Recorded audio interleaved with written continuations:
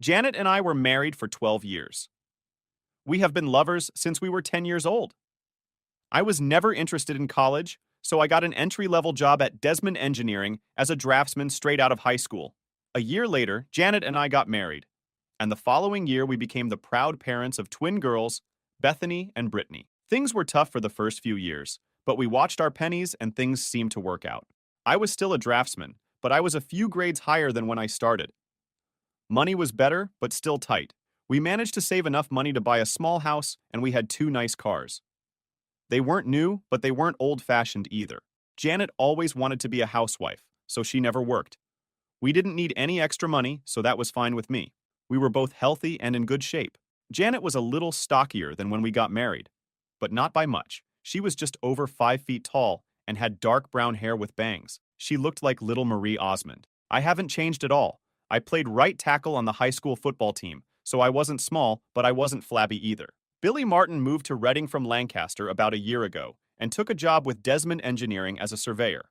Billy and I played football against each other and immediately became friends.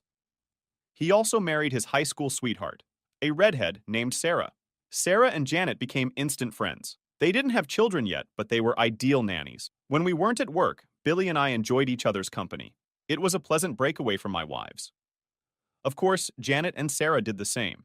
They went shopping together, went to parties and club meetings, and Billy and I watched the girls and TV. Sarah also took a job as a secretary at Gilbert Engineering, located just outside the city. I started noticing some things about 6 months ago. Previously, the PTA meeting was held once a month, but now it is once a week. Sarah didn't have children, but she always went to see Janet. The frequency of Tupperware and Magic Chef parties seemed to increase every month, but they never bought anything. They joined a book club, but never seemed to find time to read. On weekends, they spent hours shopping, but bought very little. Janet's collection of fashionable lingerie seemed to be growing, but I never got to enjoy any of it. It started eating me.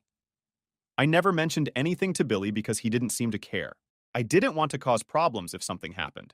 About an hour after I put the girls to bed, Janet came home from some kind of basket party. She took a shower before Sarah picked her up and took another as soon as she got home. This seemed strange to me. While she was in the shower, I quickly checked the basket and found a set of black lace lingerie. Who would wear black lace lingerie to a basket party? I'm not in the habit of checking my wife's panties, but I did this tonight and found that the panties were wet and sticky. I put them in my pocket. Until tonight, I had never once rummaged through my wife's purse or wallet. The only thing I was really interested in was her cell phone. Apparently, she was pretty sure I wouldn't spy because she hadn't deleted a single call in the last week. The majority of calls were addressed to Sarah, but a large number of incoming and outgoing calls were addressed to KC, KH, and KW. Of course, I had no idea who they were, but I quickly realized that the C stood for cell, the H stood for home, and the W probably stood for work.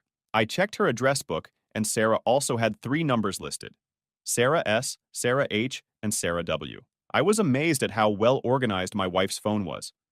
I looked at Sarah's work number and noticed that it had an extension. I looked at KW's number, and it was the same number as Sarah, but with a different extension. It wasn't hard to guess that Janet was calling and receiving calls from someone who worked with Sarah. It was also easy to guess that Sarah must have been the one who introduced Janet and the mysterious company, K. Gilbert. Engineering was now closed, so I took Janet's phone and called KW's number. Hello. You approach Ken Sanders' desk. I'm not at the table right now, but if you leave your name and phone number, I will contact you as soon as I can. I hung up immediately after the signal. It was too easy. John, are you going to bed? Janet simply poked her head around the doorway. I'm almost finished with this book. I'll get up as soon as I finish it if I don't fall asleep on the sofa. Of course, I had every intention of sleeping on the couch. It was a restless night. I kept trying to figure out what I did wrong or what I could have done differently. It was a terrible waste of time and mental effort. Every time I redirected my thoughts to what I should do, they kept coming back to what I should do. I kept looking at the clock, and it didn't move. All I knew for sure was that I was not going to take any blame for what happened or what was going to happen. I woke up to the sounds of my 2 little angels cooking breakfast. Janet encouraged them to take care of themselves rather than wait. It was a good idea, and it seemed to work. I was stretching and scratching myself when my wife entered the room. You better hurry up, John, or you'll be late for work. No problem. I'm not going to work today. Why? You never miss work. Too many personal problems? I yawned and trudged towards the bathroom. I needed a shower. Janet looked a little puzzled. When I returned, the girls had already left for school. I took a cup of coffee and sat down at the table opposite my wife. She looked at me reluctantly, as if expecting something, but not knowing what. Tell me about your novel. I didn't want to beat around the bush, but I almost knew she wasn't going to just open up and bare her soul. Be serious, John. Is that why you're moping? Do you really think I'm cheating on you? Yes. Now tell me about your novel. We've been married 12 years, John. Why would you even think such a thing? Janet, I have work to do today, and I'm not going to sit here and play games with you. I'll ask you again. Tell me about your novel. My loving wife let out an exasperated sigh and leaned towards me. John, it's all in your head. There is no romance here. Well, I'd like to thank you for your honesty, but I can't right now, can I? She leaned back in her chair and sipped her coffee as if she had taken control of the situation. Can you answer me a few simple questions? Yes, John, of course. What would you like to know? Why do you go to PTA meetings every week, even though the PTA secretary says they only have monthly meetings, and you haven't been to one in 6 months? I do not understand what you're saying. She was a little less sassy. You and Sarah go to non-existent PTA meetings every Tuesday. Why would you lie about something like that? Janet pondered the question for a while, and then found the answer. I'm truly sorry, John. It's ladies' night at Rosie's Cantina on Tuesday, and Sarah and I are going for 2-for-1 margaritas. We didn't want you and Billy to think we were messing around, so you didn't tell us. It was a mistake, and I'm very sorry. From now on, we will inform. Nice try, Janet. Of course you know that I will check this. I'm sure Sarah will support you, but what about the people from Rosie? John, you're getting more out of this. When you go to little Tupperware parties and things like that, why do you take a shower before you leave and another when you get home? She was in no hurry again. A lot of women smoke at these parties. When I come home, I want to get rid of the smell of my hair. It's not a big deal, John. Why do you wear fancy underwear to go to these parties? You never wear sexy things for me unless it's a special night. Every evening you spend with these housewives, you wear your best. Why? I don't have a good answer to this question. I just want to feel dressed up sometimes when I go out. Her lies began to irritate me. It's time to put an end to this. I was angry, and it was difficult to control. These are the panties you wore last night. I threw them on the table. When you came home, the squat was wet and covered in something sticky. I know what the hell sperm is, and I know it's not mine. Don't try to tell me you have a yeast infection, or I swear I will. Hit you. Janet was squirming in her chair at this moment. She tried not to look at me. There didn't seem to be a quick answer. Damn it, Janet. Why did you come home with cum-stained panties last night? I want an answer. Stop it, John. Just stop it. I can't stand it anymore. We've been married for 12 years. How can you treat me like this? The continuous stream of lies and constant denial finally got to me. With all the strength I could muster, I threw my half-filled coffee cup across the room, smashing the front of the microwave. This time, there was no doubt that I had Janet's attention. I had never seen that expression on her face before, because she had never seen me angry before. Leaning across the table, I looked directly at her and spoke louder than before. Who the hell is Ken Sanders? She got out of the chair and backed towards the sink, trying to get away from me. Last time, who the hell is Ken Sanders? A friend. Just a friend. She was scared to death when those words came out of her mouth. Did you have sex with him? Yes. Yes, I had sex with him. Did you have sex with him last night? Yes. Yes, I did it. Stop it, John. Please stop this. I'm really sorry. I'm really sorry. Just stop, please. She stood at the sink and bawled like crazy. I took a cup out of the cupboard and poured myself some fresh coffee. As I started to sit down, Janet's cell phone rang. Her eyes darted from me to the phone and back to me. This is from Ken. I think we better answer. I pressed the speakerphone button and answered the call. Good morning, sugar. I just came to work and saw that last night you tried to call me on my work number. Did you forget something at home? Janet, or should I say Sugar, seemed distressed. There was a moment of silence. Janet, are you here? Is there something wrong? She looked at me with a petrified expression. I nodded back to her. Ken. She hesitated. Ken, my husband is here. He knows about us. He has his phone on speaker. He didn't hang up, but he didn't answer either. I felt obligated to let him off the hook. Ken, good buddy. I have some things I need to do this morning, but I promise to come see you this afternoon. Maybe you should put 911 on your speed dial. I ended the call and put the phone back in my pocket. Janet just stood at the sink in her robe, shaking. I have to go. I have one more question. What is the name of the guy Sarah is dating? John, no, please don't make me. The second cup flew across the room and crashed into the tiled wall behind the sink. She jumped back and couldn't speak fast enough. Kelvin? Calvin Bostic. I'll be back this afternoon. Remove all your belongings before this time. My mom will stay with the girls until we make other arrangements. Anything you can't fit in your car, I'll get it for you. Let my mother know where you will be. Do not call me. She didn't move or say anything else as I walked out the door. Of course, I had no idea what to do next. I decided to go into the office and see Billy. I thought of him as a friend and felt that he should know what was going on. It was pretty easy to figure out that Sarah met Calvin at work and became friends with him. Ken was probably Calvin's friend, who needed a date. I may have simplified this a bit, but I thought it was close enough. Billy was not in the office. He was on the spot setting some bets or something like that. I called him on his cell phone. Billy, I don't want to bother you, but I have bad news. Is someone injured? Not yet, but they will. What the hell are you talking about, John?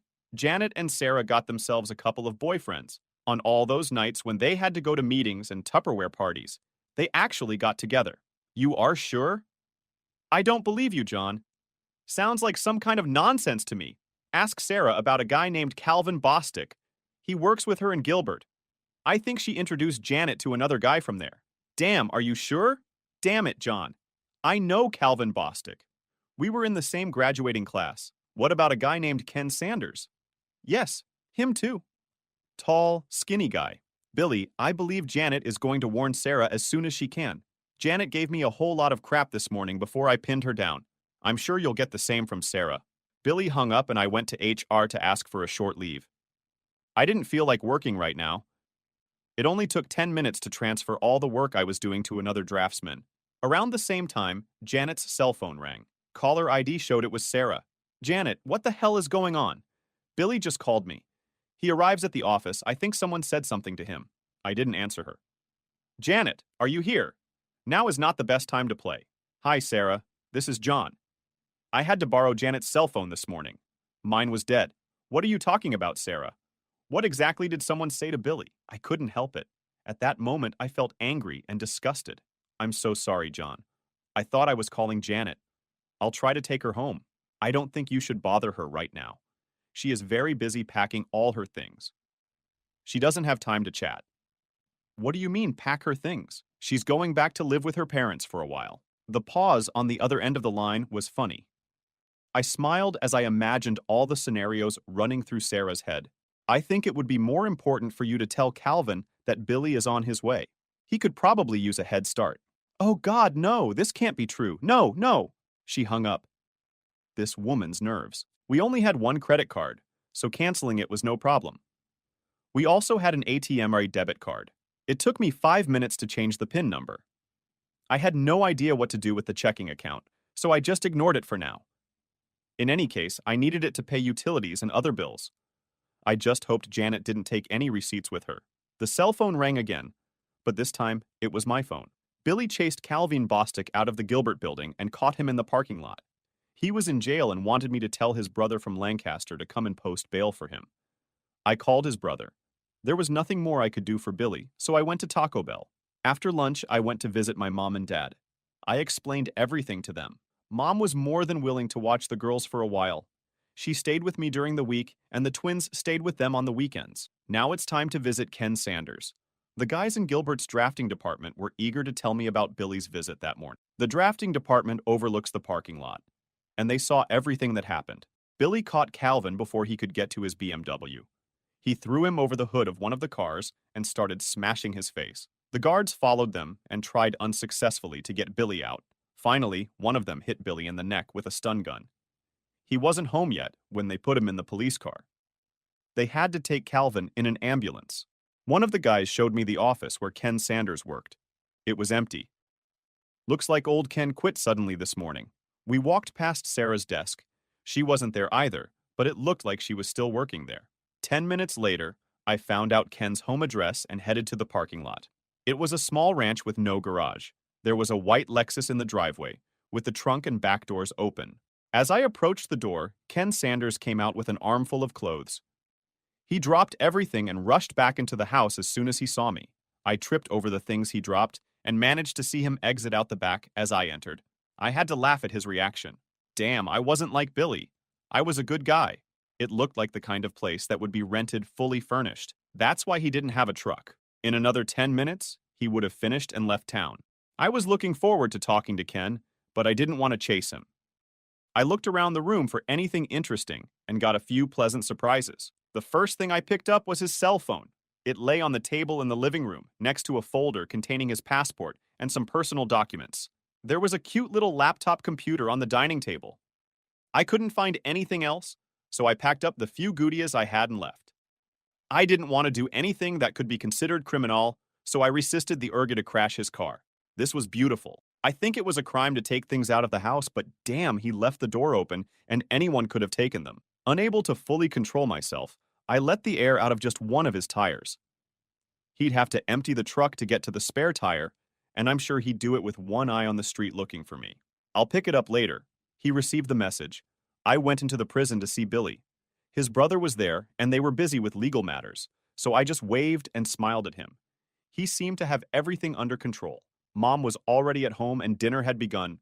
We talked for a bit, and then I took the things I bought from Ken into the office, where I kept my computer and everything. Before I could take a closer look, Beth and Britt returned from school. I decided it would be best to tell them what was going on before they asked. I didn't have a chance. Hi, Dad. What is Grandma doing here? Where's Mom? Bethany beat me to it. Your mother and I decided to take a little break from each other. She will live with her parents for a while. Brittany started to smile and Beth rolled her eyes and groaned. I win. Ha ha, I'm winning. I told you. Britt was gloating about something, and her sister was frowning. What's happening? What's so funny? Brittany volunteered to explain. Beth and I had an argument. I said your mom cheated on you, and she said that would never happen. Looks like I won. I never said anything about your mother cheating. We are not stupid, Dad, and don't treat us like children. We know what's going on. I just didn't want to admit it. Britt is right. Mom is cheating on you. How did you know this? I just found out. You're a little slow, Dad, and too trusting. Britt put her hand on my shoulder. It was strange. A 12-year-old girl trying to console her father. One Saturday when Mom and Sarah said they were going shopping at King of Prussia, Mom wouldn't let Britt and I go with her. She said it was an adult shopping day, and she would compensate us for it later. When we got to school on Monday, 2 kids said they saw her with a guy in Nobles Grove. We called them liars, but one of the girls had a photo on her cell phone. It seemed pretty trivial. I thought there must be an explanation. But Britt said she was cheating. Why didn't you tell me anything? They both just shrugged. A couple of weeks later, Tracy Mercer's parents saw Sarah, Mom, and 2 guys at TGI Fridays in Allentown. They told Tracy about it when they got home. I sat dumbfounded. Thank God Grandma invited us to dinner. We didn't discuss the issue during dinner, and I apologized before the dessert arrived. Luckily, the twins decided to leave the topic for the rest of the night. I felt relieved. I had just started looking through Ken's laptop when his cell phone rang. It was a text message. DKSRY 4 SNAFU. LYJ. Dear Ken, sorry for the trouble. Love, Janet. I'm not the world's best texter. In fact, I'm pretty bad. But I had no trouble reading this message. It came from Sarah's cell phone, which meant Sarah and Janet were together. I couldn't resist the temptation. TAJ. Thanks a lot, John. Now she knew that I had Ken's cell phone. I spent the next couple of hours going through files and folders on Ken's computer. There were no emails between Janet and Ken, but there were some interesting emails between Ken and some old friends in Lancaster. I was shocked by what I read, and I definitely didn't like it. Janet and I had been together almost our entire lives, and now I learned that I never really knew her. She seemed to have gotten closer to Ken in less than a year than she had with me in almost 20. While I was replacing the cartridge in the printer, I noticed that I was crying. This is not what I usually do. She had hurt me with her deception, and now I felt the salt in the wounds. Perhaps it was because of my tears. I printed out several emails and a dozen photographs. I would have taken more photos, but I ran out of expensive paper. There were no pornographic images, or even anything racy. All of them were suitable for mixed company. Beth poked her nose in the door and asked if she could call her mother. I didn't feel like I could refuse. My mother was with the twins while they talked to Janet and overheard everything. She didn't eavesdrop, but it seemed like the girls weren't trying to hide anything. Mom later told me that they didn't cut Janet any slack and blamed her for the whole problem. The conversation lasted less than 5 minutes. The emails were extremely interesting. Ken applied and was hired as an engineer for an alternative energy project in Spain. His start date was in 6 weeks. Apparently, he did not warn Gilbert about his departure. I'm sure Sarah knew, but no one else mentioned it. He had all the documents ready for the trip except for my passport. I'm sure he could find a replacement, but he better hurry if he wants to set a start date. I guess he could always go to the police and report that I stole it, but I didn't think he would do that. He hasn't booked his plane tickets yet. One of the letters to a close friend explained a lot. Janet planned to get a divorce after joining Ken in Spain. She realized that I would never allow her to take the girls out of the country, so she was going to declare me an unfit father. The letter didn't go into detail about how she was going to achieve this, but it did indicate that it would be severe enough to revoke my visitation rights for the twins or custody. It was completely despicable. Ken wrote this letter, so it was all rumored. I would have liked to have gotten something original from Janet, but I had to make do with what I had. I printed out several copies of this letter. Mom fell asleep watching Leno, so I sent her to our bedroom. The girls have already gone to bed. I fell asleep on the couch and there were 4 empty beer bottles on the coffee table. I woke up to the smell of fresh coffee and bacon. Mom always prepared a good breakfast. The girls were finishing their cereal when I approached the table. I had to endure some good-natured digging before I could start cooking the eggs. The conversation was casual until it was time for the bus. Girls, I'm afraid your mother will try to separate us. She plans to declare me an unfit parent so she can keep you all to herself. I have no problem with shared custody if it keeps you two happy, but I won't give up my right to see you and be with you. I don't want you to have to pick sides, but I want you to know what's going on.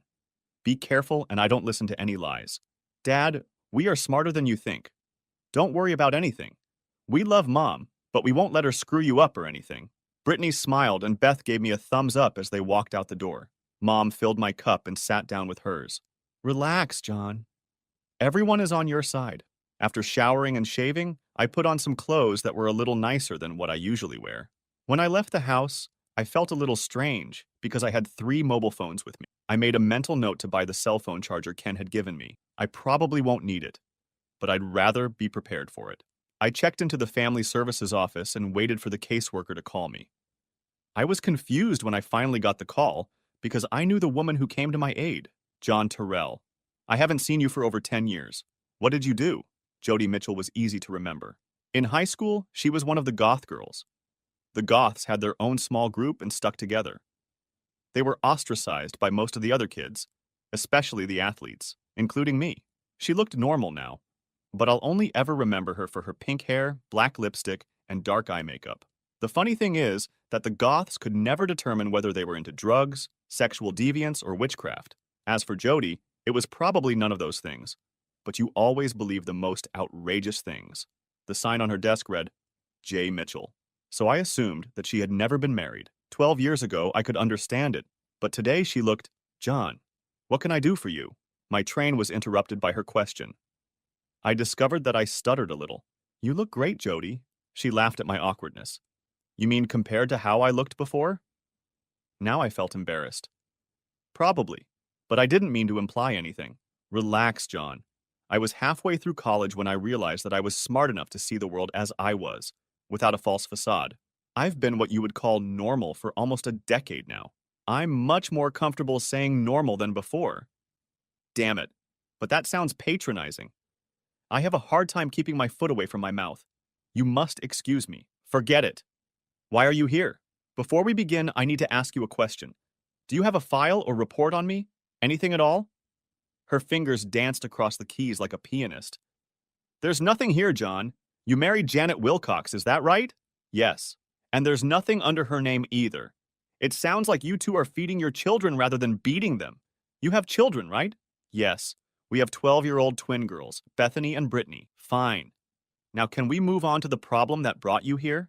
Jody, this is a little far-fetched, and I know it may seem hard to believe, but my wife is planning to leave me and wants to take the girls with her. It's not hard to believe, John. We see this all the time. Shouldn't she have a reason to do something like that? Usually when a mother comes to us, she has documents or something else to support the accusation. You just checked and there's nothing there now. Right? That's right, John. But how do I know that you're not setting me up because you did something and she hasn't had a chance to report it yet? She may be obtaining medical information or police reports before coming to our office. Just because we don't show anything on our computer doesn't mean you didn't do anything. You say I can't win. No, I'm not saying that. Why do you think she's going to do something like that? I had no intention of showing anyone the email Ken sent, but now I felt I had no choice. I had to ask myself why I made copies if I wasn't going to give them to anyone. I handed one across Jody's desk. Where did you take it? I took it from a computer that I got illegally. I know it can't be used for any legal reason, but it's kind of proof of what's going on. The word conspiracy comes to mind, but I don't know the legal definition of that. I wanted to talk to you or anyone in this office because I didn't know what to do. I don't know how to protect myself and my daughters from something like this, and I can't afford a lawyer. Jody Mitchell relaxed in her chair. I looked at her and didn't blink. She rocked back and forth several times and leaned toward me. Can you come back tomorrow morning? Yes. Fine. See you then. Can I keep this copy of the letter? I nodded yes and turned to walk out the door. It was nice to see you, John. I smiled and she smiled back. I forgot the goth girl and saw a new Jody. I didn't know any lawyers and didn't know anyone who knew lawyers, so I had to pick one from the phone book.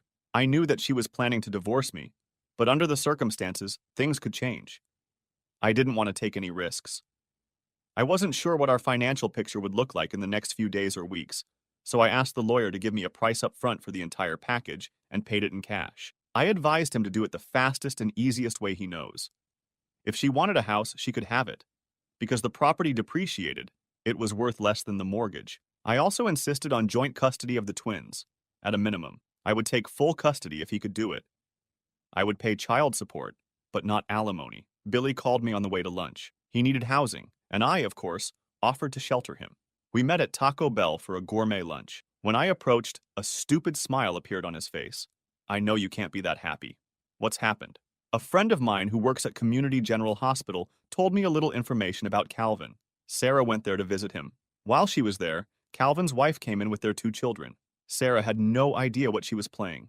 Things got so messy that hospital security had to escort Sarah out. I walked past Gilbert to talk to her, and she was no longer there. She was gone. I think she should be home now, but I'm not sure. Why didn't his wife live here with him? I don't know. Why didn't he go home to his wife and kids on the weekends? I don't know that either. Honestly, I don't care. Billy took a week off from work to sort out his affairs. I didn't know where he would sleep since my mother also lived at home, but we decided that we would figure something out. He was going to go to his house to try and pick up some clothes and his personal belongings in case Sarah wasn't there. He decided he didn't want to talk to her anymore. I was on my way to see my insurance agent, but I didn't make it because my cell phone rang again. John, this is Cameron Wilcox. Can you come over for a while so we can try to figure things out? Janet is in complete despair, and her mother is not helping. Who will be there? The 3 of us and Janet's sister, Carla. I'm not sure what you're hoping to achieve, but I'll be there in about 20 minutes. It was a dark group. I took a folder of goodies with me and gave up coffee. Who wants to start? John, Janet seems to think you're overreacting. She claims that you were furious and made her say things that weren't true to calm you down. She claims she didn't do anything wrong and you have no right to kick her out. I had the distinct impression that my dear wife was telling a very embellished version of what happened to her parents. I can understand why she didn't want to admit to them that she had cheated on her, but she resented the fact that she shifted the blame onto me. What do you want me to do, Cameron? Prove she's a liar or admit I made a mistake? I'd just like to see a few facts so we can better understand the situation. What did she tell you about her friend? She claims she didn't have a boyfriend. She just had a few drinks with friends Sarah worked with and that you misinterpreted it. Cameron, she's had over 80 phone conversations with this random friend in the last month. How many times has she called you and her mother in the last month? They both looked at Janet. She looked at her feet, not at them. Is this like a random friend she meets for drinks every now and then? No one was talking when I pulled out Ken's cell phone. Carla, can you read text messages? This letter was sent to a random friend of hers right after I kicked her out. Why don't you read it to everyone? Dear Ken, sorry for the trouble. Love, Janet. Carla returned my phone. Does this sound like a casual friend? Janet covered her face with her hands. Cameron shook his head slowly. A couple of weeks ago, Janet and her friend Sarah told everyone they were going shopping at the King of Prussia Mall. The twins begged to go with them, but their mother said no. Here are some photos taken during this trip. I handed Cameron 6 photographs. He looked at them and handed them to Martha and Carla. This is not like the King of Prussia. It's like Nebelgrove. Damn it, Janet, what's going on? Until this moment, Martha had been silent. Janet, in every photo you are holding onto that person's hand for dear life. It's not something you do with friends. It looks like the guy in these photos, Ken, is much more than just a friend, I guess. Are you trying to pull me here? The tears flowed slowly and quietly. This was not what she had hoped for. She didn't expect these photos. Here are a few more of the same. I think 2 of them are from Olive Garden, and one looks like Red Lobster. I have a few more. Luckily, my loving wife is wearing all of them. I think we've seen enough, John. I'm sorry we had to call you here for this. Cameron seemed upset at how he had been tricked. When I stood up, Janet was leaving the room, sobbing like a child. We never got to discuss the stains on her underwear. I think at that time there was no need for this. Cameron walked me to the door. John, I'm sorry we can't undo what's been done, but I guarantee you it won't be ignored. He shook my hand as I left. When I got home, Mom and Billy had already set up a fold-out bed in the living room. It wasn't really a hallway, just a small extra room where I kept my computer. Billy had a pile of extra clothes in the corner that he had taken from home. Sarah wasn't home when he came in. The most interesting thing that was waiting for me when I returned home was the mail. In fact, he was waiting not for me, but for Janet. A beautiful official envelope from the passport department. I knew I shouldn't open it, but I couldn't help myself. It was, of course, a passport, but more precisely, a family passport. The photo was of Janet and 2 girls. I remember the girls telling me that they had their picture taken, but I never imagined it was for that purpose. Of course, my passport was not in the envelope. I immediately called Cameron and asked him to tell Janet that the goods had arrived. If she needed a passport, all she had to do was send Ken home to pick it up. I would only give it to Ken. I was usually at work when the letter arrived. I would never have known she got it. Cameron told me that they had asked Janet to find another place to live. They had no idea where she was going to go. They seemed a little angry with their daughter. He promised to tell her about the passport. The conversation over dinner was interesting and mostly comprised of girls. Today, a woman from family service came to our school, Bethany said with a shy smile. Would you like to talk a little more about this? Did she talk to you together or separately? We are both at the same time. Her name was Jody. She said you went to high school together. We went to the same high school at the same time, but we weren't together. Britt frowned at me for being smart. Pay attention, Dad. What did she want to talk to you about? You. All she talked about was you. Beth and I agreed that she liked you. Did you understand this from a short conversation? She talked to us for over an hour. We missed the gym and the geography part. They were both talking at the same time, and I was having a hard time keeping up with them. Dinner was interrupted by Carla's phone call. She wanted to talk. I met Sister Janet at McDonald's. We took a corner table with 2 very hot coffees. John, Janet asked me to try to explain what was going on. She couldn't do it herself. This may sound stupid, but if I have questions, how will you answer them? I don't think I can. All I can do is talk and you listen. I'm sure I'll mess something up anyway because most of it sounded like gibberish when she told it to me. You are setting me up so that you can tell me that you have no answers. Only excuses and justifications. I always knew you were smart, John. Let's get this over with. I have other things to do. First of all, she blames Sarah for everything. Sarah started cheating on Billy, and it sounded exciting and romantic. Janet said she had never had an exciting or romantic experience. All she ever had was you, loving and reliable. When Ken Sanders started in Gilbert, Sarah convinced Janet to join them for a drink and a bite to eat. While they were together, Sarah and Calvin often disappeared for a little lovemaking and left Janet and Ken alone. Eventually, they started messing around too, and soon, it was a full-blown affair. Once it started, she couldn't or wouldn't stop it. Ken impressed her with his stories of what he was doing and what he was going to do. She wanted to go with and share it all. When he asked her to go to Spain, she jumped at it.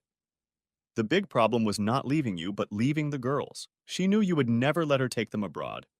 So she was going to figure out a way to make you look bad, father. Now she knows it was a mistake. After talking with the girls, she realized that they are closer to you than to her. She decided that she would not try to have twins if you agreed to a divorce without any condition. That's all? Almost so? Yes? Fine. Tell her to go and apply. I will not dispute this if everything is as you described. Oh, John. One more thing. Janet would like to get her passport. Do you have it with you? Now everything started to become clearer. I had no idea how she planned to do this, but I suspected that she had not given up hope of taking the girls with her. They kicked and scratched all the way unless she had something up her sleeve. The family passport played a decisive role in the deal. Carla, my coffee is cold. I'm going to go home and take a hot shower. Do not call me more. John, what the hell is wrong? How did I make you angry? You know damn well what you did. Do you two really think I'm that stupid? Go back to your whore sister and tell her there is no way she can have my daughters. Since you decided to do it, help her. I'll have to ask you to never talk to my girls again. Carla was talking on her cell phone as I left Mickey D's. I can only guess who she called. I arrived at the family services office before it opened. You couldn't stay away from me, could you? Jody walked into the office with a big smile on her face and a Starbucks cup in her hand. She motioned for me to sit down and apologize for not having more coffee. I think you know that I talked to your daughters yesterday? I nodded and smiled. For some reason, I was a little tongue-tied, out of my element. I remembered that the same thing happened the last time I talked to her. Because I was with Janet my whole life, I never had the opportunity to develop any social skills with other women. Looks like I've paid for it now. Is something wrong, John? Apart from that, no. I wasn't trying to be smart. I just couldn't formulate the words. I'm so sorry, Jody. I think I'd better leave. I'm not aware of all this morning. I'll call you later. Before you go, I would like you to know that I am getting a restraining order against your wife. I can't stop her from seeing or being with the girls, but I can stop her from taking them out of state or denying you access to them. It will be delivered to her before noon. This brought a big smile to my face, but I left the office anyway. I headed to the nearest Starbucks. This coffee definitely smelled good. Until today, everything was under control. Now I felt depressed and confused. I drove around for a bit and then headed home. Billy told me that Sarah had moved back to her parents' house near Ephrata, so he was only returning to his place until he could sell or rent it out. He spent the morning at the bank, the insurance company, and the law office. He wanted to try to get some money from Gilbert, but they didn't have a company policy against fraternization. His lawyer said it will be an uphill battle. He walked past the hospital and learned that Calvin was being discharged. His wife was filling out paperwork for her discharge when she saw Billy. Before he could leave, she cornered him and carefully explained that she was trying to get Calvin to drop the charges against him. He was very surprised when she thanked him for his help. Apparently, she had been trying to fix the situation with Kelvin for several years without success. After Billy left, I just sat on the porch and drank beer. Mom brought me a meatloaf sandwich and sat with me for a while. She didn't say anything, but she drank the beer. She said that Dad would come for dinner and stay the night. When Jody Mitchell pulled up, Mom came into the house. Jody sat next to me, but refused the cold beer I offered. We sat there for a few seconds before she spoke. I served Janet's papers about an hour ago. She was a very angry woman. By the way, she was staying with her sister. I finished the long neck that I was holding in my hand. I think it's good, but why do I feel so bad? In such cases, there is nothing good, John, just less bad. I pulled out another beer, paused, and put it back in the refrigerator. Could you come in and explain all this to the girls?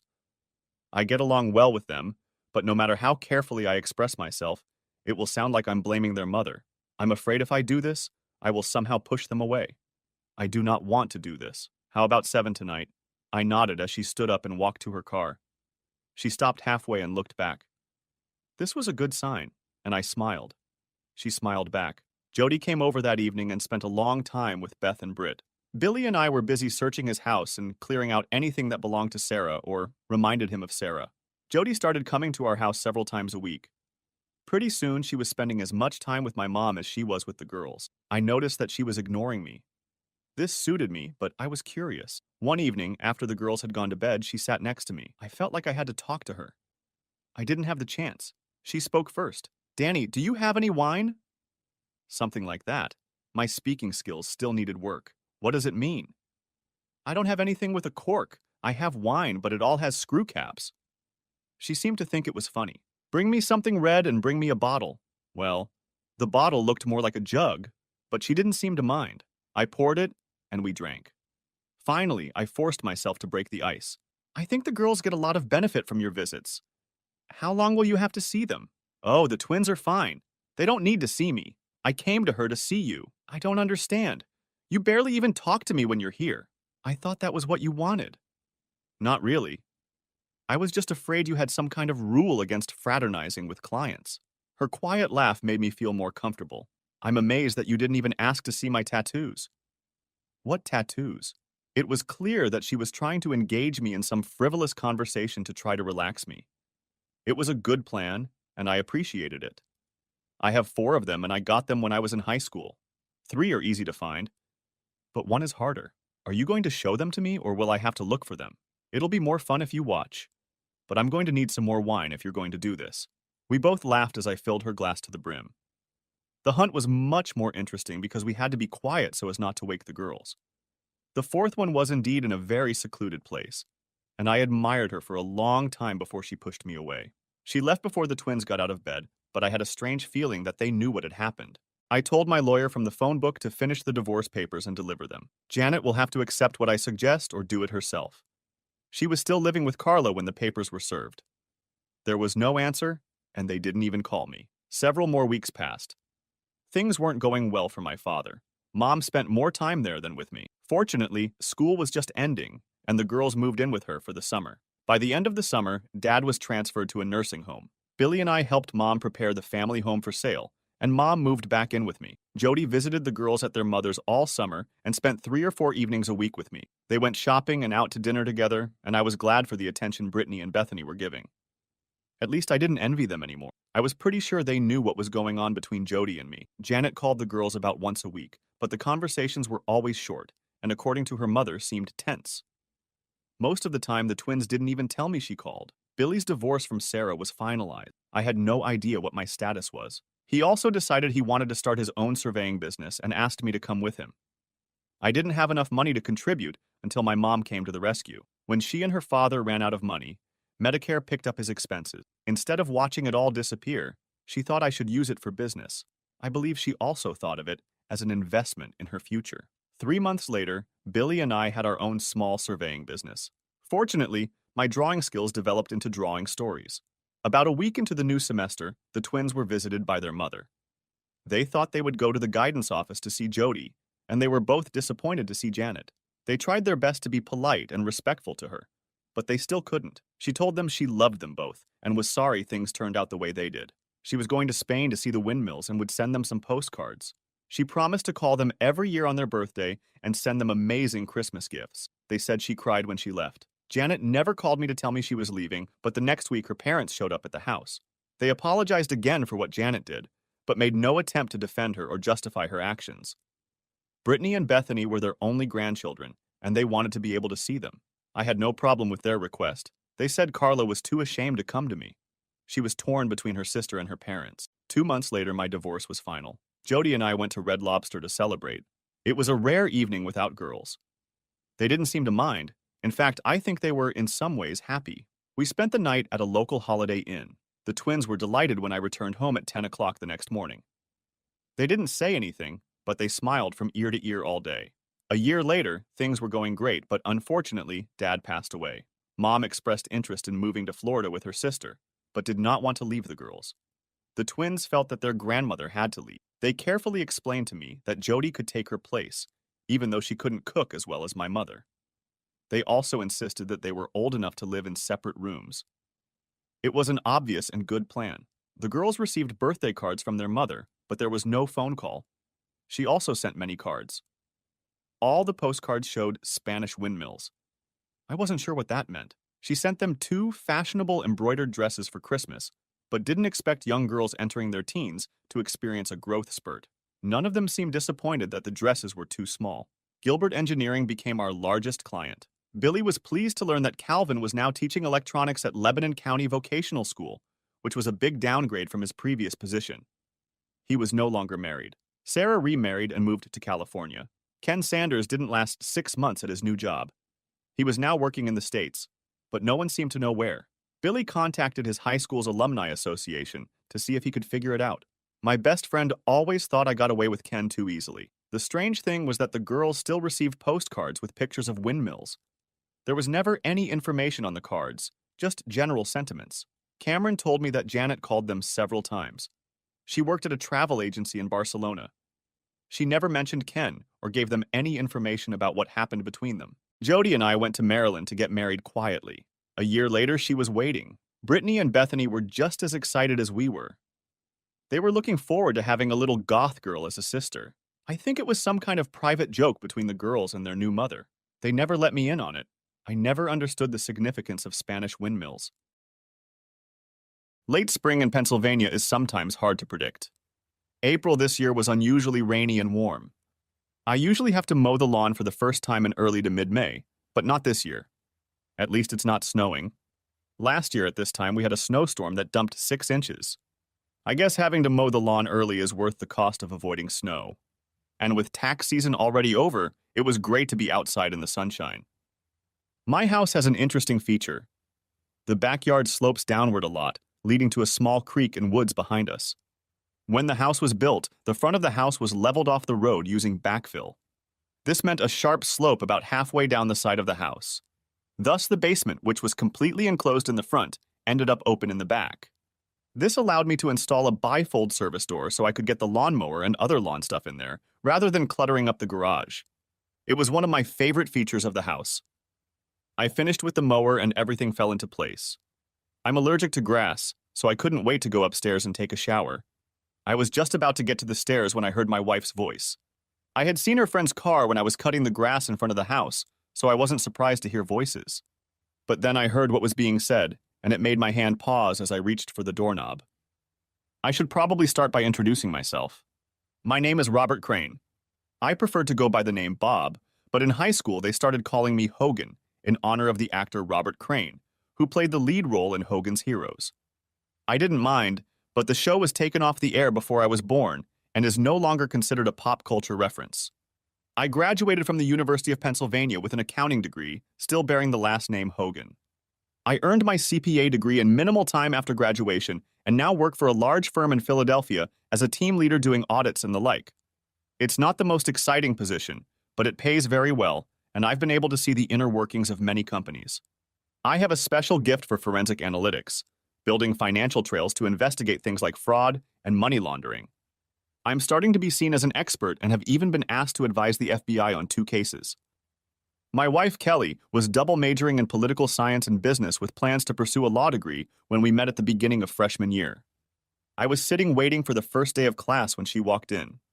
Kelly had a tall, slender figure like a ballerina, only with slightly larger breasts. Her long strawberry blonde hair was scattered over her bare shoulders, presenting a beautiful vision. She wore a beautiful sundress with sandals that emphasized her delightful legs, smooth and supple. The mixture of innocence and sexuality was too much.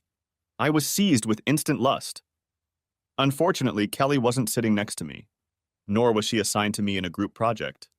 It took me 4 weeks to approach her and melt the ice. I made a silly joke and she laughed. It wasn't a graceful giggle, but a full-blown laugh. We started talking, and I asked if she wanted to grab coffee after class. "I've been waiting 4 weeks for your question," she replied with a smile. For the last 2 years of college, we were rarely apart. Our parents weren't too pleased, but for our senior year, we moved to live together. But they saw how devoted we were to each other and soon got over it. I didn't see how it could get any better, but it happened. I graduated and immediately got a job at one of the big accounting firms in Philadelphia. I was making stupid money for a recently graduated 22-year-old. Kelly was accepted to the University of Pennsylvania Law School, and we stayed living in our student apartment. My company offered to pay for my MBA, so I took classes too. I rode SEPTA to work every day, so I didn't need a car, and that kept costs down. 3 years later, Kelly graduated, and I proposed to her during a celebratory dinner at Morton's Steakhouse in Rittenhouse Square. 6 months later, we were married. Kelly got a job as a deputy district attorney in the Bucks County Prosecutor's Office, which is north of Philadelphia. We decided to buy a house in Doylestown, which was the county seat and where the courthouse was located. The regional railroad line ended there, so I was able to take the train to work every day. It was an 80-minute drive one way, but it was better than taking the Schuylkill Expressway, aka the Schuylkill Expressway, or I-95. Kelly and her mother found a house. It was a great starter home with 3 bedrooms. One of the bedrooms was set up as an office with 2 desks. I would work from home occasionally, and Kelly needed her own space for legal work. Another bedroom would be a guest room, and of course the last room was the master bedroom. Plus, it was close to her parents' house. Kelly convinced me that it would be a built-in nanny when we had kids. I was an only child and had always wanted siblings. Kelly and I had discussed kids back in freshman year and decided to wait until Kelly was settled in her career before we started trying. But now we had reached that point, and 2 nights ago we agreed to stop taking Kelly's birth control and start trying for a baby. I was happier than I had ever been before. And then what I heard made my hand linger on the doorknob. "Hogan and I have decided it's time for me to get pregnant," excitedly announced Kelly. This excited her friend Olivia Watkins. Both women made the same high-pitched sound that made me think of whales accidentally beaching themselves on the Jersey Shore and trying to reach them. Standing on the stairs, I grinned at their excitement, which matched my own at becoming a father. I reached for the pen again when I heard a question that wiped the smirk off my face and the happiness out of myself. That's wonderful, Kel, said Olivia. But what are you going to do about Paul? Paul. Shh. Kelly pulled her friend against her. Hogan's outside mowing the lawn. There was a pause, and I saw her looking around, waiting for me to appear. Then she spoke again. I'd already told Paul I was ending the affair. He was fine with it. With Grossman stepping down from his Senate seat, Paul thinks he has a real chance. Getting caught having an affair with a married staffer would be very ugly. So simple. 3 sentences shattered my world. Paul Evans was Kelly's boss in the DA's office. He was a widower in his early 40s. His wife Anne had died of breast cancer, leaving him a single father to their daughter Barbara. Paul was a real political animal, and Kelly enjoyed telling me stories about his maneuverings in his party to run for higher office. I guess I just found out how my wife had access to all this underground information. Really, said Olivia. Just going cold turkey? You've been hot and heavy for 6 months, and you're just going to give up on a muffin stud? The teasing doubt in her voice made me want to rip Olivia's head off. She was a classmate at Penn, and I knew her before Kelly. I knew Kelly and Olivia were best friends now, but I always assumed she was my friend too. Guess I was wrong. Stop it! Kelly protested, giggling. You're so bad. Paul is a wonderful lover, but it was just rude to play with him. I love Hogan, but Paul just took me and used me however he wanted. There was no love in it, just raw sex and power. Now that Bob and I are going to have a baby, I don't want to take any chances. I love Hogan, and I will be a good and faithful mother. How many more cliches are we going to breed here? I wondered. All that's left is to get home, find an unfamiliar car in the driveway, and find them having sex in my bed, and it will be complete. I wanted to run into the room and scream. I wanted to trash the room, but my muscles were restrained by paralysis. I was so stunned that I couldn't move. My heart was pounding in my ears. So cold turkey? Asked Olivia. Kelly giggled again. Well, not really, she admitted. I have a conference with Paul in Pittsburgh next week. We'll have our goodbye sex there. I'll miss the sex, but Hogan and the baby are more important. I couldn't take it anymore, but I didn't know what to do. I love Kelly, but it was killing me. At that point, I started looking into the business. I needed to step back and think. I needed to plan. I started stomping up the steps as if I were climbing a ladder. Then I opened the door and walked into the kitchen. Kelly and Olivia were sitting there with cups of tea in front of them. Was that a hint of guilt I saw on Kelly's face? Honey, are you okay? She asked in a concerned voice. I realized that tears were streaming down my cheeks. Allergies, I hummed. It's going to be a bad spring. Well, go upstairs and take a shower. Just drop those clothes by the bathroom and I'll wash them right away so they don't contaminate your closet. I bought you a new pack of Claritin D last week that's in the medicine cabinet. Thanks, I managed to say, heading for the stairs. I needed time to think. The next morning was Monday, and I used the excuse of an early meeting to get up and out of the house before Kelly got out of bed. The night before, I had used my allergies as a reason to go to bed early because my emotions were running high. Sitting on the train, I thought again about what I had heard. On one hand, my wife was unfaithful, but it ended up being purely sexual to stay with me and bear me a child. Some would say I should leave it at that and be happy that my wife is back in the marriage, planning to be a good wife and mother. However, there is a voice in my head that says that if she did it once, what's to stop her from doing it again in the future? 10 years from now, when the kids are in school, won't she have another just sexy affair? Then there's the divorce with the kids, in which Kelly will likely get the kids, and I'll get a hefty alimony and maintenance bill. Being an accountant and business analyst, I had to think in terms of risk and reward. I found myself doing the same thing here. It came down to the fact that my trust in my wife was completely shattered. The just sex excuse overlooks what's really important in these cases. It is a complete lack of respect for the partner. The cheater knows they are doing wrong and hurting the other person.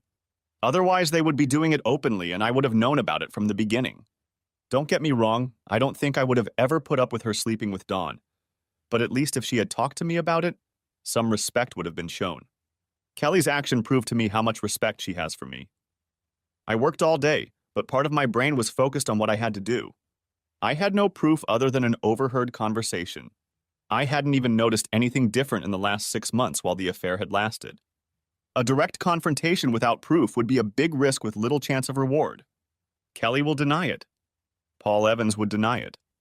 Taking any case through the courts would be financial suicide, since every judge, politician, and lawyer in the surrounding counties knew Evans.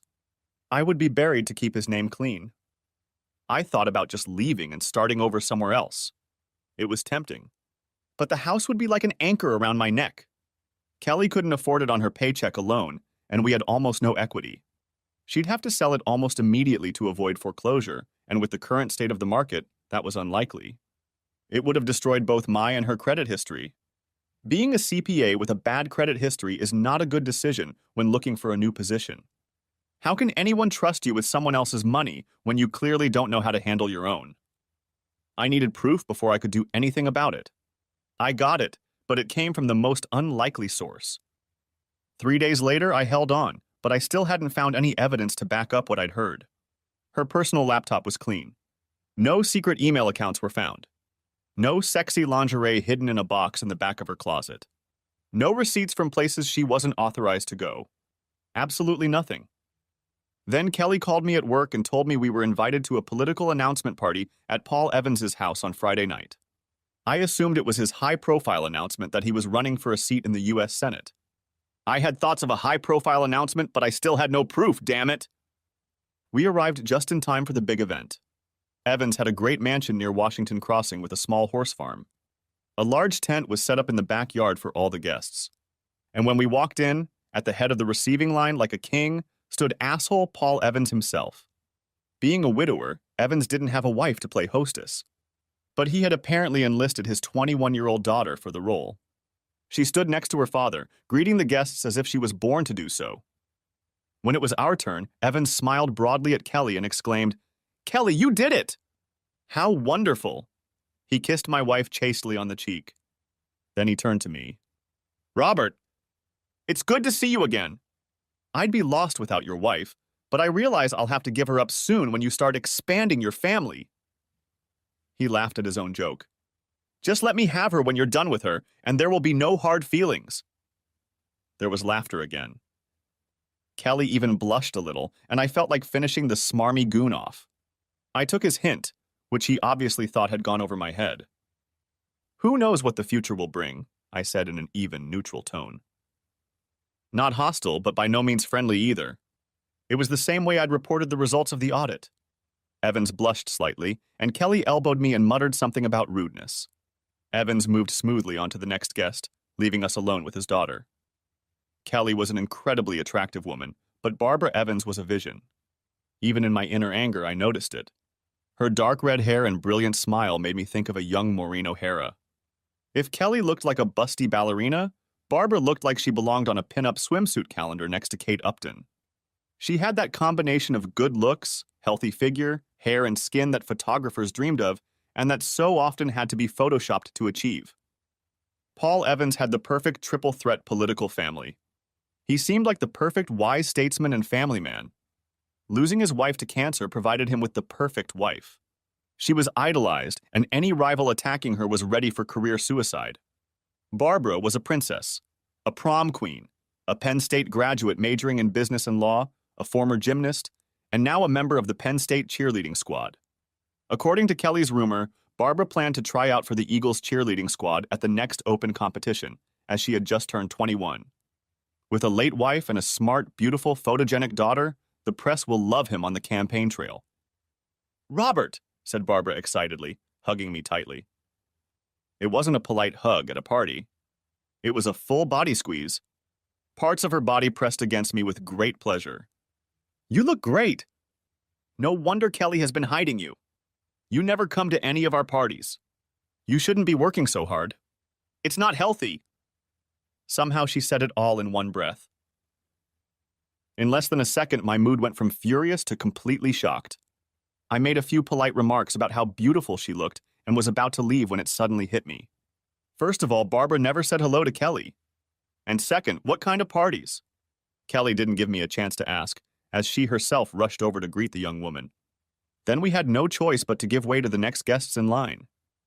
As Kelly and I went to socialize, I wondered what Barbara knew. After buying my wife a drink, I asked, "What kind of parties was Barbara talking about?" Kelly only smiled and snorted contemptuously. She was just teasing, the little prankster. Paul sometimes holds team meetings and strategy sessions here. He says he thinks better with a drink in his hand, and at the bar, you never know who might be in the next booth. She's been home a few times when we've met here. Don't tell anyone, but Paul let her drink at home before she was 21. Well, I figured it out. The bastard had sex with my wife right at his house under the guise of team meetings. They could even be real meetings, where Kelly was the last one to leave. Or maybe she left first and came back after everyone else left. That wouldn't allow the legal team to speculate about why Kelly always stayed behind to help the boss clean up the mess. With a dead wife and daughter away at college, he didn't need to find a secluded hotel room. Hence, no record of their meeting. "So, Barbara attends your team meetings?" I asked. Kelly waved the question away. "No, she's been home a few times when classes were canceled. She's just teasing her dad about throwing parties during work hours." She tugged on my arm. "Come on, honey, let's go treat your fiancé." For the next hour, Kelly didn't take a step away from me. We talked to a few of her coworkers, and some of them talked about our plans to have a baby and how sorry they would be to lose Kelly for a while, but how happy they were for Kelly and me. Honestly, I was a little embarrassed. Why did all these people know about our plans? An hour later, Paul Evans called everyone to attention. His daughter stood next to him and smiled. He started by thanking everyone for coming and then began by announcing his big campaign. Everyone was expecting it, but was still excited. I noticed the publisher of the local newspaper and one of his reporters taking notes. I'm sure there will be a lot written about it in tomorrow's paper. I won't bore you with the details of the party. It would have been an enjoyable time if my heart had not been shattered and my brain had not been working at maximum capacity thinking how to prove it all. About 90 minutes after the grand announcement, Margaret Williamson, the first assistant district attorney, came in and said Paul wanted to meet with his staff. Paul was an elected official, and Margaret was a senior staffer who actually ran the office. Das could come and go every 4 years, but Margaret was a constant. A very tough woman, but at the same time respected in the legal community for her honesty and integrity. An older female lawyer was a big part of the reason Kelly took the position. I liked her a lot. Margaret had been married for over 30 years to an electrician who had kept her in college and now owned a pretty good electrical selection company. These two were devoted to each other. I always thought of them as a model for Kelly and me. "Sorry for stealing your wife away from you, Hogan," Margaret offered. "Paul wants to discuss office organization as soon as he's done campaigning." A moment later, they were both gone. I stepped away from the small cluster of spouses left behind at the meeting and headed to the other side of the large pool across from the patio where the party was being held. There was a wicker swing chair hanging from chains. It was in the shade, so people could see me if they looked closely, but I wouldn't be conspicuous. In other words, it was the perfect place for me to gather my thoughts. I had been sitting for less than 5 minutes when a voice invaded my solitude. "So this is where you're hiding," the voice purred. I looked up as Barbara lowered herself onto the wicker swing next to me. She had arranged herself so that she was sitting facing me without saying a word. Her little black dress skimmed her tanned thighs, clinging to her body, hinting at what was underneath but revealing nothing. Seductive yet innocent at the same time. It spoke volumes about my state of mind that I noted it almost academically. "You look like a man with the weight of the world on his shoulders," she commented. I didn't really feel like talking about this with the daughter of my wife's lover, no matter how sexy she was. "We've been very busy at the office. There are a lot of inspections going on," I said to end the conversation. "Really?" Barbara asked in an interested tone. "I just finished my last accounting course in school." We talked for several classes about the application of forensic accounting to law enforcement. I found it very fascinating. Even in my grief, it surprised me. "Really?" I asked in an incredulous tone. "Well, it's not sexy or anything, but it's really detective work to pick out all the right pieces of information from tons of other facts and put them together to get a clear picture. Plus, since some people are trying to hide this information, it gets even more complicated." "Most people look at it differently," I admitted. Barbara began to talk at length about what she had learned in the class and why she enjoyed it so much. I have to say that I was impressed. I've had people completing internships at the firm who couldn't have spoken so well about this topic. Focusing on her words helped me dismiss both her looks and, more importantly, the rage boiling inside me. I felt myself sinking into my role as a mentor. It helped me take my mind off the emotional turmoil a bit. "You really enjoyed the class," I remarked. "You seem to have learned the topic very well." Barbara blushed at my praise. For a moment, I saw a sweet girl who was genuinely touched by my praise. I was actually thinking about joining the FBI when I graduated high school. Dad wants me to become a prosecutor or go to work at one of his friends' law firms. I don't think that's what I want to do. You should follow your dreams, not your father's. It was honest advice, not that I was opposed to ruining the jerk's plans. I've done a little work with the FBI when audits turned up something criminal. Sharp people. Before Barbara could answer, Kelly stepped out of the shadows. "That's where you disappeared to." "You didn't do anything inappropriate?" she asked in a teasing tone. Barbara turned to face my wife and smiled radiantly. "We were just talking about Bob's job. We were just discussing it in class. I wanted to get an expert's opinion." "Well, Hogan is him," Kelly said in a proud tone. I looked at one of his audit reports where an employee was embezzling money using his boss's login. Hogan caught on that some of the transfers were happening when the guy was on a business trip, but the login was from the corporate office. Most of us would have stopped when we recognized the boss. Hogan kept digging. I could have gotten a conviction against that employee the first day out of law school. Hogan left the prosecutor's office no chance of success. Kelly looked at me with pride on her face as she told this little story. It embarrassed the hell out of me. How could she be proud of me and claim to love me while she was in a 6-month relationship with her damn boss? A shadow of my confusion must have flashed across my face because Kelly asked, "What's wrong, honey?" "Nothing," I said. "Just thinking about the problem." "Well, that's enough." "It's a party," said Kelly admonishingly. She struggled to catch her breath and said, "Hogan, you'll never be able to guess the opportunity that's come my way. Paul and Margaret want me to take over the administrative work since I plan to go on maternity leave as soon as you finish your job. That way, when I leave, there won't be any work left to do. I'll be working directly for Margaret." My heart sank at the thought of Kelly being away from that bastard Paul. My hopes were dashed after only a second. "I'll have to travel occasionally," Kelly continues. "I'll be delivering important papers to Paul during the campaign, so I won't be involved in his campaign, but I'll get to see some behind-the-scenes action." "It's going to be a lot of fun!" I could feel my heart breaking all over again. I know I've heard Kelly say she plans to end the affair so we can have a baby, but I can easily imagine her rekindling the affair in anticipation of campaign contributions. And if she gets pregnant, who's to say the baby will be mine? The sex is about my height and color. Without a DNA test, that would be very difficult to determine. My anger started to rise, but I held it back. Now was not the time. Barbara started talking to Kelly about her new position and the campaign. Soon they were engrossed in their conversation and I was forgotten. I took this opportunity to pull myself together. After tonight, I would start planning. I needed some way to counter Paul's political power, but honestly, I had no idea how to do it. The answer came to my office 2 days later. "Your appointment is at 4 o'clock, my receptionist called out through the open door. We are no longer allowed to call them receptionists. I looked at my Outlook calendar and didn't see anything booked. Before I could answer, she walked in, Barbara Evans. "Hi, Hogan," she called out as she entered the house. Her long, dark red hair flowed over her shoulders. She was wearing a light sundress, showing off her gorgeous legs and sandals with straps that encircled her legs almost to her knees. Her breasts were modestly covered, no cleavage was visible, but the material pressed against her chest, suggestive. 2 thin straps supported the dress, leaving her arms exposed. I was at a loss for words as I watched her enter. "I hope you don't mind," Barbara began. She closed my office door behind her. I told Mary we had an appointment to discuss my career and how Kelly works for my father. I politely rose from my chair. "I'm glad to see you." "I was just working on some reports." I gestured for her to take one of the chairs in front of my desk. When she was seated, I sat down.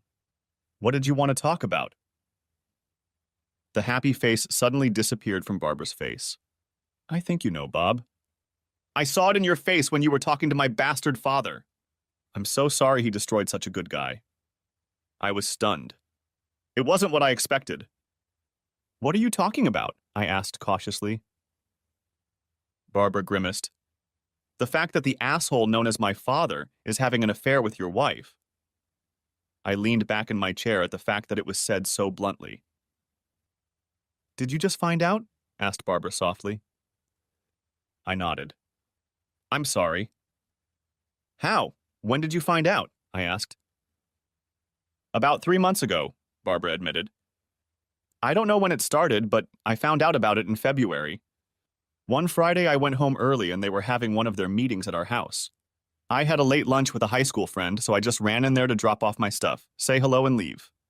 Dad asked when I would be home and I said after dinner. It turned out my friend was sick and couldn't make it. I grabbed a bite to eat and went home. I saw my dad and Kelly having sex in our hot tub. I took pictures of them and even made them run naked into the house. There was a foot of snow on the ground. You took pictures of your father having sex? I asked in shock. I also wondered if I could get copies of the pictures. That would be very helpful in the divorce. As if reading my mind, Barbara reached into her bag, pulled out a large envelope and placed it on my desk. Here are pictures of that day and a few others. She paused and grinned. Dad installed a security system in the house. Everything is locked from the outside and there are cameras in several rooms. If you know the website and have a key fob and password, you can get into the house from almost anywhere. There's a thumb drive with videos on it. I was shocked by it. Paul's daughter was handing me everything I would need to divorce and destroy her father. Why? I asked. The sad expression on Barbara's face was replaced by anger. Because, she said in a low voice. I hate that bastard more than you ever could. I answered nothing but waited. After a moment, she spoke. Dad met Mom when she was in college. He was an aspiring attorney assigned to the sex crimes unit in Philadelphia. Mom had come from Ireland to study. Her family was well-to-do but died in the Londonderry bombing. She came here to get away from the turmoil. Her voice took on a soft tone that she had probably adopted from her mother. Mom dated some loser who hit her so hard she ended up in the emergency room. Kelly paused and placed a small book on my desk. It was quite thick and decorated with green lace. I found her diary after she died, and she was something of a submissive. She liked to be led by a strong man. This asshole took it too far and she ended up in the hospital. Dad was assigned the case. They met, the asshole went to jail, and a year later they were married. Dad was always ambitious. He got a smart, beautiful woman with an exotic accent. Mom got a strong man who would protect her. I showed up a few years later. Dad wanted me to do gymnastics. He thought his daughter's performance in the Olympics would do wonders for his political career. You know how most gymnasts' careers end? I shook my head and said, I never thought of that. Barbara smiled. They call it the 3 Bs, tits, asses, and boys. I got the first one. I was told to do cheerleading and be an all-American girl. I didn't mind as I loved performing, but by the time I was 16, I realized I was just a prop for my father's ambitions. Mom knew about it almost from the beginning. Dad had been having affairs almost from the moment they were married. Mom knew and begged him to stop, but she was too weak to do anything about it. She felt trapped. She was a confirmed Catholic, so divorce was out of the question. Barbara paused for a moment, and I let her gather her thoughts. After a moment, she continued. Sometimes I wonder if her poor response to cancer treatment was the result of her unconsciously wanting to die or actively sabotaging her treatment. Either way, I was with her in the hospital when she died. The official story goes that my father was in court seeking a murder charge. He got the doctor to change the time of death. He was actually banging his assistant in her apartment to celebrate. He just displayed the mom as his trophy, and the press loved the story of how they met. Heroic prosecutor goes to rescue a battered woman. Hell, the bastard beat her himself more than once from what I've seen. Why are you telling me all this? I had to ask. Because you don't deserve it, Hogan. My father, he's not a very nice man. After my mom died, he hid his affairs until I left for college. Then he started having meetings at the house. And they aren't just for his work. He also holds meetings for some of the charity groups he's involved in. I know for a fact that he sleeps with 2 other women from these groups. One of the poor women actually thinks it's true love and is going to leave her husband. Kelly thinks so? I asked. I knew I'd heard, but I was still curious. Barbara shook her head and replied, No, she seems to think it's just fun.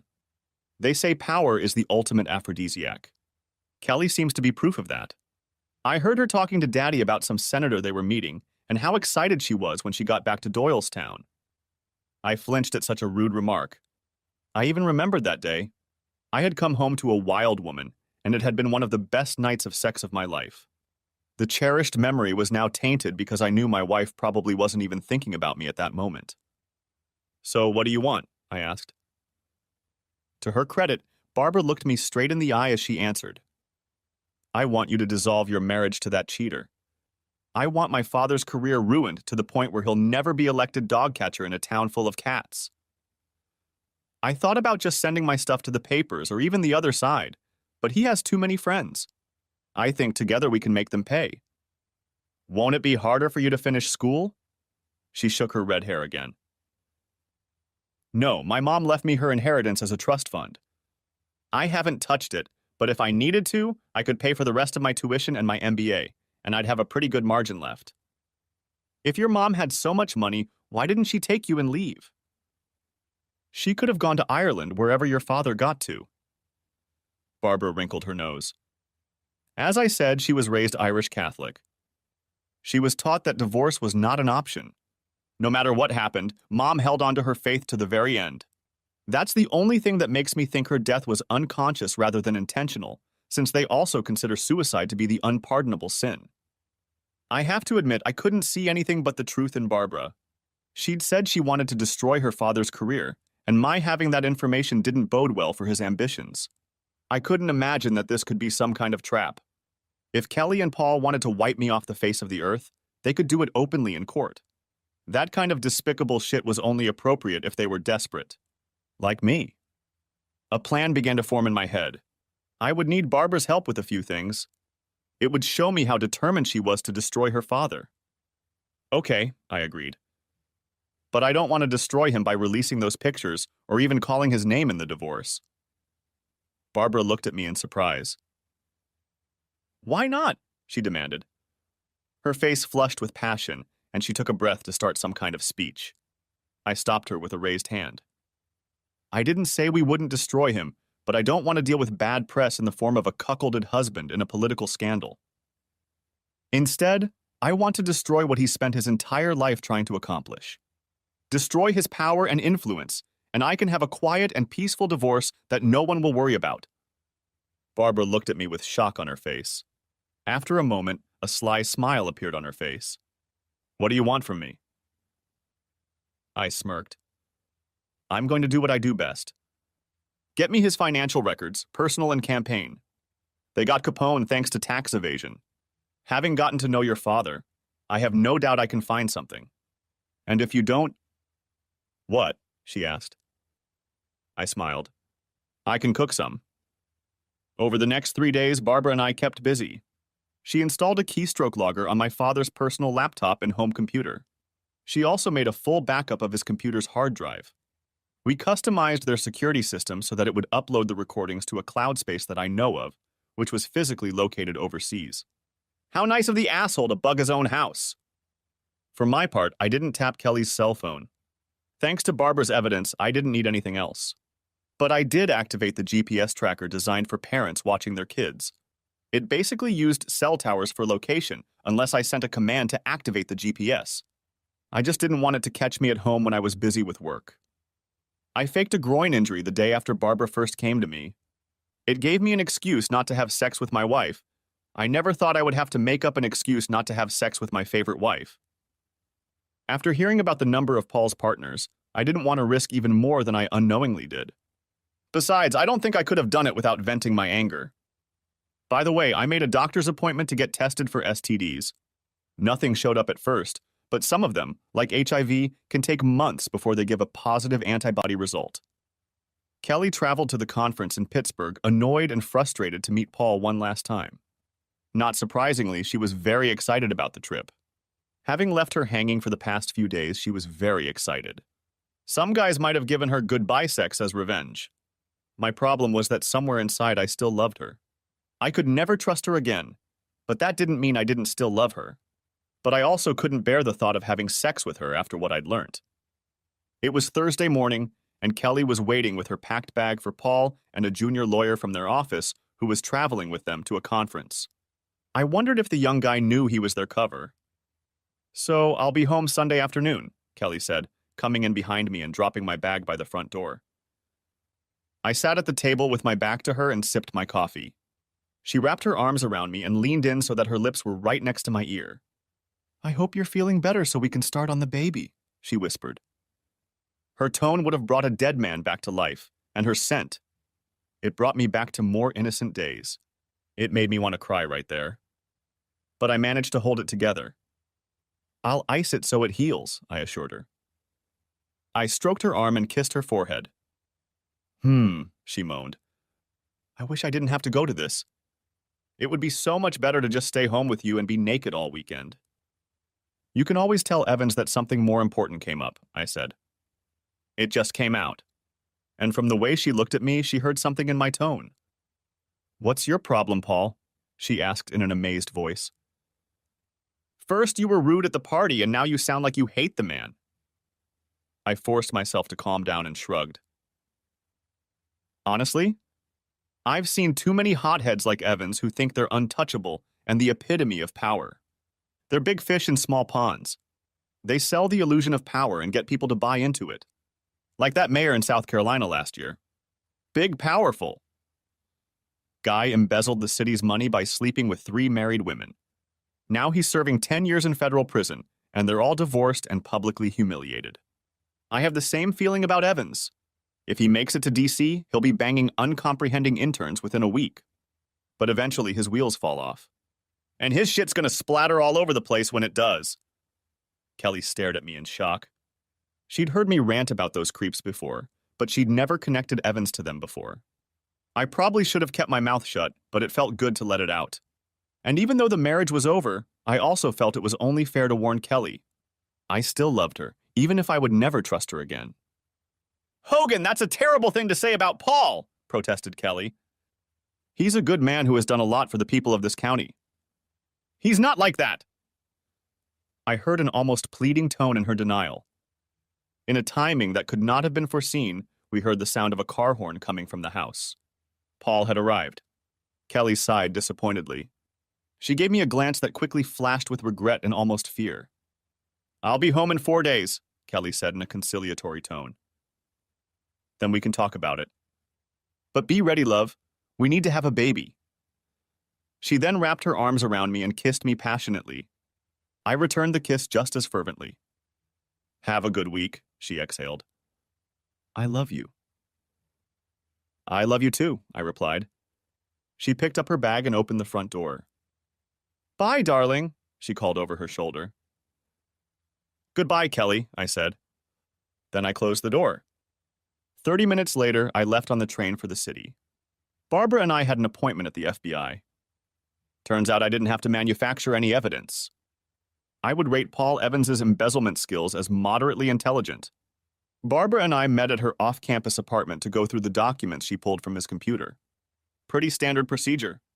By my calculations, he had about $2 million stashed away in an offshore account. At least that's how much he transferred into it, but I can't be sure it's still there because those records weren't included. Most of this money came from various small donors who wouldn't raise suspicion with the IRS. But why were people from out of state donating to the DA's campaign?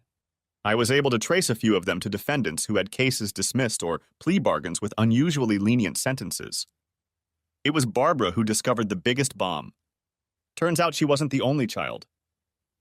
Evans had knocked up 2 other women during this time. One of them was born 3 years before his wife died. The mother was one of his employees at the time. The 3rd child was born 8 months after his wife's death to an 18-year-old female volunteer at the hospital where his wife was treated. Evans transferred $2,000 a month from campaign contributions to each woman as poll research consultants. Barbara nearly destroyed her own apartment in anger. That red hair really is a warning. By the time Kelly and Paul left, we had already figured everything out in Paul's notes. There were still questions, but we didn't have enough resources to get to the information. So I wrote down all the findings and set up a meeting with a senior FBI agent I worked with in the Philadelphia office. Barbara came in to tell him the story we had come up with. Barbara testified that after taking a forensic accounting course, she wanted to look at the actual records. She decided to look at her father's records out of innocent curiosity. When she noticed some oddities, she called me because my wife had worked for her father and knew of my experience. Gary was a seasoned professional. He knew there was more behind it, but we dropped a gift-wrapped present in his lap and he didn't push it. A dirty prosecutor in his own backyard? A dirty prosecutor who just launched a campaign for the U.S. Senate? This career-making case felt like manna from heaven. We caught a cab to Barbara's apartment, since she had classes late, and I walked to the 30th Street station to take the train home. I was already thinking about packing up and leaving when Kelly got home. Gary promised to speed things up and at least subpoena Evans's records by Wednesday. It was unlikely that word of the investigation would get out before then. The bastard will realize how illusory his power is when all the rats abandon his ship. Kelly called me while I was on the train ride home. She said she called early because they were going out to some big dinner, and it would be very late before she got back to her room. I had no doubt she wasn't planning on staying in her room tonight. I made a few vague remarks saying it was fine. She caught my distracted tone and asked what was wrong. I just had a meeting with FBI agents on a case, I replied. I'm on the train, plus the investigation is still ongoing, so I can't talk about it. All of this was the absolute truth. Sounds like you've really been hurt, Kelly said, her tone concerned. Yes, this story is going to be horrible. It will probably make national news when the whole story leaks out. Really? Asked Kelly, looking a little intrigued. Can't you give me a little hint? I couldn't help myself. Criminal politician, bribes, money laundering, sex, adultery, children. Typical summer romance. Anyone I know? I grimaced. I've already said too much. If I say anything else, the Bureau will shut me down. Oh, you're no fun to be with, Kelly pouted. Don't worry, honey, your secret is safe with me. We said goodbye and she left. As I walked into the house, it hit me. My marriage was over. We'd dated and been married. We'd been together for 10 years. I never expected to be single again, but that was what I was facing now. Eventually, I just sat on the couch and waited for the sun to go down. I just sat there and watched. I felt like I was watching my life fade away over the horizon. I just watched. It was many hours after sunset before I stirred again. It was Saturday afternoon when I came out of a fit of self-pity. I'm not saying I didn't deserve an indulgence, but I knew I needed to shake things up.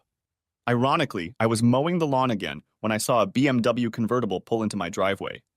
I stopped the mower, watching Barbara get out of the car. The first thing I saw was her long, pale legs sticking out of the driver's side. She was wearing her sandals again, with the thin laces wrapped around her calves. They always made me think of the ancient Greeks. As she stood, I could see her sculpted legs flexing, which spoke of the strength hidden beneath her firm flesh. In keeping with the Greek trend, she was wearing a pure white dress that looked like a toga, reaching to mid-thigh but with 2 inches of lace at the bottom, allowing a few tantalizing glimpses of her upper thighs. The dress was of a light, silky material that hugged her curves and tended to be translucent. Her firm breasts were supported by a bikini that was visible through the dress. There was nothing on her arms except for light freckles dotting the skin on the top of her arms and shoulders. The dress was slipped over only one shoulder, leaving the other shoulder bare. Her long red hair came down in waves over those same shoulders. However, it was her gray-green eyes and smile that caught my attention as she approached me. I turned off the engine and saluted her. Well, you're looking better than I expected, Barbara said. I half expected to have to pull you out of a bottle or pull you down from a ledge. I snorted. I'd had a lot of thoughts about both options last night. It had to be done, I said. Besides, it distracts me. Not seeing a lawyer? She asked. I shrugged. I did it on Tuesday before they even left. The paperwork will be ready on Monday. I arranged to do an audit at a client in Austin and leave on Tuesday. Usually business trips like this last 3 days, and then I work remotely until the report is done. In this case, I'll be there for all 3 weeks. I shrugged. I guess that's the coward's way out, but I don't want to be here when this whole mess is over. I saw the agreement on Barbara's face. She knew it would draw attention to her too, as the bastard's daughter. I'm glad you're thinking ahead, the redhead said. But I realize that's what you're good at. The smile appeared again. Now I know how to plan too. So here's my plan, Barbara announced. I'm going to help you finish your work here, and then you're going to come to my place. We'll have fun, and you can even ogle me all you want. I have a swimsuit you'll just love. The last part was said in a voice that could have raised even a dead man. I tried to rally. Barbara, I'm still married, I protested. And I don't think I'll be ready for anything else for a while. You need to blow off some steam before you explode, the sexy red-headed girl insisted. Besides, you know the old saying, what's good for the goose is good for the gander. Her gaze was playful, sly, and guileless all at the same time. I couldn't help but laugh. By one of those bizarre coincidences that prove truth is stranger than fiction, we ran into Olivia of all people. After finishing up my yard work, I cleaned up and we headed out for a late lunch at a nice restaurant. I wasn't really looking for revenge sex, but it was nice to get out of the house. And going on a date with a woman as nice as Barbara, and who looked just like Barbara, wouldn't be difficult at all. As I pulled up to the restaurant, I noticed a car parked a little closer to it. It was Oliva's car. I always thought it was a crime to put OBX and Jersey Shore bumper stickers on a Mustang GT. I almost told Barbara to turn around and we'd find another place. But I didn't. Instead, I did something completely out of character. It was all done on a whim. After all my careful planning, something inside me just exploded when I saw Olivia's car parked in that lot. I nonchalantly put my arm around the red-headed beauty and ushered her into the restaurant without further ado. I tipped the host to seat us at a particular table. It was somewhat shaded, but it was in plain view when we returned from the restroom. I seated Barbara facing outward and settled myself next to her. She smiled when I took her hand. "What brought this on?" she asked with a sweet smile. "Not that I'm complaining." I laughed. "Remember when I told you about how I found out about my wife cheating on me?" "Her friend Olivia? Well, her car is parked right down the street." Barbara broke into a throaty laugh. "So I'm going to be the other woman?" "Ooh, I can live with that." She leaned forward and planted an incredibly tender kiss on my lips. It wasn't a deep, passionate kiss, but rather a kiss that hinted and promised that there was more to come. A lover's kiss. The food arrived, and I frankly enjoyed myself. The tricks were forgotten while I enjoyed Barbara's company. Her keen sense of humor was killing me. I had never heard accounting sound so dirty before. I happened to glance over and noticed Olivia walk past us. I pointed her out to Barbara. "Oh, that feels good," she giggled. "I've been looking forward to this." With those words, she leaned forward to kiss me. I ran my hand under the table along her leg. The skin of her thighs was so incredibly soft, and underneath hid firm, supple muscles. The touch was electric. I could feel the heat coming from her panties. My hand slid forward on its own to feel the moisture. I was so immersed in the sensation that I was surprised when I heard Olivia yelling at me. "Hogan! What the hell are you doing?" she shouted at me. "Who is this tramp? Hitting on your wife while she's out of town? I thought better of you." I have no doubt the whole restaurant heard her. I let go of Barbara and turned to look at my former friend. "What's your problem, Liv?" "It's just a little carefree sex before Kelly and I settle down and have a baby. And you'll be able to resist it. People are trying to eat." Olivia stared at me like I'd hit her with a dead fish. "What?" she began. "Come on, Liv. Kelly's doing the same thing. I'm sure she's having sex with her boss right now. Has been for months now. So I decided it was only fair that I have sex with the boss's adult daughter." I think Olivia almost had a heart attack. I felt Barbara start to giggle, and I squeezed her lightly to keep her quiet.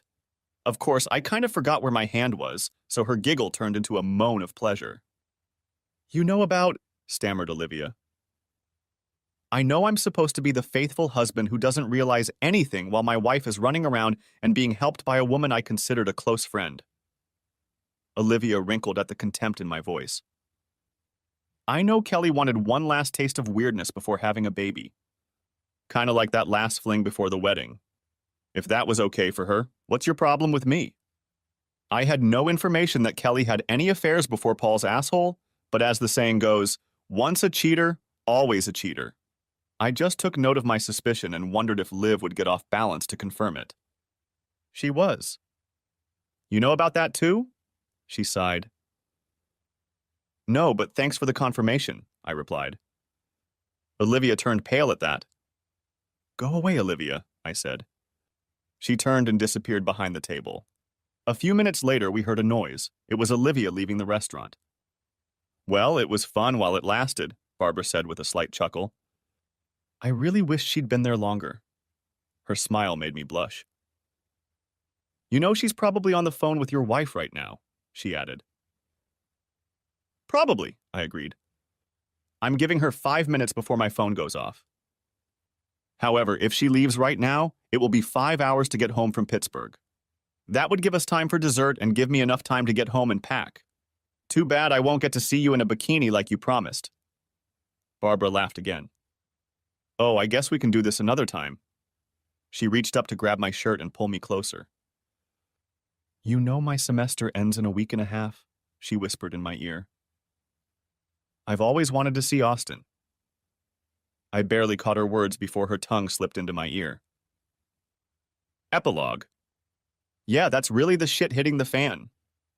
Kelly started calling me 10 minutes after Olivia left the restaurant. I listened to a few of her messages and she was furious that he cheated on her. It almost made me laugh. After an hour of her messages and texts, I blocked her number. I knew she would eventually just call from another phone, but she was driving back from Pittsburgh, so she couldn't just ask to borrow someone's phone on the turnpike. I went home and packed up all my personal belongings, not just the ones for the trip to Austin. I had time.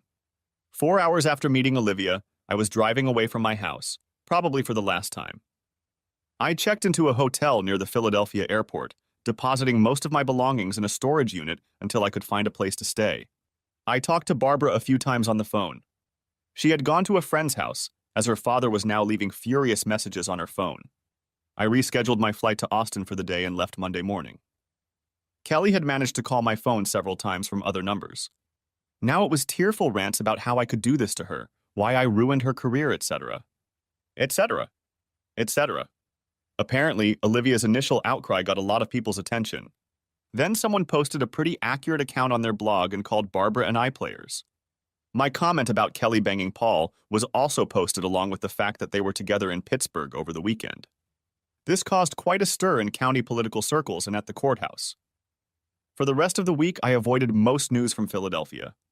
It wasn't until Friday that I received an email that told me what was going on in Doylestown. Surprisingly, it was from Margaret, a senior manager in the DA's office. The elderly attorney was apologizing for everything that had happened.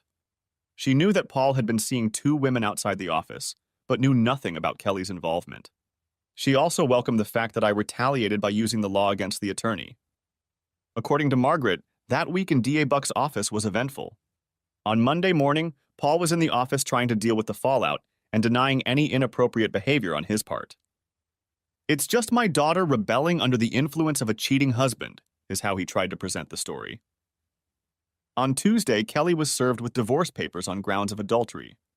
Included in the envelope were photos, DVDs, and a letter from me. At Kelly's scream of horror as she read my note, Margaret and 2 others ran into the office. Kelly collapsed in her chair in shock, and Margaret noticed the pictures scattered across the desk.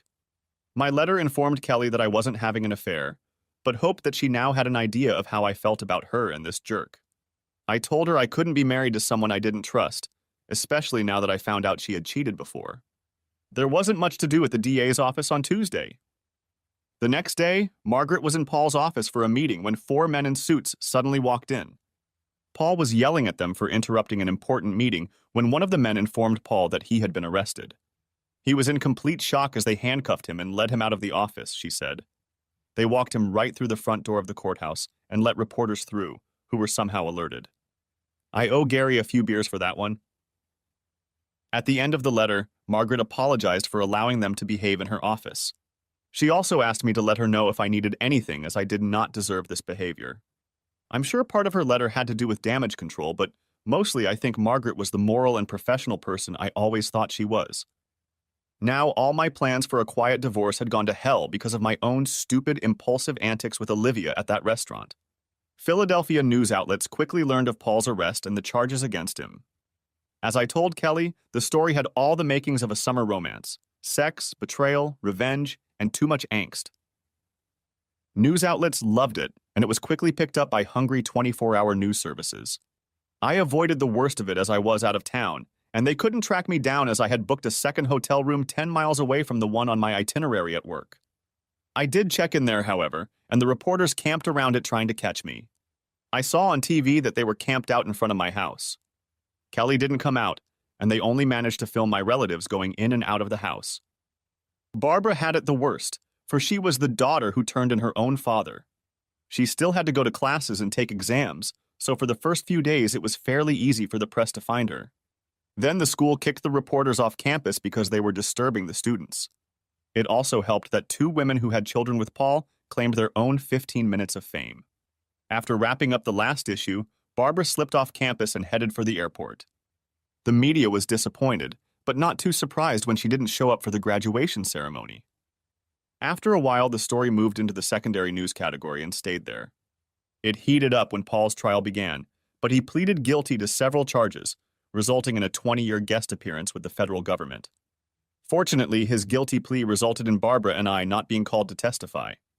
And then it all disappeared off their radar, taking Barbara, Kelly, and me with it. Oddly enough, after all the publicity, my divorce went quickly and smoothly. Kelly signed the papers 4 days after receiving them. I received a letter apologizing for what she had done to me and to us. Returning from Pittsburgh, she swore in a rage that she would never forgive me for cheating on her. When she found out that she was really the only one who had cheated, she realized how hypocritical she had been. She accepted my offer of a 50-50th split and asked that at some point, when things weren't so rough, I agree to meet with her so she could apologize in person. She ended by saying that she would always love me and wished me well. I later learned from her mother that she had quit her job and moved to the Midwest to live with her aunt. Catching Paul did wonders for my career. In the press, the FBI gave me full credit for analyzing Paul's records. Because I was hiding from the same press, I was even more thorough in Austin and found not only the embezzler they were looking for, but a second embezzler they had no indication of at the time. My firm promoted me and put me in charge of the white-collar crime team. And yes, some joker labeled the team Hogan's Heroes. But the best part was that they assigned me an assistant, a recent college graduate looking to gain experience in forensic accounting. I've never enjoyed working late so much. And that bikini looked even better on the floor of my hotel room. I should have known better. I wanted it so badly I let it cloud my judgment. A guy like me would never get a girl like Marcia. Maybe in the movies, but not in real life. 3 years ago, Marcia started working in the office of SSA, that is, Safety and Security Affiliates. All the male employees were aware of her presence, mostly because she was a head taller than the other office girls. She wasn't smarter or more educated, but prettier and sexier. She didn't wear a wedding ring. My fascination with her quickly waned because I realized right away that she was totally out of my league. Hell, I wasn't even in any league. The only girls or women I'd ever had a relationship with were the ones that charged by the hour. I wasn't a virgin, but only because I'd worked up the courage to approach one of the less fierce-looking ladies of the night a few times. I actually found a few of the younger ones attractive, but all they wanted from me was my money. I couldn't even find a whore willing to spend one-on-one time with me if I didn't have money. I was raised by a single mom. I never met my father. I think it had something to do with the fact that I had no skills in dealing with women. My mother noticed this problem and tried very hard to help me. I took ballroom dancing classes with her for almost 2 years, but all I got out of it was the ability to dance. I still lacked confidence and courage to meet and socialize with the opposite sex. After I graduated high school, my mom got married and moved to Florida. We communicate a few times a year, but that's the only contact I've had with her. I liked working at SSA because I didn't have to interact with a lot of people. My days were spent checking fire and burglar alarm systems. The company was also heavily involved in installing security systems, which I was not interested in or attracted to at all. I had no social life after work. I enjoyed solving logic problems in the evenings, and I had a subscription to all the puzzle magazines. Although I had a home computer, I used it only as needed. Most of my meals were cooked in the microwave. I was a picky eater, and that's probably why I never weighed more than 150 pounds. Light for my height, but healthy. I didn't even have a suit because I never needed one. During the day, I wore my work dickies that the company supplied. I wore them even on weekends when I wasn't working. There was a landline phone in the house, and I had a company cell phone. The cell phone had unlimited minutes on it, so I used it when I called my mom. Contacts interfered with my eyes, so I always wore glasses. They weren't stylish, cool glasses, but rather practical, like a nerd would wear. In fact, I think I was a nerd. My interactions with people have always been within strictly defined limits. I didn't piss people off, but I didn't excite them either. I had no opinions worth sharing, and I was the world's worst joke teller. Now that you have an idea of what I have to offer the world, you can understand why I was surprised and stunned when Marcia Trent began casually chatting with me on a daily basis. I wasn't the only one who noticed her interest, and after a few weeks I began to be teased for it by the other office girls and some of the guys. I was flattered but embarrassed. I remember how it all started. "Dennis? Could you do me a little favor?" I was sitting at one of the tables in the break room eating lunch. I assumed she wanted to borrow a chair or ask me to move to another table. "Sure. Anything. Will you sit with me while I eat lunch?" All I could do was nod. After a few minutes, I was still trying to figure out what was going on. The other staff members noticed this, and a few quiet remarks were made. As befits my nature, I remained silent. I couldn't say anything that wouldn't make me look like an idiot, so I kept my mouth shut. "I hope you don't mind, but this is much easier for me." "How is it easier?" She seemed to be tidying herself up before answering, as if she were preparing to give a prepared speech. At that moment, I should have realized what was happening. When I come in for break or lunch, there are always other guys sitting with me. It makes me feel uncomfortable. They either make rude remarks or undress me with their stares. It's better to be with you. I didn't know if it was a compliment or an insult. I felt a little guilty. That's understandable. You are an extremely attractive woman, and any man who didn't fantasize about you would be dead. Are you fantasizing about me? A little, but I try not to show it. And you're doing a great job at it. That's why I need to sit with you. As long as I'm with you, the other guys won't bother me. It didn't make any sense. There was nothing intimidating about me. How could my presence discourage some lowlife from making remarks to her, or even peeping at her? I finished eating and sat in silence until she was done. No one bothered us, but we got a few unusual looks. When I got up to leave, she touched my arm. "Can you sit with me again tomorrow?" I smiled, nodded, and walked away embarrassed. After a week, we started socializing. It was hard for me, but it was much easier with her. I learned that she was a single mom with two girls who were in high school. Her work shift coincided with their school hours. She never mentioned her husband, ex-husband, or father. I was too stupid to ask. My mood lifted and I felt normal. A normal guy spending time with a gorgeous girl in a normal way. I didn't care that it was lunch in the company break room. Our contacts became more and more frequent, and I began to feel comfortable with her. At the same time, I felt uneasy. Something was wrong, but I couldn't figure out what it was.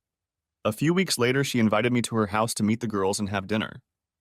Brandy and Brenda were cute little girls, but a little too mannered for my taste. Kids under 10 are supposed to be rambunctious and noisy. I felt like I had spent the day with the Stepford kids. In fact, Marcia was a bit like a Stepford wife. They were perfect, too perfect.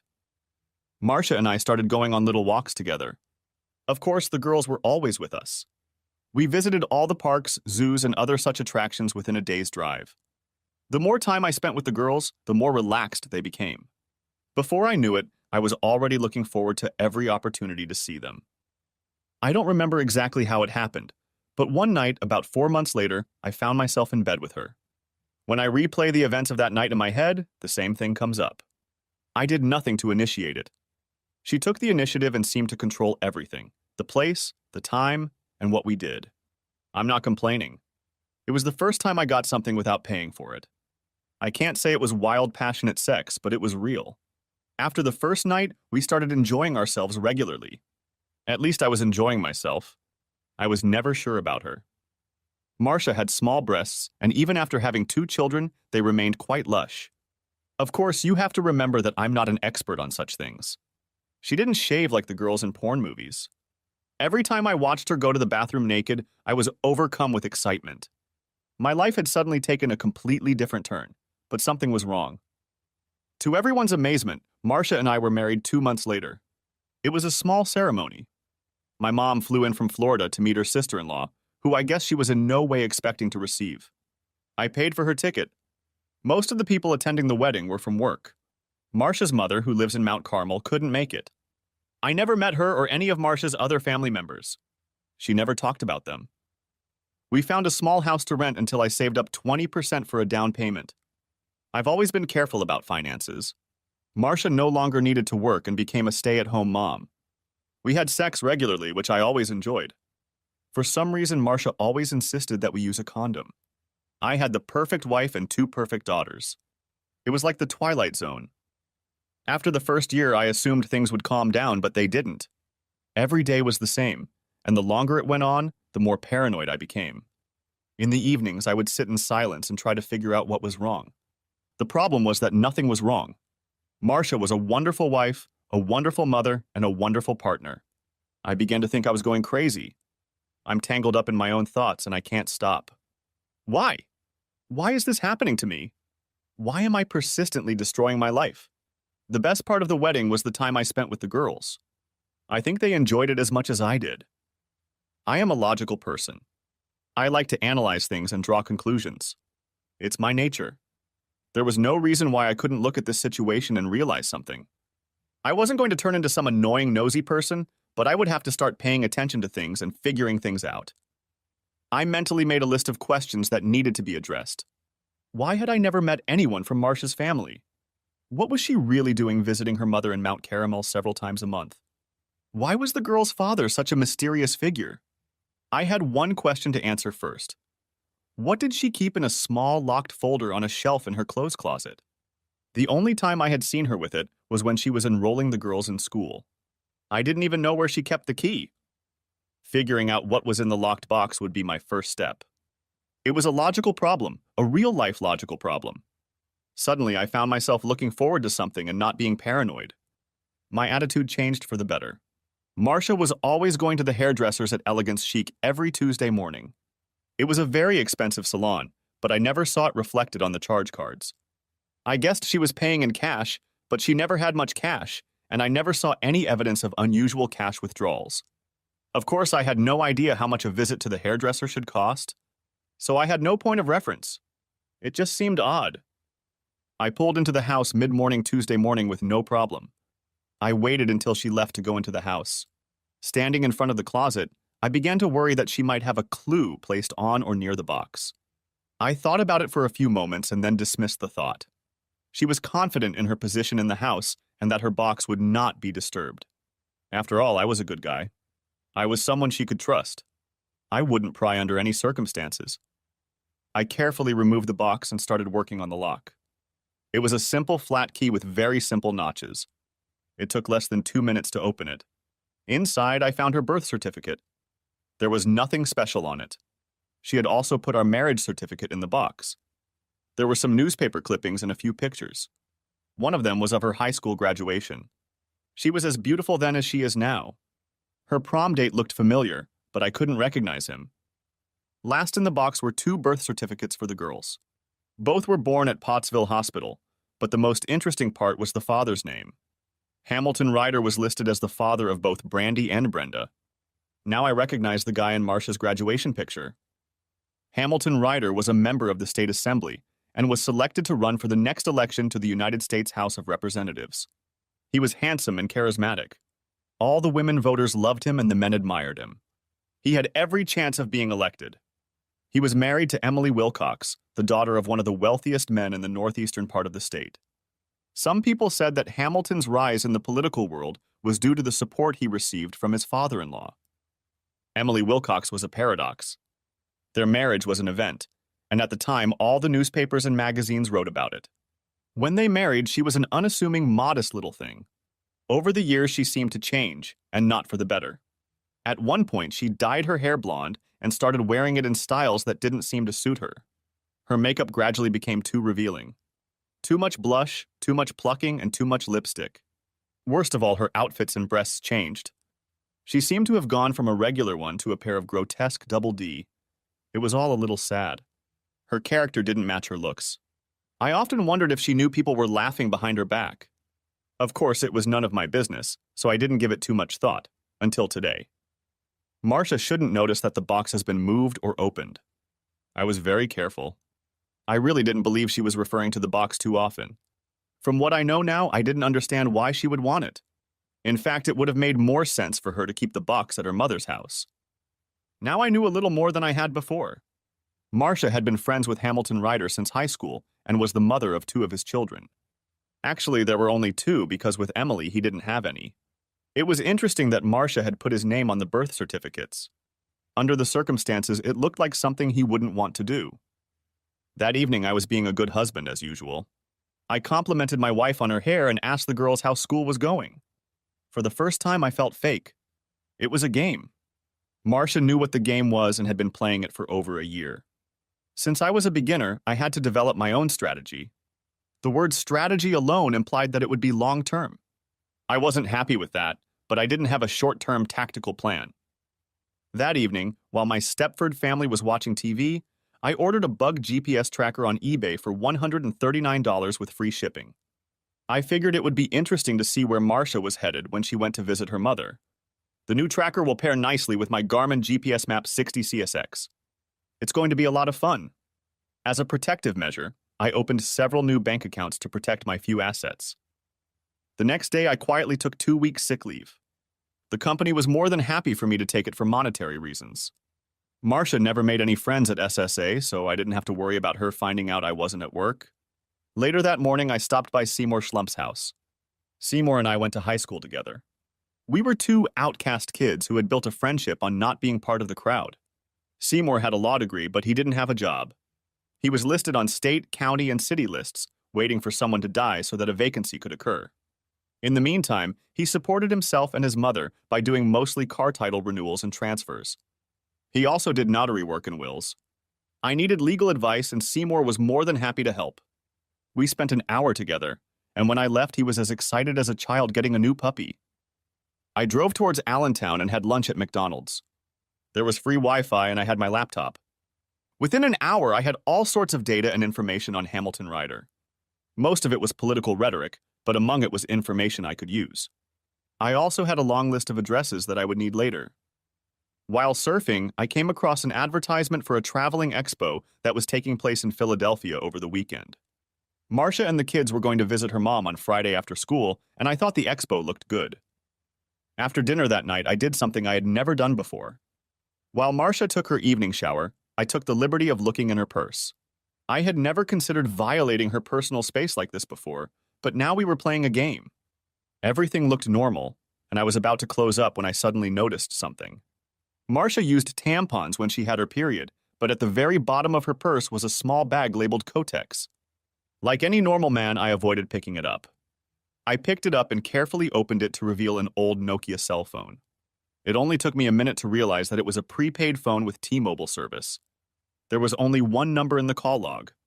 When I found the phone, it was turned off and I left it in the same condition. It wouldn't have been hard for me to figure out who the number belonged to. I think I already know. Seymour was in a good mood. There were several folders in a neat row on his desk. He seemed anxious for me to sit down and show me what he'd done. Dennis, I know you said you wanted a simple divorce, but under the circumstances, you have a pretty good case for an annulment. The nice thing about it is that Marcia won't be able to contest it, and there will be no division of property. Each of you will get what you brought to the marriage. Are you sure? It would make things a lot easier. And a lot faster. Seymour pushed the first folder aside. What else? I had no trouble getting copies of the girls' birth certificates. Legally, Hamilton Ryder owes you no favors for taking care of the girls. If the case had gone to court, we would have been defeated in the first 5 minutes. However, the court of public opinion will deal with it. I suggest you file a complaint against him and make sure the media is fully aware of it. That will be your responsibility. Why? I'm paying you. For legal services, Dennis. If I'm caught participating in a smear campaign, especially against a public official, my potential career as a lawyer will be over before it begins. Okay. What do I need to do? Everything is printed on this top sheet. Memorize the instructions carefully and then burn the paper. This is a joke, right? I heard a groan from the other end of the table. Yeah. I'm sorry, but I was just trying to make things a little easier. The next file was Hamilton's charge of alienation of affection. Seymour didn't feel this case would fly either, but it could be just as valuable as the previous one. The next claim was for the recovery of Marcia's living expenses for the past year. It had nothing to do with the girls or his paternity towards them. The last folder was not directly related to me, but was a motion to file charges against Hamilton Ryder for 6 different civil violations very remotely related to the situation. In one of them, Seymour actually charged Hamilton Ryder with prostitution. He claimed that Hamilton had forced Marcia to trade sex for room and board for himself and the girls. It was another protracted trial that he had absolutely no chance of winning, but he would get a lot of racy publicity. There were still a few holes to plug, including at least one example of evidence of a secret relationship between them. I hope to be done with that this weekend. Marcia was surprised to see me when I came home for lunch. I wanted to be there when the mail was delivered. She seemed glad for the company and made us grilled cheese sandwiches. I tried my best to make polite conversation until the mail arrived. She noticed the priority package and commented on it. I told her it was a removable hard drive I had ordered for backing up data on computers. She agreed with the answer, and I left smiling. For the next hour, I spent the next hour carefully reading all the instructions on how to install and operate my new GPS tracker. This was going to be fun. I had planned it that way. That evening, Marcia seemed a little quieter than usual. Usually, when she returned from her visits to Mom, she was cheerful. Friday seemed very far away. I realized I couldn't pretend for that long. I decided that Tuesday morning, while the girls were at school and Marcia was at the beauty parlor, would be the best time to make my move. Monday was a pretty busy day. I took all the prepared envelopes from Seymour's office to the post office. The earliest they would be delivered would be Wednesday. I gave Seymour $5,000 to cover his fee and expenses. After reporting to work, I spent the rest of the morning closing out the accounts. One of the local tuxedo rentals was selling used outfits. Fortunately, I was able to find 2 that fit. Since I needed a place to store my new work clothes, I rented a cheap motel room for 4 nights. I drove past the house as Marcia was leaving. I had no idea where she was going, but I figured I'd take the opportunity. As I loaded all my stuff into the car, I realized that I didn't really have that much stuff. I felt a little sad as I drove down the street for the last time. I will miss family life even though it was a farce. The girls and I never seemed to fall in love, but I knew I would be thinking of them. It was a sad situation. I felt hurt and betrayed, but not enough to explode. The only way out for me was to quietly disappear. I rented a storage unit and paid for it a year in advance. Even though it was the smallest room, the amount of stuff I had looked pitiful. That night I went overboard at Taco Bell. I took every dish on the menu that I had never tried before. I can't explain why I did it, except that I felt a little reckless. Of course, most of the tray went in the trash. I couldn't bring myself to eat it all. Later, sitting alone in my room, I was beyond bored. Just out of a whim, I called British Air. A very kind young lady happily agreed to move my Friday reservation to Tuesday. Friday was the busiest day for airlines, and Tuesday was a bit slow. The next morning, Seymour drove me to the airport. He was going to keep the car while I was away. I signed over the title and told him he could sell it if he found a buyer. It was almost 15 years old, so we both laughed when I suggested it. Check-in went very smoothly, and then I found myself sitting on a long plastic bench watching the departure time change. I was totally surprised when my cell phone started buzzing. I had forgotten to turn it off. Dennis? Is that you? It's Brenda. I wasn't expecting any calls, much less one like this. Yes. Why are you calling? Brandy and I wanted to say goodbye. We were sorry when we found out you were gone. Brenda, is your mom there? No. She's in the bedroom. She's been there all morning. I didn't know what to say.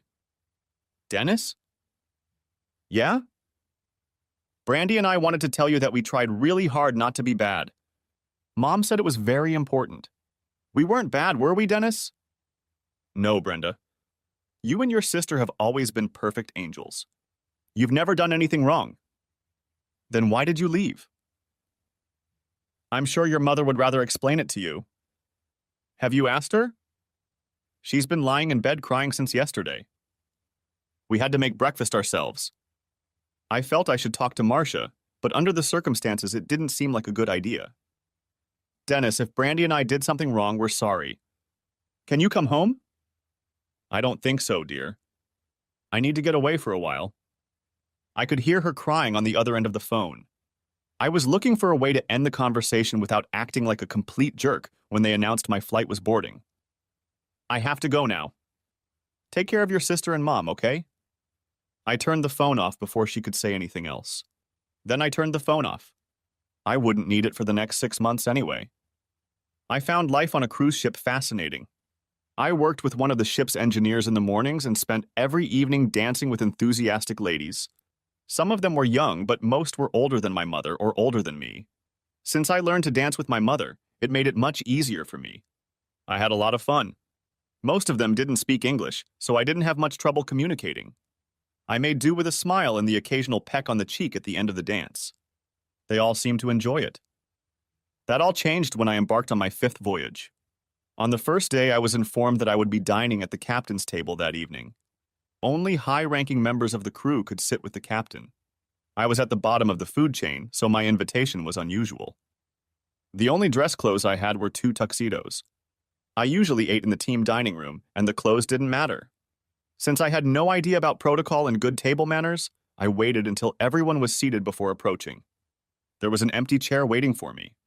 I addressed the captain as I was supposed to and then cautiously sat down. I felt very uncomfortable, to say the least. I looked around the table, trying to figure out why I was here. To my left sat a large, sweaty man who seemed to be speaking Greek. To my right sat a well-dressed woman my age who seemed vaguely familiar. When I glanced in her direction, she smiled slightly and looked at me. I quickly averted my gaze.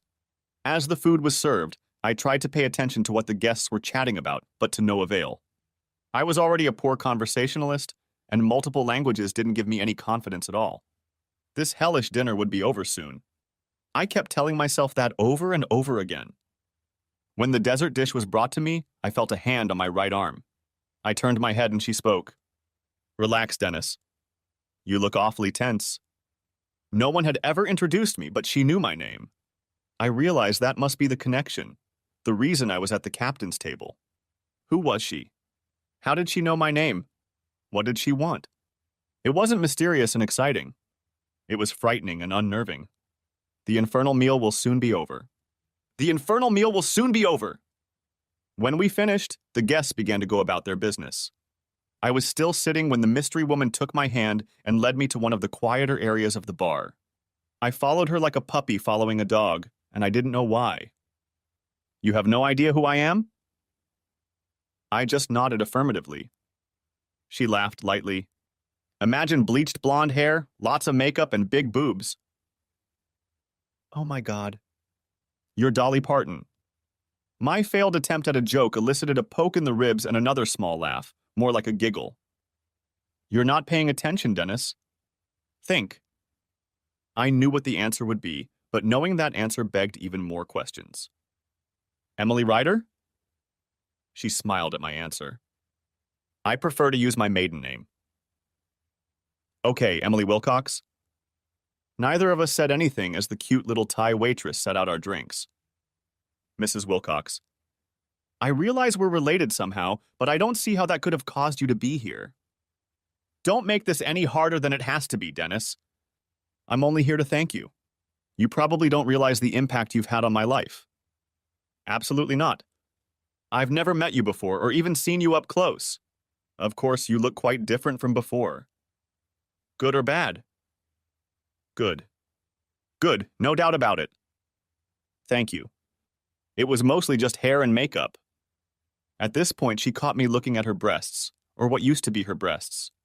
She couldn't help but laugh at my discomfort. The doctor put them in, the doctor took them out. I've never been so happy to be rid of those damn melons. They made me feel ugly. I didn't know what to say. Any comment would have sounded rude. She continued her explanation. I just replaced the double D's with small B's. It took a little work, but he paid well, and I'm happy. I think I blushed. There was a lull in the conversation, and we both took sips from our drinks. Oh, before I forget. I have something for you. Emily reached into her purse and pulled out an envelope folded in half to fit. She smiled as she held it out to me. It's an annulment of your marriage. Daddy managed to get it finalized without a problem. Not only are you not married, but you've never been married. Isn't that great? Her words were bittersweet. She seemed more pleased about the annulment than I was. It wasn't what I wanted, but what I thought I needed. I had gotten used to the idea of being married. I wanted to be married, but under different circumstances. I smiled weakly at Emily and said, "Thank you." Something you're not very happy about, Dennis. No. This whole situation has been a little painful for me. I waved for the waitress to bring 2 more drinks. I usually limit myself to 1 a night. I don't want to pry, but what is the status of your marriage? Are you divorced or are you going to be divorced? Emily Wilcox wrinkled her nose slightly, looked at her watch, and smiled again. Dennis, in exactly 22 minutes, I will be a widow. That was an interesting statement. I tried to think of a clever response, but nothing came out. The impact of her statement finally reached my brain, and I went numb. The waitress set down our drinks, and mine was downed in 1 gulp. Don't look so shocked. It was a compromise. What does that mean? In another 7 days, you were supposed to die in an automobile accident south of Pottsville. 2 days later, I was supposed to drown in a boat off Long Island. It was all planned. The conversation was no longer light and casual. My drinking companion was no longer smiling, and the whole tone had turned somber. I absorbed the few bits of information she'd just given me, and I started to feel nauseous. I'm very sorry, Mrs. Wilcox. I'm afraid the last drink was too much for me. Please excuse me. I stood up and started to leave the room. She didn't try to stop me. I did feel an upset stomach, but I don't think it was because of the drink.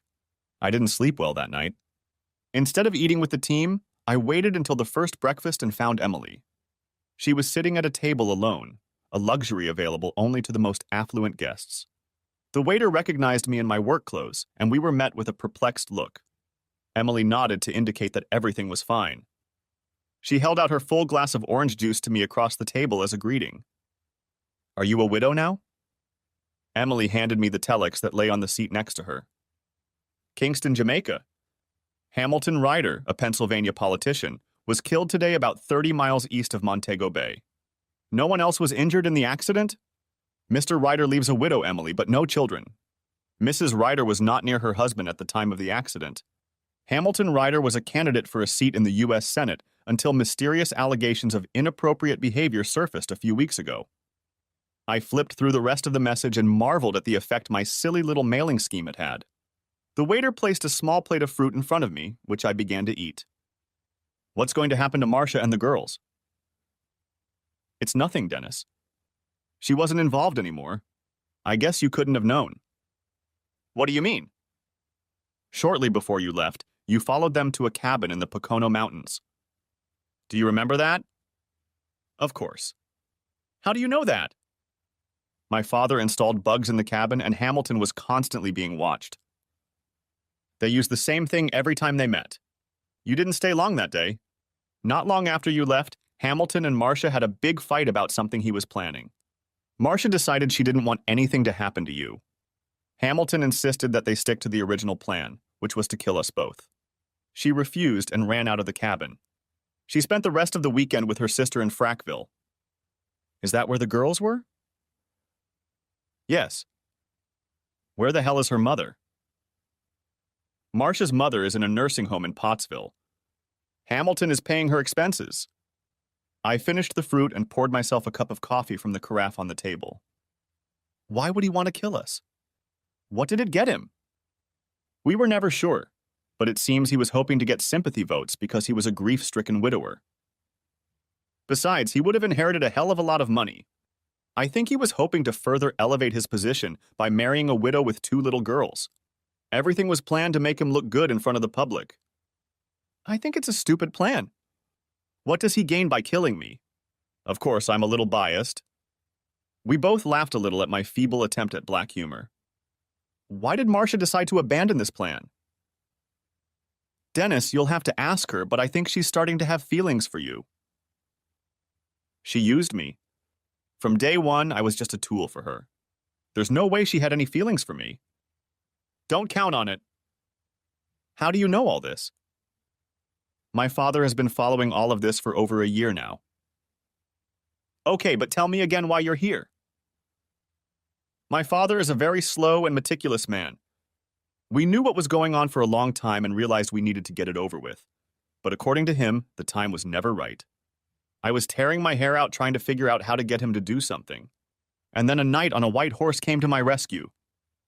Thank you, but that's not how I would describe myself. You still haven't answered my question. When you flooded the world with lawsuits and publicity, things fell into place quickly, very quickly.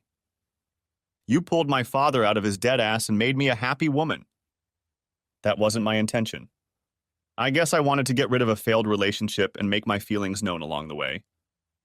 You've done well, Dennis. Very good. That's why I'm here. To thank you.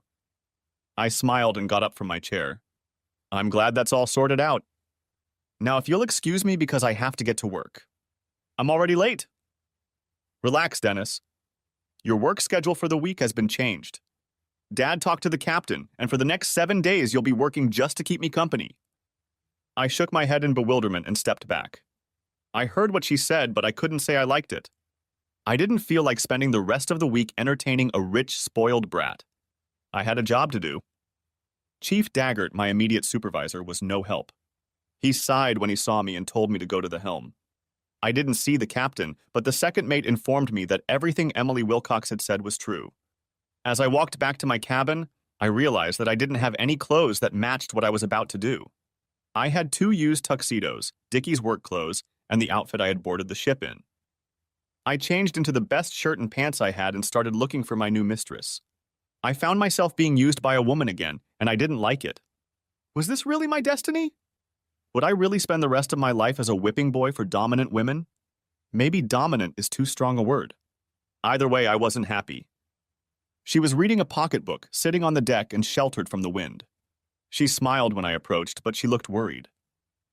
I'm sorry if I upset you, Dennis. It wasn't part of my plans. I had hoped you would take some satisfaction from the arrangements with the captain. Your reaction indicates that I was out of line. I sat down next to her and tried to get comfortable. I never liked chaise lounges. I was hoping we could come to some sort of compromise. I am willing to spend my days with you and will do my best to be a good companion, but I feel my evenings belong to the unaccompanied ladies on the cruise. Do you want to dance with them? Yes. There are a few other men here who do the same thing, but there are never enough for everyone. These women wait all day to dress up and go dancing. I can't let them down. Okay, I can agree to that with some restrictions. Between dances, you will sit with me, and I will choose the women you dance with. Why would you want to do that? I don't know, but let's try it tonight. If it doesn't work out, I'll give up on this venture. Okay, I'll give it a try. I don't understand why you want to do this, but I'll try. Good. We'll stop in Napoli this afternoon, and I'll buy you clothes for the rest of the trip. I can afford it, and I won't take no for an answer. Any questions? No. We both laughed when we realized that I had given her an answer that she said she didn't accept. The rest of the day passed merrily, but there weren't enough days left in the cruise for me to wear all the clothes she had bought me. Plus, there was no room in my stateroom to store them. Most of the shopping by necessity ended up in her room. Emily and I had dinner together, but not at the captain's table. After dinner, I changed into my black tuxedo for the evening. Emily had reserved a small table for 2 at the edge of the dance floor and was waiting for me. You look very elegant, Dennis. The tuxedo suits you. Thank you, but I feel out of place. You're looking at me. Do I look okay? You're just beautiful. I can't understand why Hamilton didn't appreciate what he had. I spent an hour in the ship's beauty parlor getting ready for tonight. I'm glad you think it was worth the time spent.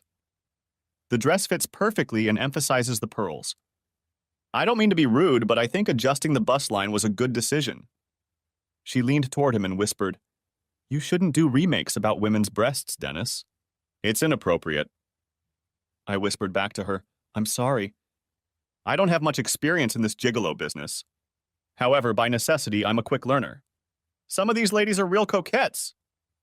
Before I made myself comfortable, I excused myself and walked over to the line of companion dancers standing near the stage.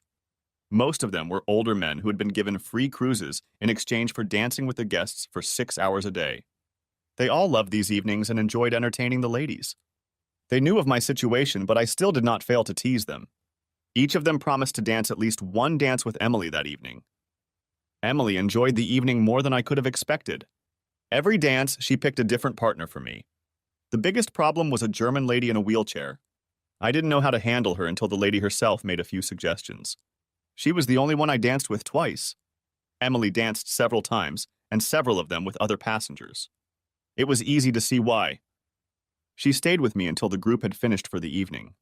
I walked her to her quarters and was rewarded with a kiss on the cheek and a sincere thank you. It was a wonderful evening, it seemed to me. The week flew by. On the last night of the trip, Emily literally pulled me into her room and fiddled with me. I got the feeling that she was a little disappointed that I hadn't made an effort the previous nights. Her new breasts were still a little tender, but not enough to prevent her from enjoying my clumsy attempts to gently nuzzle her. For the first time in my life, sex seemed fun and relaxed.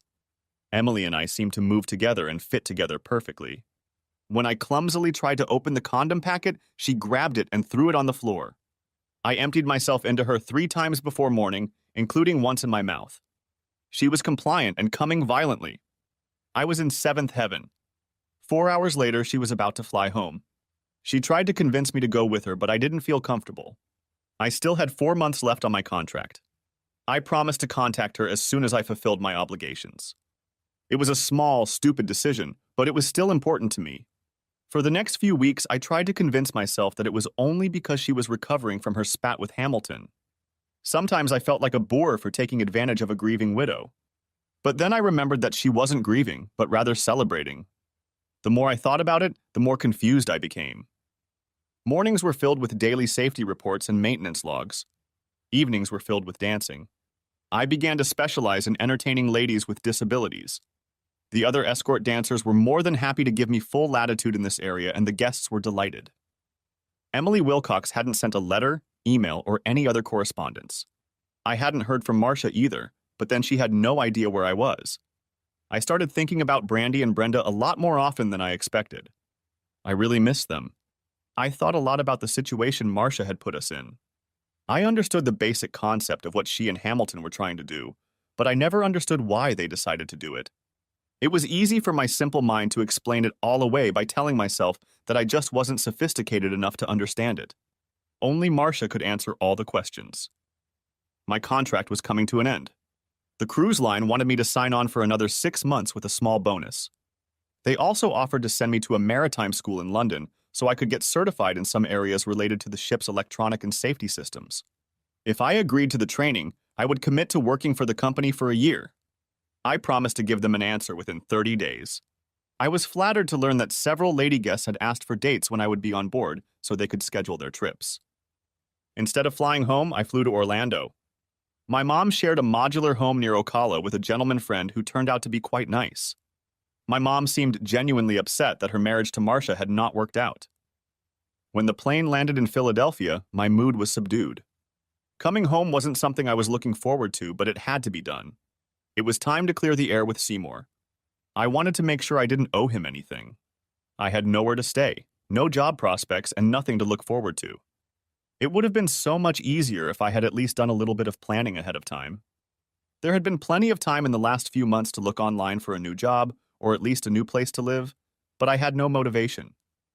Most of the people getting off the plane in the terminal were alert and excited, but I was in a second group, businessmen who were returning home with droopy eyes and a bored expression. A whole chapter of my life had passed, and I had nothing to brag about but heartache. Watching other passengers being warmly greeted by their friends and families only added to my depression. All I could do was rent a car and head back to the source of my misery. Dennis! Dennis! The sound of my name being shouted by some kids caught my attention, but only until I remembered that there were over 200 people on the flight, and the odds of someone in the family on the flight having the same name as me were pretty high. I smiled at my gullibility and kept walking. Dennis! Dennis! It was happening again. This time I looked for the source and was surprised to see Brenda and Brandy running up to me.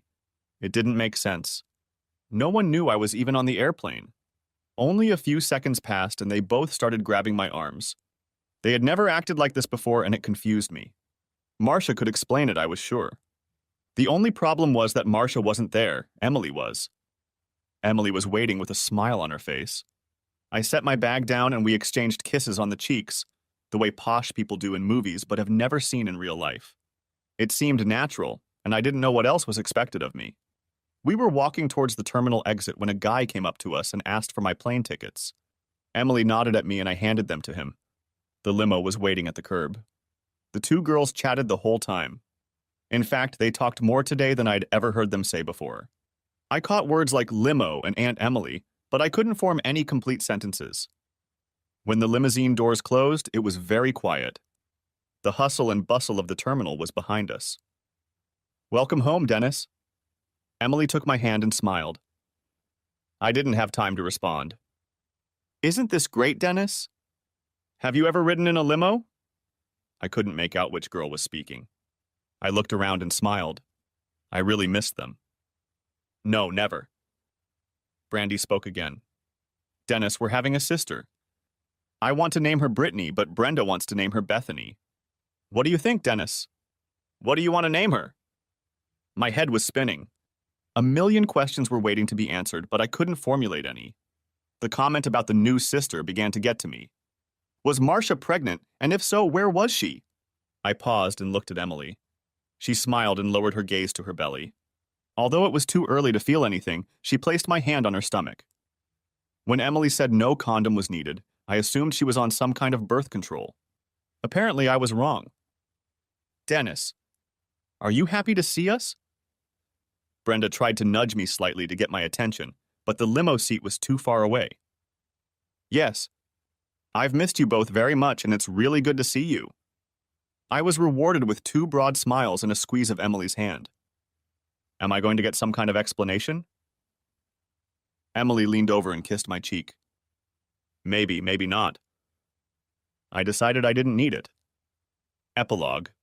Shortly after I left, Marcia contacted someone in the state's attorney's office. Although she agreed to testify against Hamilton, the case never went to trial. Hamilton Ryder's death put an end to the case. Either way, a zealous state employee felt Marcia should be punished, and she was the one who got the short end of the stick. She ended up getting 3 to 5 years for conspiracy to commit murder and several other equally ridiculous charges. Now an appeal is being filed to have it all overturned. Emily learned that Marcia's sister was unable to look after Brandy and Brenda and volunteered to fill in for her. Surprisingly enough, Emily and Marcia actually became friends. I'm currently living with Emily and the girls. As soon as Marcia gets out of jail, we're all going on a week-long cruise in the Mediterranean. I don't know how we'll sleep, but I'm sure Emily will surprise me. I have 2 new tuxedos. Oh yeah, I turned down the job. I had been married for 18 years and I still didn't know my wife. I think it was my fault for not trying harder. We seemed to get along fine, but there was no real connection. I never felt like she was the love of my life, and I had a sense that it was mutual, but we were compatible enough to have 3 teenage children. I worked in the claims department of a large auto insurance company. It was an office job with good benefits. I was due to be eligible for retirement in 3 years. We owned our own home, but the mortgage was more than the current appraised value. Noreen was a good spouse in all the usual ways. Since she had 3 children, she was a housewife. The house was always clean, the clothes washed and ironed, and the food cooked perfectly. All the housework must have been good exercise because she still had the same fine figure she had when we met in high school. Neither of us had any interest in college. We were married a year after I started working for National Consolidated Insurance Company. Noreen wanted to get away from his parents and be on his own. I wanted regular sex. Since we were comfortable with each other, it seemed like a good match. Unfortunately, there was no crazy, passionate fairy tale romance. The sex had always been good. So far, I didn't feel there were any problems between us, especially in that area. I guess I was wrong. It started at one of those awful corporate parties. I didn't dance, but Noreen did. I had no problem allowing her complete freedom as long as she didn't get in my way. I spent the evening sitting with several other non-dancing spouses. The single guys kept the wives and unmarried girls bored on the dance floor most of the night. The only problem was that she danced with Dirk Franklin more times than I thought she should. He was a good dancer, but also a player with a big mouth. Several times during the night, I lost sight of Noreen for a few moments, but she always reappeared. That night wasn't really fun for me, but it was a sacrifice I made so my wife could kick up her heels a little. The most enjoyable part was the sex when we got home. A little drinking made a big difference in her behavior in the bedroom. It made the time spent at the gathering more bearable. That night was especially good. Off to work Monday morning to wash it all off. Everything was fine for the first few hours, but then I started to notice a few guys looking in my direction and some giggling. I paid a little more attention to them and found Dirk chatting freely about his recent conquest. Twice he looked in my direction and smiled, or should I say smirked. Dirk and I aren't that close. I don't like the guy and I didn't appreciate what he was doing. Just before lunch, I managed to corner one of my most trusted coworkers in the copy room. Barry, what the hell is going on with Dirk? If that son of a bitch smirks at me one more time, I'm going to nail him. I'm not sure if it's true or not, John, but he's bragging to everyone that he slept with Noreen on Saturday night. That's nonsense. There's no way Noreen would let him near her. That's what I thought, but he has a pair of panties that he claims belong to her. He shows them to all the guys and even lets them smell them. How could he get her panties? It doesn't make sense. John, he claims she gave them to him after he did it in one of the hotel conference rooms. Did you see them? Yes. They were silk. Gray or silver in color. Thanks, Barry. Don't say anything to anyone. I owe you one. If Barry had said the panties were red or black, I would have just laughed at that. But I was there when Noreen got dressed for the party. She wore her favorite silver silk lingerie set. The bra and panties I gave her for Valentine's Day this year. About 20 minutes later, I spotted Dirk heading toward the men's room. He'd had a lot of coffee this morning. I followed right behind him. I didn't like the playground talk. There was no way I was going to confront Dirk, ask him, or beg him to stop spreading lies about my wife. For one reason, I wasn't sure it was a lie anymore. If I confronted him, it would probably make him wary. And I didn't want that. The easiest way to solve this problem would have been to smash his head into the tiled wall in front of the urinal. Since I was a gentleman, I waited until he was done, and then smashed my fist into his nose as soon as he turned around. Something crunched, and I stained my shirt with blood. That made me angry, so I punched him again as he bent over, holding his nose. Dirk was a big guy, but he didn't offer any resistance or try to defend himself or fight back. I found a pair of silk panties in his pocket and kicked him twice hard in the crotch area. As I left the toilet, I noticed that he was vomiting. I left for an early lunch, and when I returned, I learned that my employment with National Consolidated Insurance had been terminated. Dirk had been taken to the hospital. It took them less than 20 minutes to finalize the paperwork, and I was past it. Today was grocery day. I was sitting at the kitchen table when Noreen pulled into the garage. I looked up when she walked into the kitchen with several bags of groceries. Hey, sweetie. What are you doing home in the middle of the day? Are you sick or something? I didn't answer as she set the plastic bags on the countertop. Do you want to help me get the rest of my stuff in? I still didn't say anything, and she left for the garage. She came back with 6 more bags, but didn't say anything, setting them on the edge of the table. Something's wrong, John. I can tell. Why are you home? She started to empty her bags as she spoke. I was fired. That doesn't make sense. Why did they fire you? I was sitting there trying to figure out how to start a conversation. I'm not good at this. In the end, I just threw her panties across the table. Oh, God, no! Noreen sat up as soon as she saw them and pressed both hands to her head. No! No! No! No! This can't be happening. I saw my wife start to cry. Not whimpering or howling, but something in between. They're covered in dried semen. Can you explain that to me? After my question, the intensity of the crying seemed to increase. She put her head down on the table, and all I could hear was her quietly muttering over and over again, No! No! No! No! I waited patiently for almost a minute. My wife made an attempt to wipe the tears from her face, then looked at me. I'm sorry, John. I'm really sorry. It was a mistake. I had too much to drink and I made a mistake. Bullshit. You weren't that drunk. You knew exactly what you were doing, didn't you? No, John. You have to believe me. It was a mistake, a bad mistake. There's nothing between me and Dirk. Honestly, I'm really, really sorry. If it was a mistake, why didn't you tell me about it when it happened? I didn't want you to find out. I didn't want to hurt you. If you didn't want me to find out, why did you have to do it with the biggest talker in the whole company? He promised not to say anything to anyone.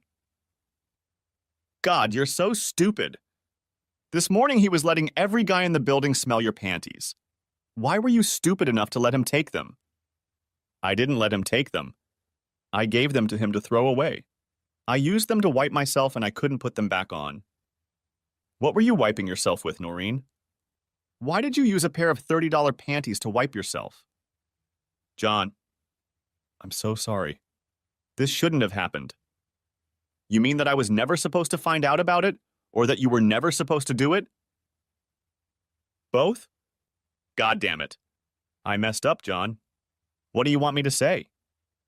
What were you wiping, Noreen? You never answered me. He didn't have a condom. He come inside me. I had to wipe myself, and panties were the only thing I had on hand. That's just great. How am I supposed to react to that? Do you really expect me to say I forgive you? No. How about a reason? Can you give me a reason why you did it, and don't give me any bullshit about you being drunk? I don't believe that for a minute. No. I wasn't that drunk. Dirk and I had a good time all evening. He's a good dancer and a lot of fun.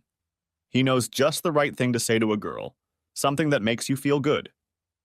So you two just wandered into one of the empty conference rooms and made mad, passionate love? No. It wasn't like that. How'd it go? Don't make me do this, John. Don't make me talk about it. Did you give him a blowjob? Hell no. No, I didn't have time to realize anything. It was over quickly, just like that. It took me longer to clean myself up. That's what you got me for, isn't it? What do you mean? You know exactly what I mean. What was the first thing you did when we got home? Tell me, Noreen. What did you make me do when we got to the bedroom? No, John. This has nothing to do with what Dirk and I did. Honestly. No sooner had we gotten into bed than you had already climbed on top of me to do the 69. You just come by letting Dirk come inside you, and then you started rubbing your dirty, hairy nipple against my face. Was that the arousal you were looking for and didn't get from Dirk? John. No. It wasn't like that. Bollocks. You had a screaming orgasm while I licked someone else's seed off your bed. That must have really turned you on. It's bad enough you shagged him, but you came home and wiped my face. You didn't shower. You didn't even shower. I'm sick to my stomach just thinking about it. Do you really think I can forgive you for that? That's not the point, John. I was horny as hell. Dirk didn't give me the slightest pleasure. You always do. All I could think about was getting home to get you into bed. I wanted you, John. I needed you. I'm sorry, but I don't think so. John, you're making too much of this. It's nothing. It doesn't mean anything. We can get over it. Noreen, do you really think it's nothing? I've lost my job. I've lost my pension. I lost my wife and kids. It probably meant nothing to you, but to me it was everything. My wife just sat there looking at me while I got up from my chair. I need to get out of here. The police will probably be here soon. I don't want to talk to them right now. Why did the police come? What else is going on, John? I'm afraid I offended your lover a bit when I restored your panties for you. That's why I was fired. I'm sure the police already have a statement from Dirk. Hell, I could spend a couple of months in jail if you just bang me for a minute. Thanks a lot, honey. Where are you going? What should I do? I don't know where I'll be. I loaded all my stuff into the car while you went shopping. I'll call you later. She looked like she was about to turn the waterworks back on. I turned around before heading out the door. I leave it up to you to explain to the children what happened. If you lie or distort the truth, I can guarantee you will regret it. I had enough money in my bank accounts to last at least 6 months. Before I left town, I paid off all the credit cards and canceled them. She could spend the money however she wanted, but I didn't want the plastic to be pushed to the limit. I was sure she would take care of the kids. In a couple weeks, they would be out of school for the summer. I didn't know if that would make Noreen's life easier or harder. I had no idea what I would do when the money ran out. I wasn't even sure if I'd be able to get unemployment benefits since I'd been laid off for cause. The first night I stayed with my brother in Schuylkill Haven. He had a small job taking care of trees and was willing to house me for a while until I found something permanent. The next day, I moved into a small, furnished one-bedroom apartment that included utilities. It even had cable TV hooked up. My phone had been turned off since I left the house. I didn't feel like answering the phone, but I knew I would have to talk to the kids sooner or later. Working for Robbie was easy, but not very enjoyable. The other three guys knew how to climb trees, as well as operate a cherry pick and stump grinder. My job was to act as a loader for them. They seemed to appreciate my efforts and were more than willing to teach me all the little tricks and skills. I was busy and tried my best to forget about the problem with Noreen. The only thing I knew for sure was that I would file for divorce as soon as possible. Terry was my oldest daughter. She was smart and cute as a button. She was graduating from high school in 2 months and going into the dental technician program at the local community college. Brian was going to join the Marines as soon as he graduated next year. Sal had 2 more years to go, and all she wanted to do was get married and have kids. She had once wanted to be a teacher, but I think she had outgrown that. They were all good kids. Brian ran cross-country because he thought it would help him build up his stamina for a career in the service. Terry worked part-time as a candy delivery girl at one of the local hospitals in her spare time. I'm not sure, but I think Sal invented Twitter. If she didn't invent it, she certainly perfected it. The only contact I had with the children was through Terry. I didn't want to discuss family problems with Sal because she was too young, and Brian didn't want to talk about it at all. Noreen sat the children down at the table after I left. She told them why I had been gone, and apparently she hadn't held anything back. Brian immediately left the room and never spoke to his mother again. Sal just sat there and cried. Terry was the only one of the 3 who was open to any conversation about the divorce. Noreen refused to explain to Terry why it was happening. She just talked about it without elaborating on anything. I filed for divorce, and that's when things got ugly. Terry called and informed me that their mother had started going out in the evenings several times a week. Returning home, she was usually drunk. Terry said it started right after the divorce papers were served. The children tried their best to avoid Noreen, but her behavior still had a bad effect on the whole family. As far as Terry knew, no men were involved. Brian didn't talk to his mother, and Sal spent all her time whining. Terry was the only one who interacted with Noreen at all, and usually that communication was very limited. I didn't like it, but as long as Noreen didn't bring boys home, I didn't feel I had to pry. A week later, things took a turn for the worse. I was at work with Josh and Jimmy, 2 climbers. They were up there cutting limbs, and I was working on the ground feeding the chipper. Everything seemed to be going pretty good until 2 guys in a 2-wheeled Dodge Ram drove up to me. It was normal for people to talk to us while we were working. They were usually interested in what we did and what our rates were. I always had Robbie's business cards in my shirt pocket for such occasions. As I held out a business card to one of the visitors, the other coldly slapped me on the side of the head. It was sudden, unexpected, and had the result he was seeking. I dropped to all 4s, trying to come to my senses as they began to work me over with their boots. There was no time to think, plan, or take any defensive action. They had successfully immobilized me before I even realized what had happened. The best I could do was curl up in a ball and try to minimize the damage. I don't know how long it lasted, but it stopped as suddenly as it had started. Josh tried to get me to sit up. I focused my gaze and noticed Jimmy was talking on his cell phone and the Dodge was driving away. I was hurting like hell. The worst part was that I couldn't breathe. Every time I tried to inhale, a sharp pain pierced my right side. It was my first broken rib. And then I noticed the larger of the 2 guys lying on the ground next to me. His head was a bloody mess. Jimmy and Josh noticed what was going on and tried to get down as quickly as possible to help me.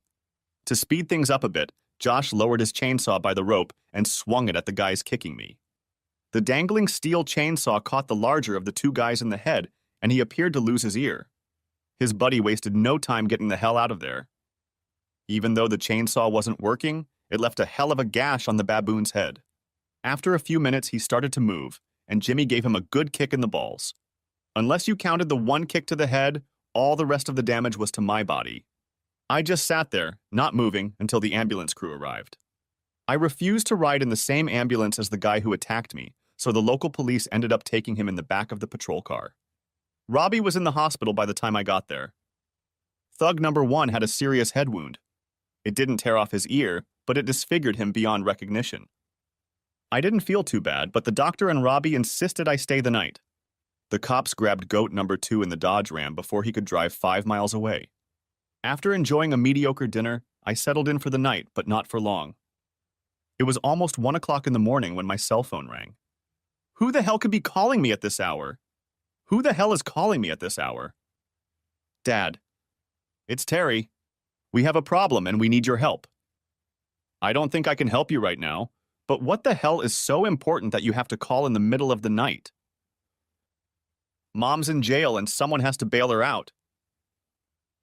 What's she in jail for? She crashed her car and was charged with DUI.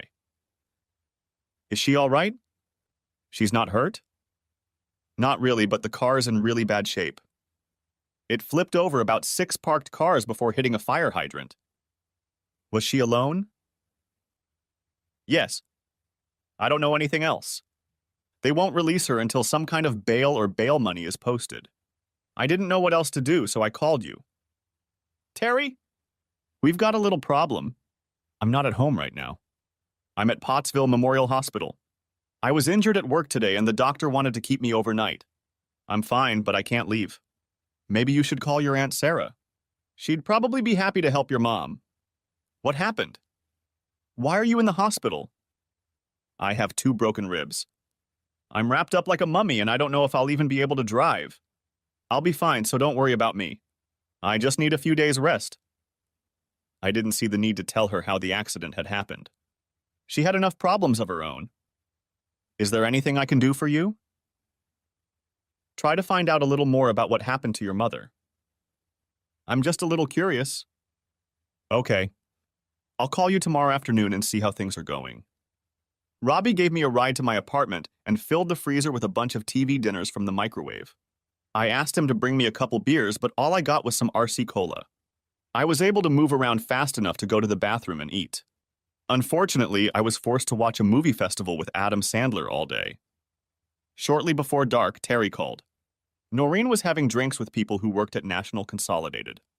I thought that was interesting since I don't work there anymore. I had no idea she had friends of her own who worked there, except for Dirk. They were just starting to party when the police showed up and arrested Dirk. Noreen got very upset and started drinking more than usual. By closing time, she refused to call a cab or let anyone else drive her home. Terry couldn't understand why Dirk had been arrested and why Noreen was so upset when it happened. We talked for a few more minutes. Terry was glad to hear that I was home and that I was taking care of myself. They wanted to come to my house, but they didn't have a car. Sarah had bailed my wife out, but Noreen hadn't come home. Terry gave me Sarah's phone number. Sarah, it's John. What the hell is going on? Your wife is a mess, John, and it's all your fault. Whoa. Wait a minute, Sarah. Why is this all my fault? You left her, that's why. You left her with 3 kids and just ran away. Who the hell do you think you are? Come on, Sarah. You know me better than that? Why would I just get up in the morning, quit my job, and leave my wife and kids? Does that make any sense to you? Noreen said you were fired and that you were taking out your anger on her. Did she say why I was fired? She said you beat up a guy at work because she danced with him at a company party. Sarah, she didn't dance with him. They had sex right at the party. Is that what she told you? There was a short pause. No. She didn't say anything like that to me. I didn't hit a guy for dancing with your sister. I hit him for fucking her and then bragging about it to everyone in the damn company. She even gave him her panties as a thank you. There was no answer on the other end. Did she say why her boyfriend was arrested last night? No, but she indicated that you had something to do with it. Our conversation was interrupted by a knock on the apartment door. Sarah, I have to go. I'll call you tomorrow. The cop at my door was an ugly guy, and he was also my brother-in-law. Come on in, Toby. It's always good to see family. You want a beer? Of course, anything cold will do. There was a cold Foster's hiding behind all the colas Robbie brought. I had RC because of the pain pills. John, we got the guy who set you up at the station. The two guys he hired to beat you up were happy to pounce on him. I believe it was Dirk Franklin? That's right. I assume you know him? He's fiddling with Noreen. I tried to convince him to stop, but apparently he wasn't inclined to. He has confessed to everything, so this will save us the expense and hassle of a trial. The judge will sentence him and his two buddies on Friday. I don't know exactly, but I'm guessing he'll get 2 to 3 years, probably right here in the county jail. That's good news. Toby couldn't resist a snide chuckle. You're going to get your revenge, aren't you, John? Hopefully with the help of a few friends. You're not going to get me in trouble, are you? Looks like you volunteered to help, Toby. You could read it like this. I have to go now. If you want to talk to this guy, he'll be in the city jail until sentencing. I'll stop by tomorrow morning. By the way, how is Sally? Are you taking care of my sister? I think it's the other way around. She cares about me. The hardest part of the trip to the police station was getting in and out of the truck. I didn't know what was worse, being tied up like a mummy or not being able to bend my body. When I entered the room, Dirk grinned broadly. You seem to be a little bruised, Mr. Esterly. Did you trip over a tree branch? He seemed to enjoy the grimace on my face as I sat down. Welcome to Schuylkill County, Dirk. This is my territory, and I'll make sure you enjoy your stay here. I don't think so, John. I'm leaving here on Friday for a little holiday. Was it worth it? For the sake of seeing you wrapped up like a turkey. Looks like you lost your job and your wife. Was it worth it? I don't understand the question. I've never done anything to you that you didn't deserve. You should have just left it at that. I was better than that, and I still am. I think my wife thought so too. Well, she's all yours now. I hope you like her. Oh, absolutely. By the way, I've enjoyed it 3 times since you've been away. One time it was in your bed at home while the kids were at school. You really pissed her off when you handed her the divorce papers. That son of a bitch was doing everything he could to make my situation worse. If the judge had decided he was serving time in state prison, it would have been harder for me to pay him back. The DA's office was on the 3rd floor, and the old courthouse didn't have an elevator. Not exactly wheelchair-friendly. Seems like one of the charitable organizations should have taken care of that by now. John Esterly. I heard you were back in town. Elizabeth Vargas graduated at the head of our class. She went to Pennsylvania State University on a full scholarship and earned her law degree. She married the captain of the soccer team, who was the only guy in our class to go to the U.S. Air Force Academy.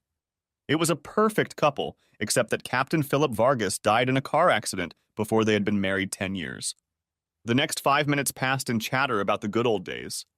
I felt awkward talking to her. She belonged to the elite crowd, and I was one of the supporting players. I smiled and tried to be polite. I was looking for a graceful way out. It was nice chatting with you, Elizabeth. I'm recently back in town and heard you were working here and just wanted to say hello. With a sheepish smile, I got up to leave. Sit down, John. The polite chatter ended. You're here about Dirk Franklin, aren't you? Yeah, but when I saw you here, I decided it wasn't a good idea. I felt like a beached whale trying to get back into the water. I've been assigned this case, John, so I'm a little up to speed on what's going on. It's plain and simple. He's going to jail. What did you want to talk about? I think that's what it was. I just wanted to make sure he got what he deserved.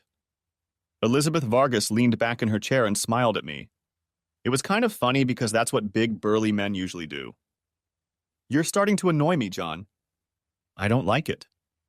I began rubbing my fingers together nervously and looking down at the floor. This was a problem I didn't feel comfortable discussing with a woman, especially one like Elizabeth. She wasn't going to back down. Dirk Franklin hurt me deeply. I lost my job, my wife, and my kids because of him. I just wished his time in prison wasn't a vacation. Do you want him to stay in the county or go to the state? Do I have a choice? I can't keep him more than 2 years in the county. If I give him more than that, I can send him to one of the state institutions. She noticed my smile. I think 2 years right here would be good. With some effort, I stood up again. This time she didn't bother to stop me, but when I turned around, she said, "John, can you meet me for lunch at Scrappy's around noon?" I nodded, and when I smiled at her again, she smiled back. This could be an interesting lunch. After leaving the courthouse, I did a little shopping. I bought a nice shirt and a new pair of pants. Before that, I had only carried work clothes with me. I also bought a case of beer. I decided that if I had to choose between pills and beer, beer would win. I wasn't sure if the lunch would be business or pleasure. It was the latter. Elizabeth returned home after Philip's murder. Apparently, she was receiving some kind of government compensation, but still had to work. She had a 16-year-old son, Philip Jr., whom she called Two. After he was born, they decided they didn't want to call him either Junior or Philip and settled on the name Two. It was hard to elicit a lot of personal information from her without seeming intrusive, so I just let her tell me what she wanted me to know. I didn't say anything at all about my situation because I was afraid of appearing weak. My self-esteem was somewhat low at the time, so I felt a strong need for protection. Before Elizabeth left for work, she told me not to worry about the impending sentencing. The smile on my face quickly disappeared when I got home. My 3 children were sitting on the porch with their suitcases and bags. "What the hell are you doing here?" No one wanted to answer me. "How did you know where I live?" Brian decided to melt the ice. "Uncle Robbie gave us the address." "I don't see a car." "How did you get here?" "Aunt Sarah brought us, but she couldn't stay." Brian stood up as I approached the porch. "Get the case of beer out of the car, will you? It hurts me to lift it." Terry helped me into the house. It wasn't necessary, but I understood why it seemed like I needed help. Brian put the beer in the kitchen, and Sal brought everyone a cold RC. I didn't know how long they had been there before I returned. "And just why did Aunt Sarah bring you here?" "She said it was the best thing to do under the circumstances." Brian was still talking. He was answering my questions, but I still didn't learn anything. I took a big sip of soda and wished I'd bought a cold beer instead of a warm one. "What circumstances?" Brian didn't want to answer. The 3 of them sat there looking at each other. Finally, Terry spoke up. "A couple days ago, Sal came home early from school and saw Mom having sex with some guy in your bedroom." "Great. Just magnificent. Did she know who this guy was?" Sal sat right there. I could have asked her directly, but somehow that didn't feel right. "She didn't know his name, but she said it was a guy you worked with." I looked at my youngest daughter. "What did you do, hon?" I watched for a couple minutes. "I've seen people having sex online before, but it's different when your mother is with a man you don't know. It was disgusting." I left and went back to school. "Did your mom know you were there?" "I don't think so. She had her eyes closed most of the time." In anger, I threw the empty soda can across the room. It bounced like a child's toy. "Have you kids had lunch?" "No." "Terry, how about you order us a couple pizzas?" While the kids were putting their stuff away, I called a lawyer and asked him to redo the divorce papers so I could get full custody. The chances were slim, but I decided to go for it. After that, I called Sarah. She no longer communicated with her sister or supported her in any way. When the kids came to her for help, she insisted that they come to me and even volunteered to drive them. It was nice to have an ally of sorts. Sarah had already told Noreen where the children were and why. The pizza turned out to be an early dinner. We talked about other things for a bit, and then they all left me alone, heading to bed. I found another cold Foster's in the depths of the refrigerator. The new ones were cool, but cold ones are better. I took a pain pill along with the beer, hoping it would knock me out. It worked. Friday came and the sentences were announced. Dirk only got a year, but he'll have to serve it in the county jail. He'll probably be out in 6 months. Normally that would be fine, but not in Dirk's case. 2 of his goons got 6 months each, minus time served. Sometimes I don't understand the justice system, but overall I was happy with the outcome. It was a busy Saturday. The whole day was spent getting the children settled in. Although they brought a lot of stuff with them, they each realized as the day went on that they had forgotten something. An afternoon trip to Walmart hit my wallet hard, but it was necessary. By the end of the day, things had normalized as much as possible. No one seemed to miss Noreen.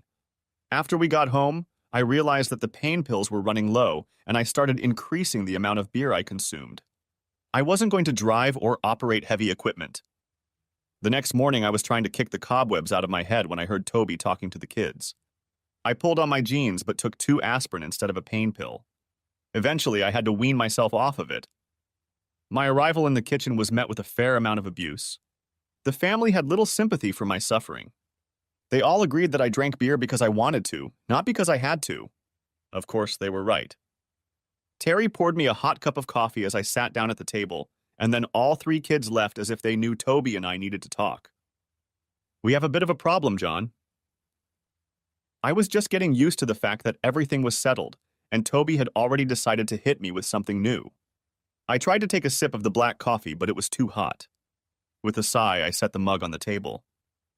"Okay, Toby. Ask me a question." "What is the new dilemma?" Saturday morning, guards found Dirk Franklin in the prison laundry room. Someone had beat the crap out of him. In addition to a smashed face, he had several broken ribs and other internal injuries we couldn't diagnose. That doesn't happen to us very often. Wow. It didn't take him long to piss off his new friends. "We don't think it was anyone new." Toby noticed my smile as I took another sip of my morning brew. It was still hot, but it was better. "Looks like someone blabbed that Dirk set up his mercenary to get a reprieve from punishment." Even though his goons got a lesser sentence than he did, they weren't too happy about the news. "We don't have any evidence that they did it, and frankly, we're not very interested in pursuing the case." I stood up and filled Toby's cup. He noticed I was still smiling. "That's the good part, John." The coffee was perfect, but the smirk was gone from my face. They were supposed to take Dirk to a hospital in Allentown. There was a guard watching him, but last night Dirk disappeared somewhere. No one knows when or how. The staff didn't think he could get away on his own, but it looks like they were wrong. I never finished my coffee. I just got up and poured it down the sink. Toby sat in silence, and I stood staring out the kitchen window. I couldn't see anything out the window, just the brick wall of the neighboring house. It didn't matter what I was looking at. I never felt threatened by Dirk, but the thought of him being out there annoyed me. After a few moments, I heard my brother-in-law rise from his chair. "John, I'll keep you posted on what's going on. If I find out anything, I'll let you know." I was still staring at the brick wall when I heard the back door close. "Daddy, do you want me to make you some scrambled eggs?" "That would be great, Terry. Let me take a quick shower first." After lunch, I called Sarah. She hadn't heard from Noreen and didn't know where she might be. I didn't know if that was good news or bad news. Things were starting to get back to normal. My injuries were healing nicely. I got a job with a small company in Tamaqua that was easy to get to. The kids had no trouble settling in. We spent more time with Elizabeth and her son. Dwight and Brian seemed to find common ground, and I think I saw Terry looking out for him a few times. Although I spent most of my time with Elizabeth at outdoor parties and with our families, we also started having a few special dinner dates and going to the movies occasionally. Every 2 weeks, I asked Toby to deliver a couple boxes of cigarettes to the guys who were beating me up. There was never any talk between us, but there was an understanding. Toby said they seemed to understand what the hell I was doing. If it worked out like I hoped, it would cost money. Cigarettes aren't cheap anymore. Sarah and I haven't heard from Noreen. Is she back with Dirk or somewhere else?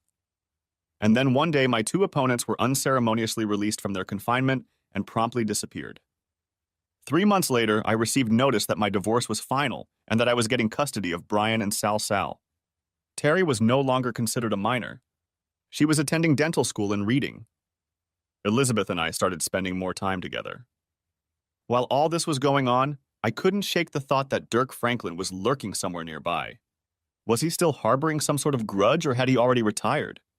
I could never be sure, and it bothered me constantly. I got a job with a small independent auto insurance company in Pottsville. 6 months later, Elizabeth and I were quietly married.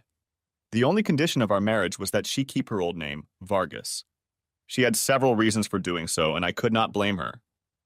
Elizabeth learned that Noreen worked and lived at the Salvation Army in downtown Philadelphia.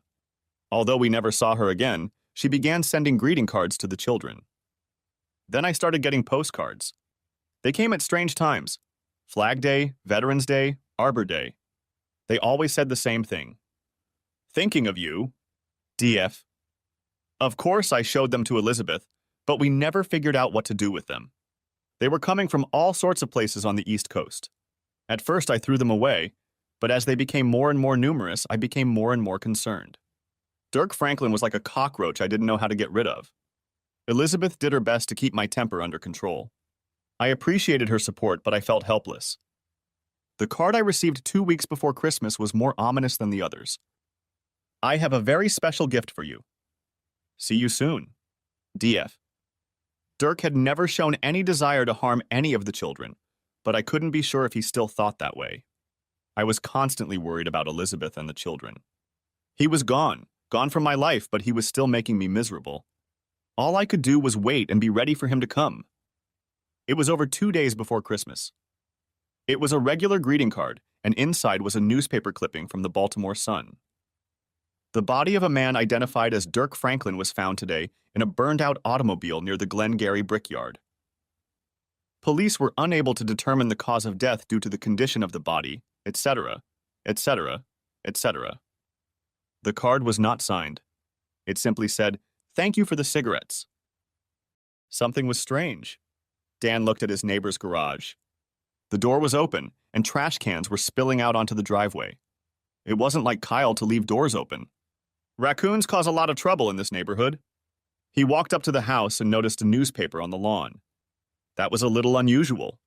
Kyle ran every day and always stopped to pick up the newspaper. He also never left the front door open. Kyle was a theater technical designer and was constantly working with sound or lighting in his home studio. These projects often required silence or darkness, and for that reason, as well as the raccoons in the woods bordering their backyard, he had developed the habit of buttoning the house up tight unless he or Ginny went out into the yard.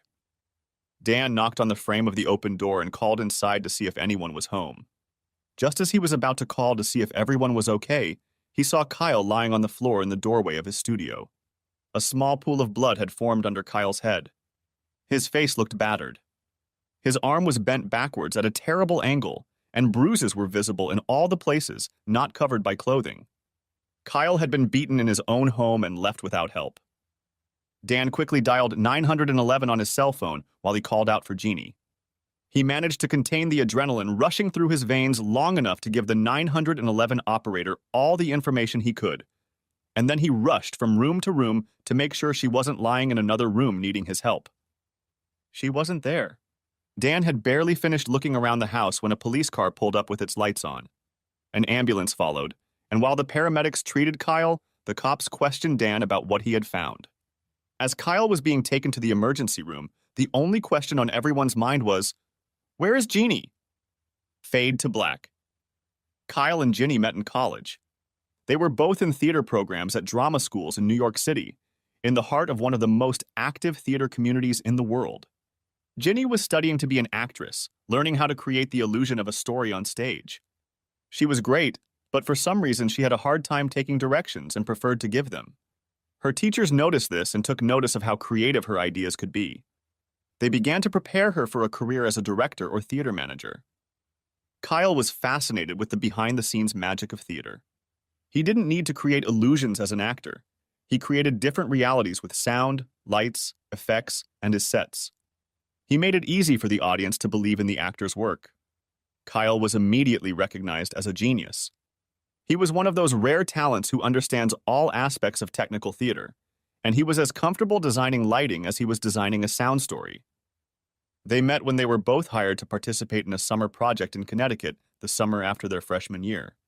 Ginny had been invited there as a stage manager for her mentor and professor, who had just been hired as director for 2 of the company's 4 summer productions. Kyle had worked there the previous 2 summers as an electrician, and this year became assistant director of lighting and was given the opportunity to design one of the shows. Working closely together, the 2 immediately took a liking to each other. This will be the first of many productions together, both as students and as they build careers in the field. Ginny was slim and slender with a killer smile under her deep brown eyes. She was delightfully curvy in all the right places, but without a single speck of extra weight. Her long, tanned legs peeked out of the shorts she always wore, and her outerwear was conservative enough to say, "Please behave yourself," yet frank enough to say, I may have a surprise for you. Kyle was very handsome. He was an avid runner and claimed that the best ideas came to him during his morning workout, when his brain was clear of the mishmash of everyday distractions. He looked like he exercised regularly, but in reality, he didn't need to. The daily lifting and climbing he had to do was a perfect substitute for the strength training his friends advocated. He was fit and trim, and was sure that if he continued to pursue his designs, even as a designer, he would remain so for life. For 2 weeks, they shouted to each other from remote corners of the theater, focusing lights, pointing special effects speakers, and calling lines before they were finally able to sit with each other. They had to program the signals on the light board, and as they sat together, became increasingly friendly. When they were done, Ginny leaned over and kissed Kyle on the cheek, saying that she really enjoyed working with him and that she looked forward to her work every day because of him. Kyle kissed her back, just not on the cheek. She responded, and their little tete-a-tete in the control booth got pretty hot. The door to the theater downstairs opened and slammed shut as the director walked in and called them in. Kyle! Ginny! Are you guys done yet? We need to lock up! They quickly cleaned themselves up and descended from the stall. It's all set, and you're going to love it, replied Ginny, coming down the stairs with Kyle well ahead of her, intent on hiding their little date. They started looking for opportunities to be together, but as filming began, time became precious. Ginny traveled with her professor every day from her apartment in town, while Kyle stayed home, a short drive in the other direction. One night, Ginny's professor didn't make it to the show, but stayed in town to celebrate her daughter's birthday. Ginny was supposed to be in charge, but she had no place to stay. Kyle had offered a guest room in his house. No one else was there since his parents were spending the summer on the Cape, so there was plenty of room. Ginny was thrilled. She didn't think they would need much space. One bed would be enough. By the time they reached his house, it was late. Ginny had fallen asleep in the car, and he didn't want to distract her by taking advantage of the fact that she was so tired. After all, she had become special to him. He didn't have feelings for her like he did for those superficial girls he picked up at a college party or one of the many theater parties after a play. So when they arrived at his house, he was the perfect gentleman, the perfect host. He led her to her room, at least the one where she was supposed to sleep, and made sure she was settled in. Then he snuck into his own room to rest. He would still have time for a visit the next day. He vaguely felt the door to his room open and someone lying in bed with him. Soft, slender arms wrapped around him, and the sweetest kiss he'd ever experienced lingered on his lips. It was good. Kyle? Kyle? Get Dr. Kenton, he's waking up. Kyle! His vision flickered, and the harsh fluorescent lights of the hospital room appeared before him. It was hard to focus, and he was completely confused. Only one eye was working. He tried to rise, but was held up, and immediately began to struggle against the restraints. Easy, easy, Kyle. You've been in rough shape, but we'll get through this. Don't fight us! We're on your side. He relaxed on the bed and looked at the post-op nurse who was talking to him. Dr. Kenton would be right there to explain everything. What's wrong with my eye? Kyle became alarmed when he realized his eye was heavily bandaged. He was badly hurt, but I must wait and let the doctor talk to you. Calm down, he'll be right with you. The doctor actually arrived very soon. He examined Kyle and talked about his injuries. Kyle was battered. His eye was bandaged as it had received at least one serious blow. The optical surgeon had repaired the detached retina, but the skull fractures around the eye socket also had to be repaired. He suffered a pretty severe concussion as a result of the blow that caused these injuries, and they were very relieved that he still had control of his speech. Kyle's arm was badly broken and was in a cast. He nearly died from a ruptured spleen and internal bleeding. If a neighbor had found him an hour later, he would not have survived. His nose and several ribs were broken. He had been unconscious for 2 days since he was found, and they were still trying to determine the time of the attack to figure out how long he had been lying unattended. I don't remember the attack. The doctor frowned and started asking Kyle questions. When he realized that Kyle couldn't remember any of the circumstances surrounding the weekend or the Friday before, he started asking general questions. As he finished, Dr. Kenton realized that Kyle couldn't remember anything that had happened since freshman year, before his encounter with Ginny. Kyle had suffered severe memory loss as a result of the attack, and only time would tell how soon she would return. Detective Porter, who had been assigned to investigate Kyle's case, was visibly disturbed. His chronology of the incidents leading up to the attack had hit a dead end last Friday when Kyle had disabled the home's security system. Where had Jeannie been all this time? Shade of black. Senior year passed like a blur. Kyle saw Ginny regularly, and their love grew every day. By the end of the year, both had established careers, with Kyle working regularly as a designer for several small suburban houses and often backstage at theaters downtown for well-known designers. Ginny got a backstage job with a major opera company at Lincoln Center, a stable job with great benefits that she could keep for life. They rented a small apartment around the corner from her theater and enjoyed the bustling performing arts scene in the city. He remembered the tender moments they had spent together. She had decorated and shopped tastefully, and their apartment had been furnished so lavishly that it had become a popular hangout for their friends. He was a gourmet cook. Whether he cooked dinner for himself and company or just a candlelit dinner for the two of them, she always rolled her eyes in delight at his delicious cooking. Her eyes were rolling in bed, too. Kyle woke up in a cold sweat, still lying in the hospital bed. Jenny. How Ginny fit into his life now. He had been told about the amnesia and how slowly it could come back. He had been told that these attacks would happen every once in a while, and he would almost relive his life as the oldest lost memories came back first. He wasn't prepared for how vivid the dreams would be and how much the thoughts of lovemaking would bother him. Previously, Kyle could only think of Ginny as a girl he knew from summer company, but now the memories of living with her came back to him. He really wanted to remember how she had fit into his life in the years that the concussion had taken from him. Where was Ginny now? Memories of their early life permeated his mind during the days that followed. Her advancement in her career eventually led to a position as stage manager at a very active suburban theater that put on plays and concerts. This company liked Kyle's work and often utilized his services.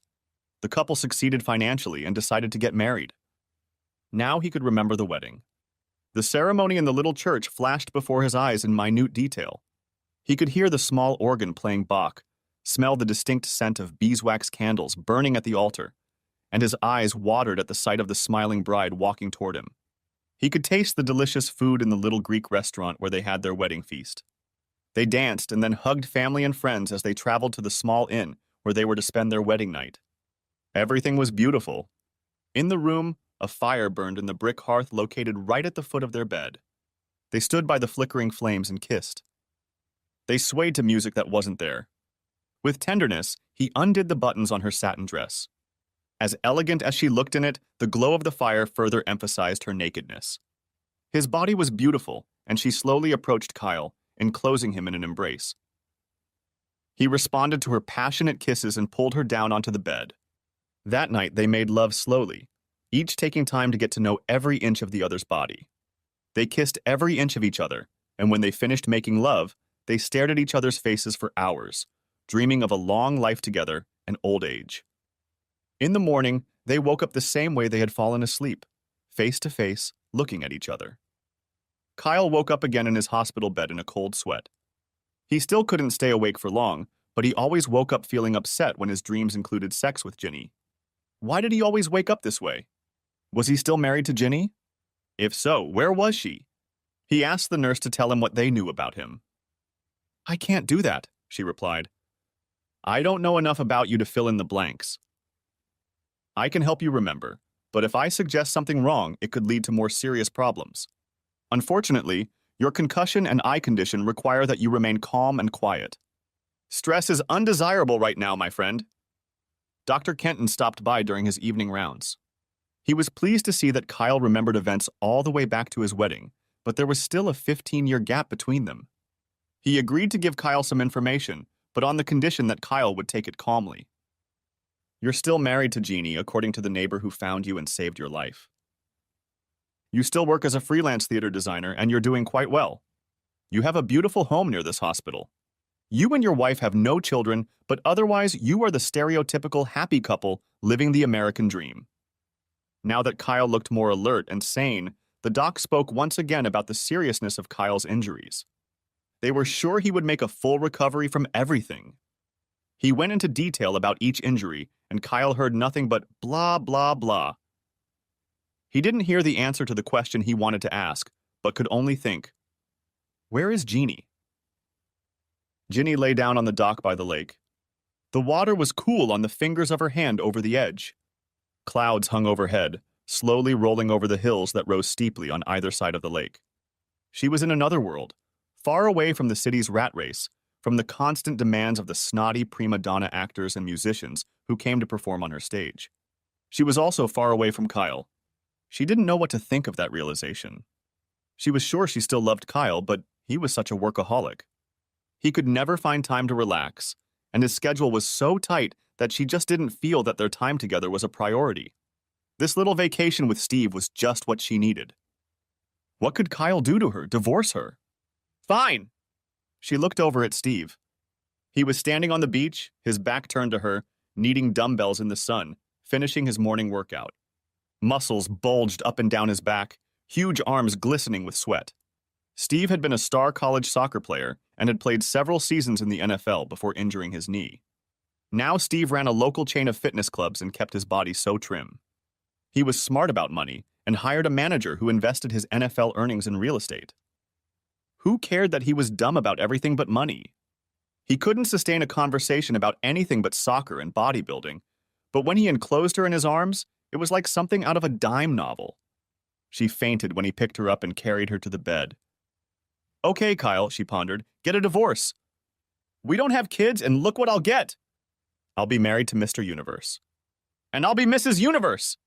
I'll trade the dusty theater for a gym where I can work out whenever I want, or spend all day admiring bodybuilders in lycra tights if I want.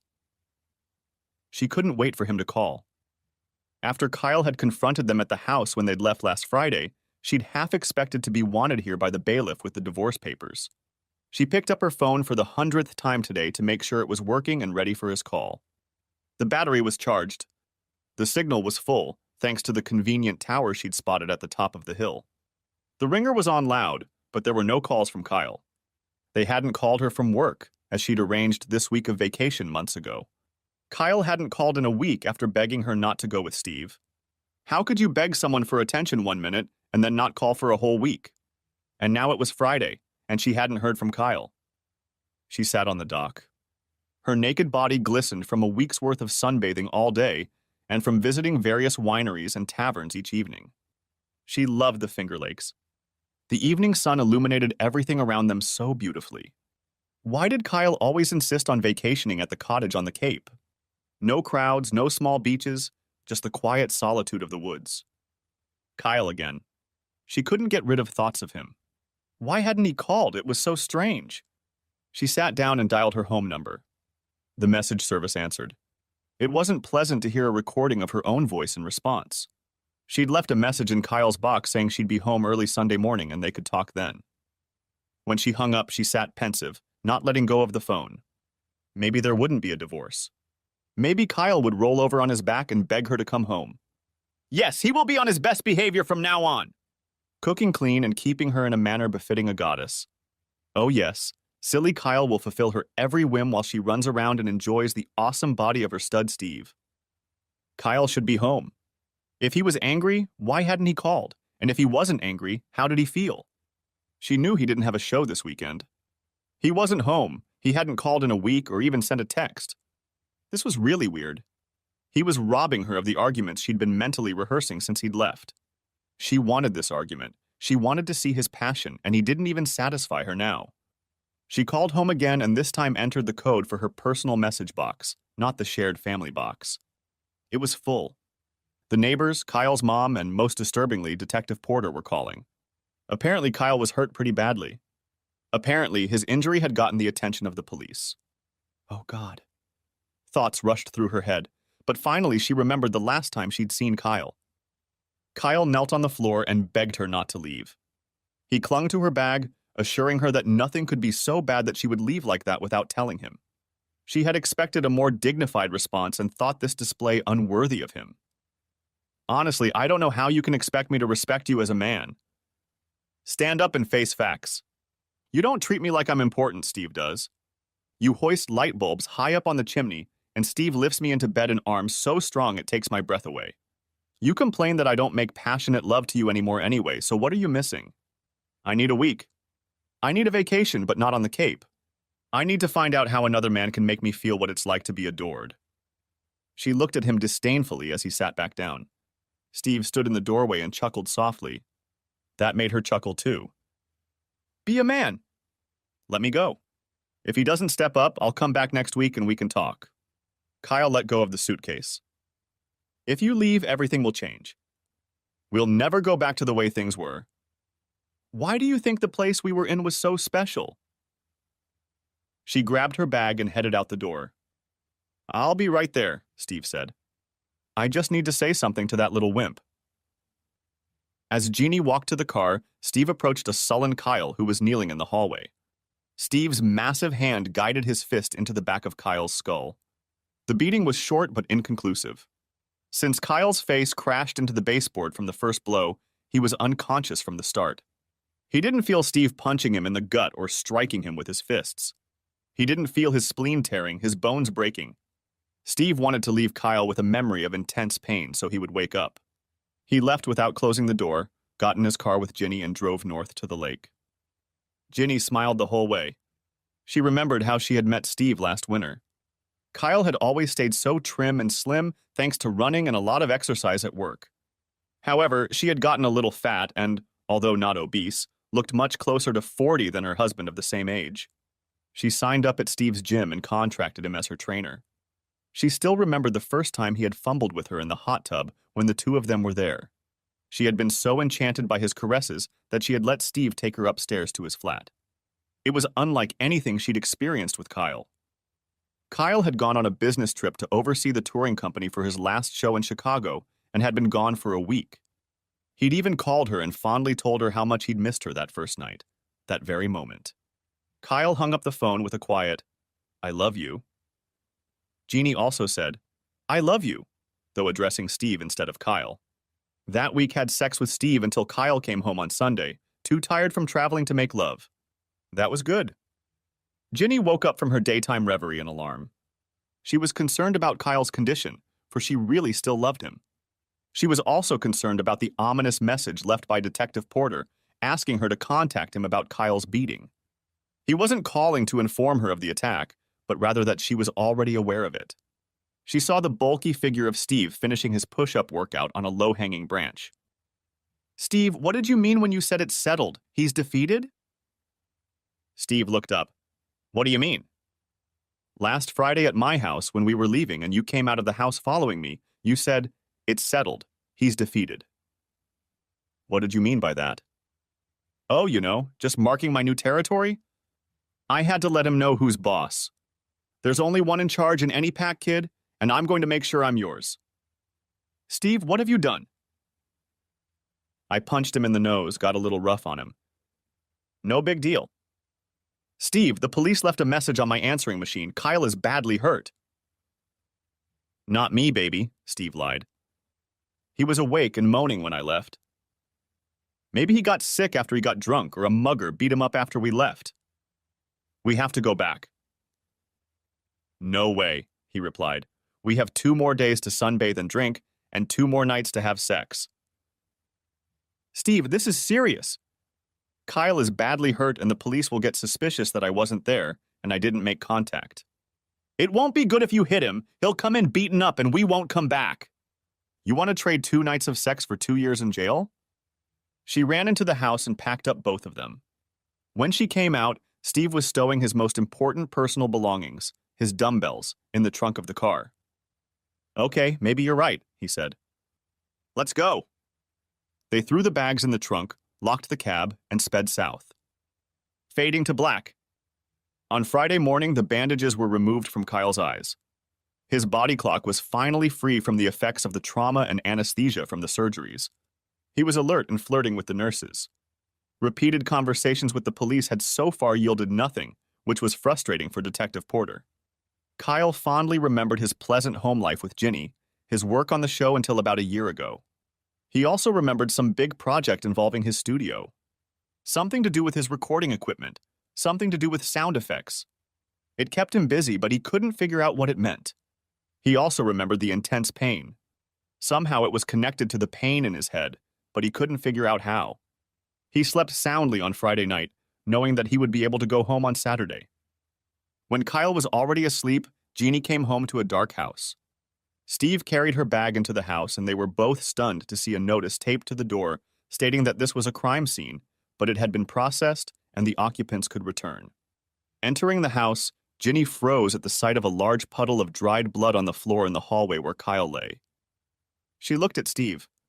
Just a punch in the nose, huh? Steve blushed. He might have gone a little overboard in his anger, and if he left Kyle in critical condition without help, he might be charged with something more than a simple assault. His mind searched for an explanation. He wasn't in his right mind, and he wasn't exercising a precision machine. We can't tell the cops I hit him, Steve said. We have to tell them that I left first, taking your bag to the car, and that he was fine when you left. This is bad, Steve. This is really bad. Ginny, stick to the story and everything will be fine. We'll look like heels for leaving and not being around him, but they won't be able to pin anything on us. We? Ginny was incredulous. I was in the car. Anything they put on you is going to be on your sorry hide, not mine. Breaking up with Kyle, even divorcing him, is one thing. Going to jail for beating him up is another. You were with me, kid. And you heard me say he was defeated. You're in this with me. I may not be the smartest guy on the block, but I know what an accomplice is. She thought about it and realized that Steve was right. She wouldn't be able to explain their sudden departure unless they claimed they'd left Kyle in good shape, leaving the possibility that someone else had come along and beaten him up. How had she gotten into this mess in the first place? She agreed with Steve and they laid out their story. By the time they decided what to say, it was almost midnight. She called Detective Porter and he said he would meet them at the police station immediately. The case was urgent and couldn't wait until morning. Ginny wanted to go to the hospital first, but Detective Porter insisted. He told her that Kyle had been medically discharged and was most likely resting. He pointed out that she had taken her time to visit Kyle when he was in critical condition, and even today she had gone home instead of going straight to the hospital. There was no reason to disturb his peace, so necessary to his recovery. But there were questions that needed to be answered. Ginny answered nothing until the detective suggested that the patrolman pick her up and drive her. He and Steve got into the car and drove to the station. They were questioned separately, but both had already rehearsed their story. They didn't tell much, relying on, I don't know. They admitted that they had been in the house and had seen Kyle. They admitted that he was very upset when they left, but physically he was unharmed. Porter didn't believe them, but he had no evidence to back up his hunch. He knew that Kyle was being discharged from the hospital today, so he decided to keep both of them in the isolation room until Kyle got settled and until Porter could alert him that his wife was coming home. Besides, it might give Steve and Ginny a chance to believe that the other had blabbed and given away the truth, and maybe get them to talk more freely. Porter waited for Dan, Kyle's neighbor, to bring him home.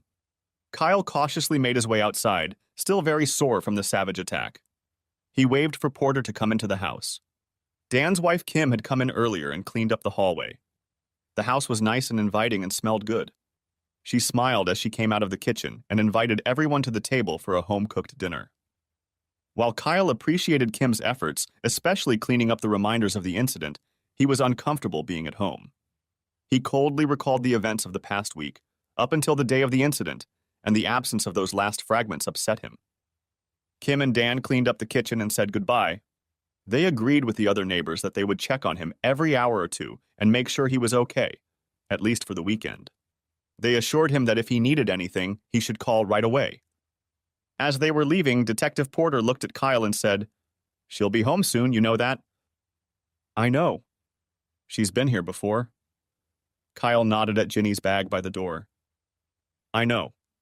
I held them off today to make sure you're okay and ready to meet her. He'll probably be with her." "I'm ready." Detective Porter noted the determination in Kyle's voice and the resolve in his eyes. "I want to show you something." Kyle led Porter into his studio. Porter was impressed with the abundance of sound, digital imaging, and computer equipment in the room. Kyle led him over to a computer workstation connected to a large mixing console. "This is my main sound recording setup. I have a lot of interesting files here. Some of them I'd forgotten about until just a minute ago when I remembered. One memory has been plaguing me for the last day or two. Something had to do with a project I was working on but couldn't remember. When Dan and Kim left, it reminded me of another couple leaving the house. The one that left the house last Friday just before I was attacked. I may have been recording something when they came to call and didn't turn off the recorder. Perhaps there is an audio file here that will explain the situation to you if something happened to me. I may have recorded everything from the time Ginny and Steve left here until the recording reached the limit, which was set at 12 hours. I have to take this to our lab. I wish you wouldn't do that. I'd be happy if you'd let me fight my own battles. Detective Porter considered Kyle. He wasn't suspicious. He didn't need to be, because he knew Kyle intended to repay the spanking and humiliation Steve had lavished on him the previous week. Kyle, I love to watch a good bare-knuckle brawl, but unfortunately I will have to arrest both participants and witnesses. I also love to watch an outsider come back strong and take back what he lost. Steve is a big guy and he trains hard in this gym. It doesn't matter. Hey, what I don't know won't hurt me. Just give yourself time to heal longer. Kyle nodded. Detective Porter wished him the best and made sure Kyle put his phone number on the speed dial list of his cell phone. Fade to black. That evening, Steve brought Ginny home from the county jail. Her hair was disheveled and her clothes were disheveled. They both entered the house, but Steve waited by the door, and she walked alone into the living room. Hi, she said meekly. Kyle just stared at her with an absent expression. I heard you were hurt, so I came home early. Everything inside him was exploding. He wanted terribly to leap out of his chair and berate her for her feigned concern, for coming home 2 whole days early from a trip he shouldn't have taken to have an affair he didn't understand and couldn't approve of. But outwardly he showed only calmness. That's right. She was surprised at the lack of emotion on his part. After he'd begged her to stay, crying and covering her bag, she'd expected more. Are you okay now? I'll be healed. We have to talk. No, we don't. We talked last week. Kyle, we can't just let this fester in our minds. You need to discuss this with me. I need to know what to expect. Expect separation and then divorce. Expect you to walk away from me and never be accepted back. Expect me to treat you with the respect any other person deserves, but without the love and care I felt for you a week ago. It was partly as she had expected, but she hadn't expected him to be so calm and unflappable. So she would stay for a couple days and then move out once she got her affairs in order. She set her bag down and turned to sit down. I said you were leaving. She turned to look at him in bewilderment. I meant now. Go. I don't think you understand what's going on here. I may have hurt you. I may have ruined our marriage, but I have given no rights to my house or property. I will move into the guest room, but I will stay here until I pack up my things and move out of here. Before she could continue her tirade, Kyle flicked the remote in his hand. The stereo system he'd installed throughout the house switched on and played a recording of last Friday's events. It was clearly audible as she wryly belittled him, saying that she was going on holiday with a real man and that he couldn't stop her. It was heard Steve laughing as she told Kyle that she planned to have sex with Steve all week, if not longer, until she was satisfied. Kyle begged her to stay and sort things out, whimpering pitifully and trying to hold onto her bag. As she left, her heels clicked noisily on the floor, and Steve said, "Tough luck for the little wimp." After the door slammed shut, there was the sound of the door opening and Ginny called out in the distance, "Come on, Steve." He withdrew, and then could be heard saying to Kyle, "Just so you don't get any ideas of following us or trying to stop us." This was followed by the sound of Steve beating Kyle. Steve could be heard grunting as he delivered numerous blows to Kyle's ribs, and even worse was hearing him taunting Steve, telling him how he was going to beat the crap out of him tonight. As he walked away, Steve left a parting look. Now your head is as broken as your feeble heart. Lie in your blood and think for an hour or two. You'll realize she needs a big dog to make her happy. But she'll come back to you when she realizes that a big male dog can't stay with one bitch for long. Kyle looked at an exhausted Ginny. Steve appeared in the doorway, looking at Kyle with a frown. "Why, you sneaky little coward?"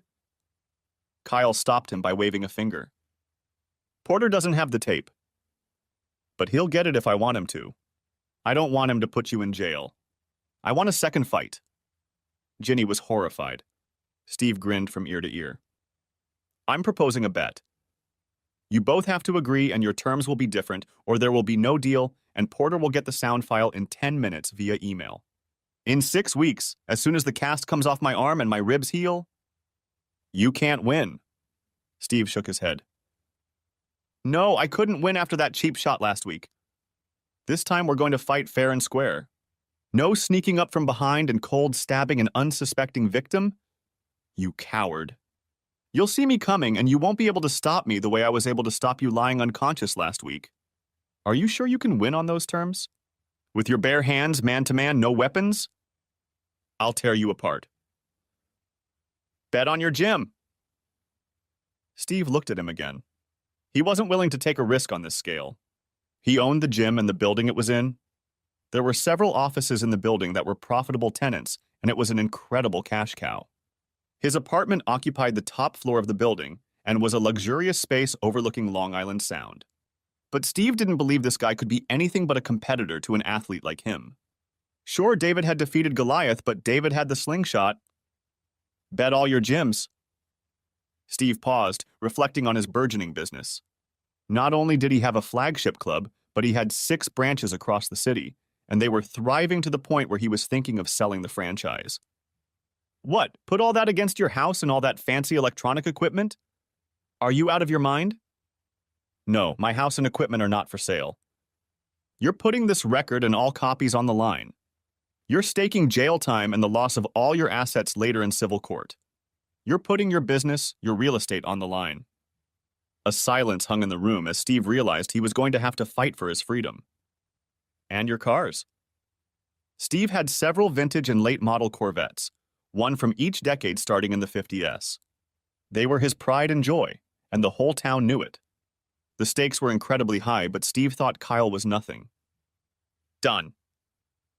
And the lake house. Okay. All the cards are in your hands, aren't they? I'll risk everything. But there's really no risk. I'll grind you down. Kyle looked at Ginny. She had listened to him rolling stakes for Steve, and now she was getting ready to hear her take her chances. If I win, I want everything and for you to leave. Not to contest the divorce, not to take anything from this house or our cottage, not a dime from our bank account or investments. You have to watch every minute of the fight. You also have to live with Steve until the fight, and if I win, for a whole year afterward. Ginny flinched but nodded in agreement. She knew Steve was strong. But she also knew what kind of shape Kyle was in, how much he ran. She'd seen him handling spools of cable and pipes backstage that usually required 2 people to move. Kyle? He looked at her with the same blank expression, and she felt bad again that she couldn't understand him. What if I'd rather bet on you? You already made that choice last week. This week your choice is freedom or prison. Fade to black. The weeks passed quickly, and Kyle spent them recovering his strength. He started doing lighting projects again. His absence from the scene had left a bit of a void, and his return was welcomed. At every turn he was asked about the attack, but he refused to give details. The circumstances surrounding his wife were the source of many rumors. It was widely known that she was now living with Steve. There were those who suspected the truth and waited to see what Kyle would do. He was known for his stubbornness, and none of these people believed that he would begrudgingly endure the beating and kidnapping of his wife. The stories of Jeannie abandoning Kyle in his hour of greatest need and the fact that he was so well loved made her a pariah in the theater community. It was the night of the fight. Kyle entered the gym in a t-shirt and sweatpants. Steve was already at the ring, wearing ridiculous-looking boxer shorts and a t-shirt with the gym's logo on it. Jeannie sat sullenly at the table, holding an envelope containing Steve's titles and contracts, his betting stakes. Steve was surrounded by many of his friends, as well as the staff and clients of the gym. They were all cheering him on, encouraging him, and teasing him about the easy job he had ahead of him. They clamored even more when Kyle entered the room. Kyle, with his light runner's body, looked unimportant compared to Steve's bulging, strong body. Kyle walked past Jeannie and placed his folio of contracts and records on the table next to Steve's desk. Climbing into the ring, he said, "Let's go!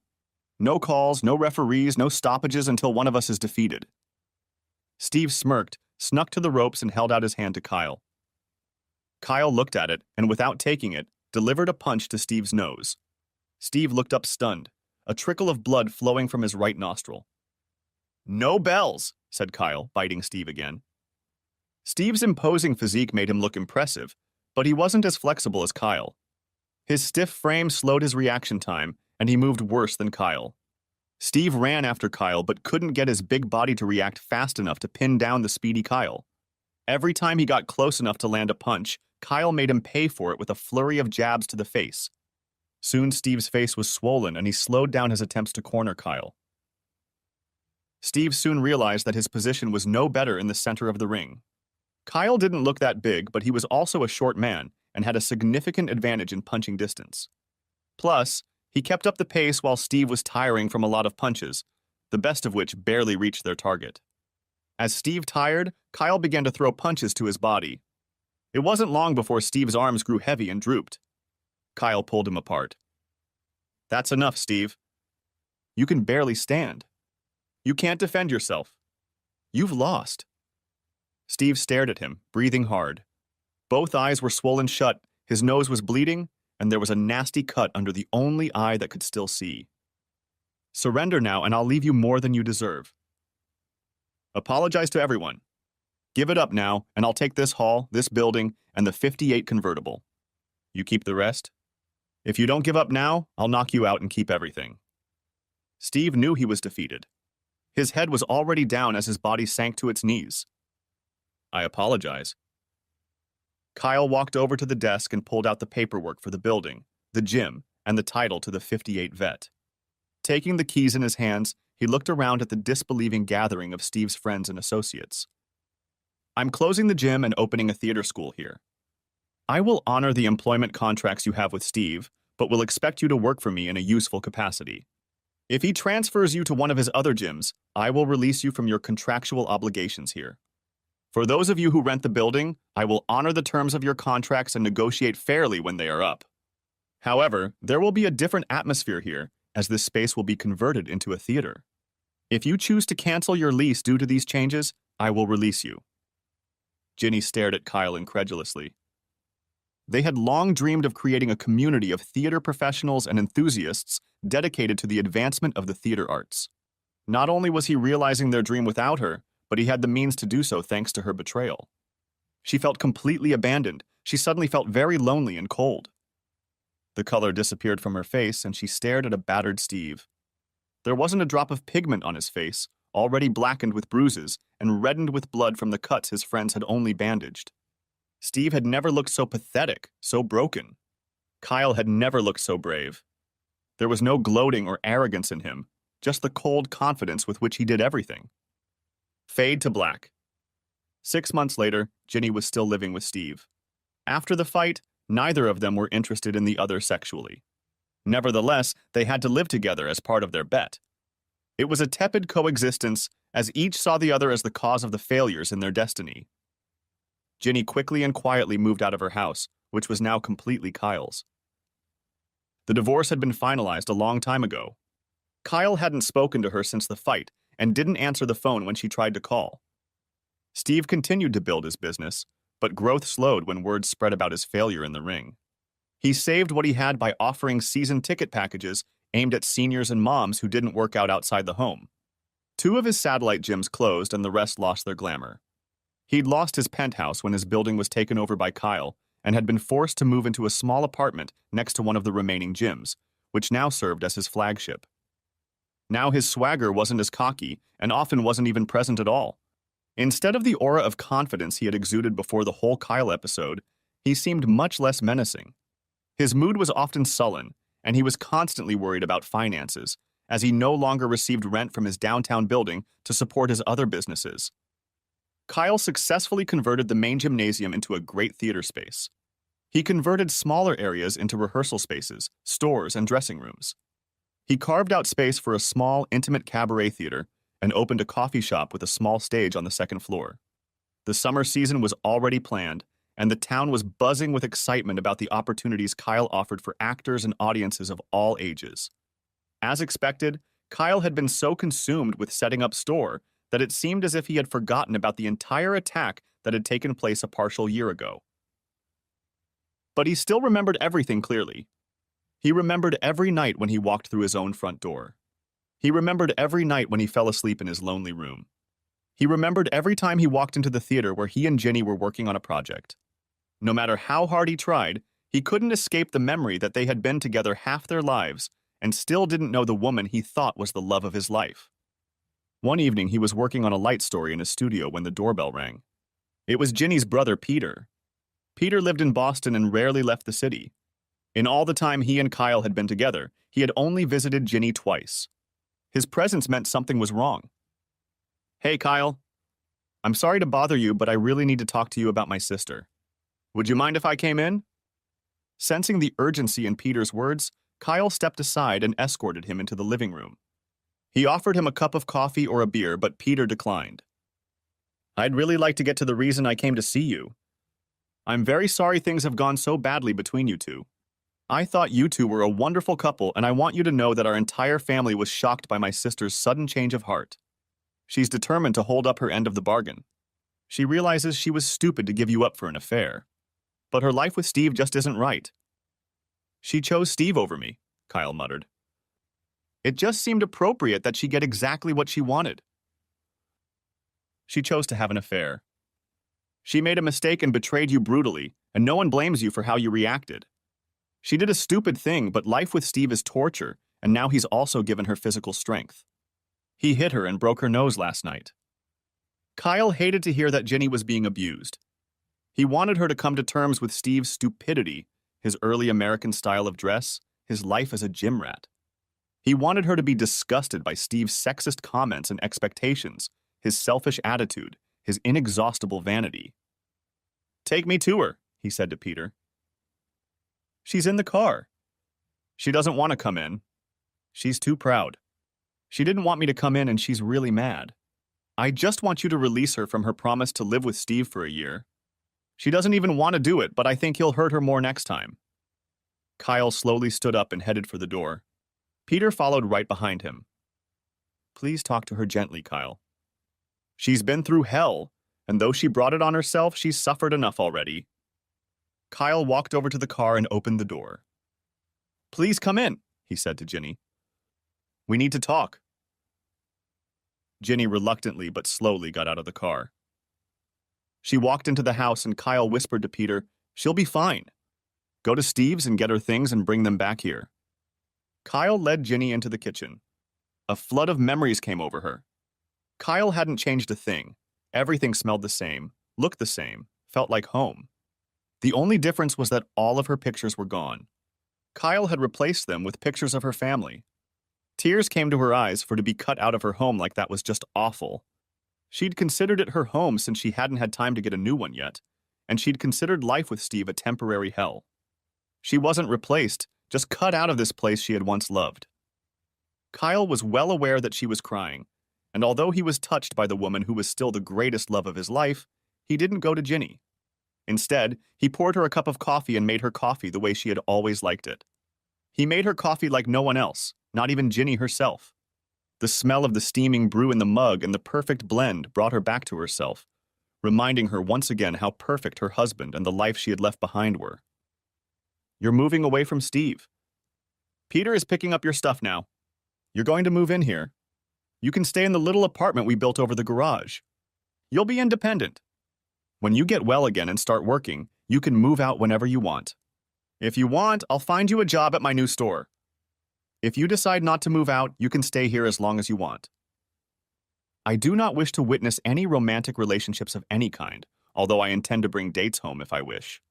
I expect you to take good care of your apartment, show care for my property, and respect our neighbors and guests. These are the only terms of living here. There will be no rent.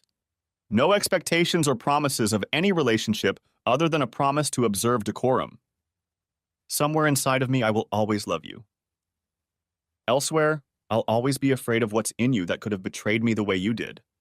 I didn't want Steve to bully you, so I don't expect you to finish your year with him." She swallowed back a tear and looked into Kyle's eyes for the first time in months and thanked him. She mumbled something about moving in with Peter, but Kyle reminded her that the New York theater scene was her life, and she couldn't exist without it for long. She realized that he was right and agreed to move in. "Wait here. I'm going to help Peter. Make yourself at home." The significance of his last statement was music to her ears. Fading to black. Kyle pulled up behind Peter's car. He walked straight to Steve's house as if he were his master. Steve didn't like it, but there was nothing to object to. He had hit Jeannie, and now he found himself here with her brother and the guy who had publicly flogged him. Either of them could have sent him to jail for abuse, and Peter was using this moment as a slave driver. Steve carried Ginny's things to the car. Peter helped him pack, but it was Steve who carried the stuff. There wasn't much stuff, as the terms of the divorce agreement left her with only a couple mementos and clothes. Steve returned to the house after the last trip. He began to talk. "Don't say a word." Kyle was seething with rage. "You know what's about to happen now, don't you?" Steve didn't want to hear it. "You broke her nose. You hit a little woman and ruined her face by breaking her nose. Stand up." Steve looked at him, but obediently stood up. Kyle stood up as well. He stepped up close to Steve, and before Steve or Peter could anticipate what would happen, Kyle broke Steve's nose with a swift right punch. Shade of black. 3 years later, Jeannie is still living in Kyle's apartment. She's not dating, but is thinking about starting. She is one of Kyle's most valued colleagues, working as a manager, director, and teacher at his theater center. She considers Kyle her best friend and respected boss. She has written a play that has been successful in regional theaters and published by a major publisher. She is financially independent and is becoming like the old Ginny. The fact that Kyle had welcomed Ginny back into his life was taken as a signal by his neighbors, his family, and the theater community. She was accepted in those circles in almost the same status as she had been all those months ago, though no one had forgotten where she had been. Steve sold his business and after some reflection found that he didn't like what a jerk he had been. He eventually found a use for his college degree in physical education by taking a job at a local elementary school. He became passionate about working with children with physical disabilities and other special needs. He became a Special Olympics coach and volunteered in the physical therapy department at a local children's hospital. Kyle's theater project has flourished, and his programs have been accredited by the local university. His programs for high school students are highly regarded and have become very profitable. His professional productions pack full houses and attract the attention of New York's top critics, who usually don't stray far from Broadway theaters. Kyle and Ginny lived close to each other, but they rarely spoke to each other. Although he took care of her when she needed help, he did so out of a sense of responsibility. She was the love of his life, and he couldn't see her in utter shambles, beaten down and rejected by the society that ran the profession she lived for. Having gotten her into a safe place, he wanted nothing more from her.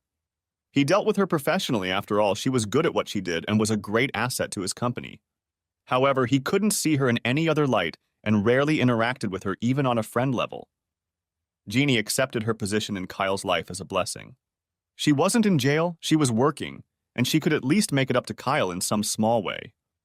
It seemed to her that living next to him with no chance of him ever loving her again was better than the alternative.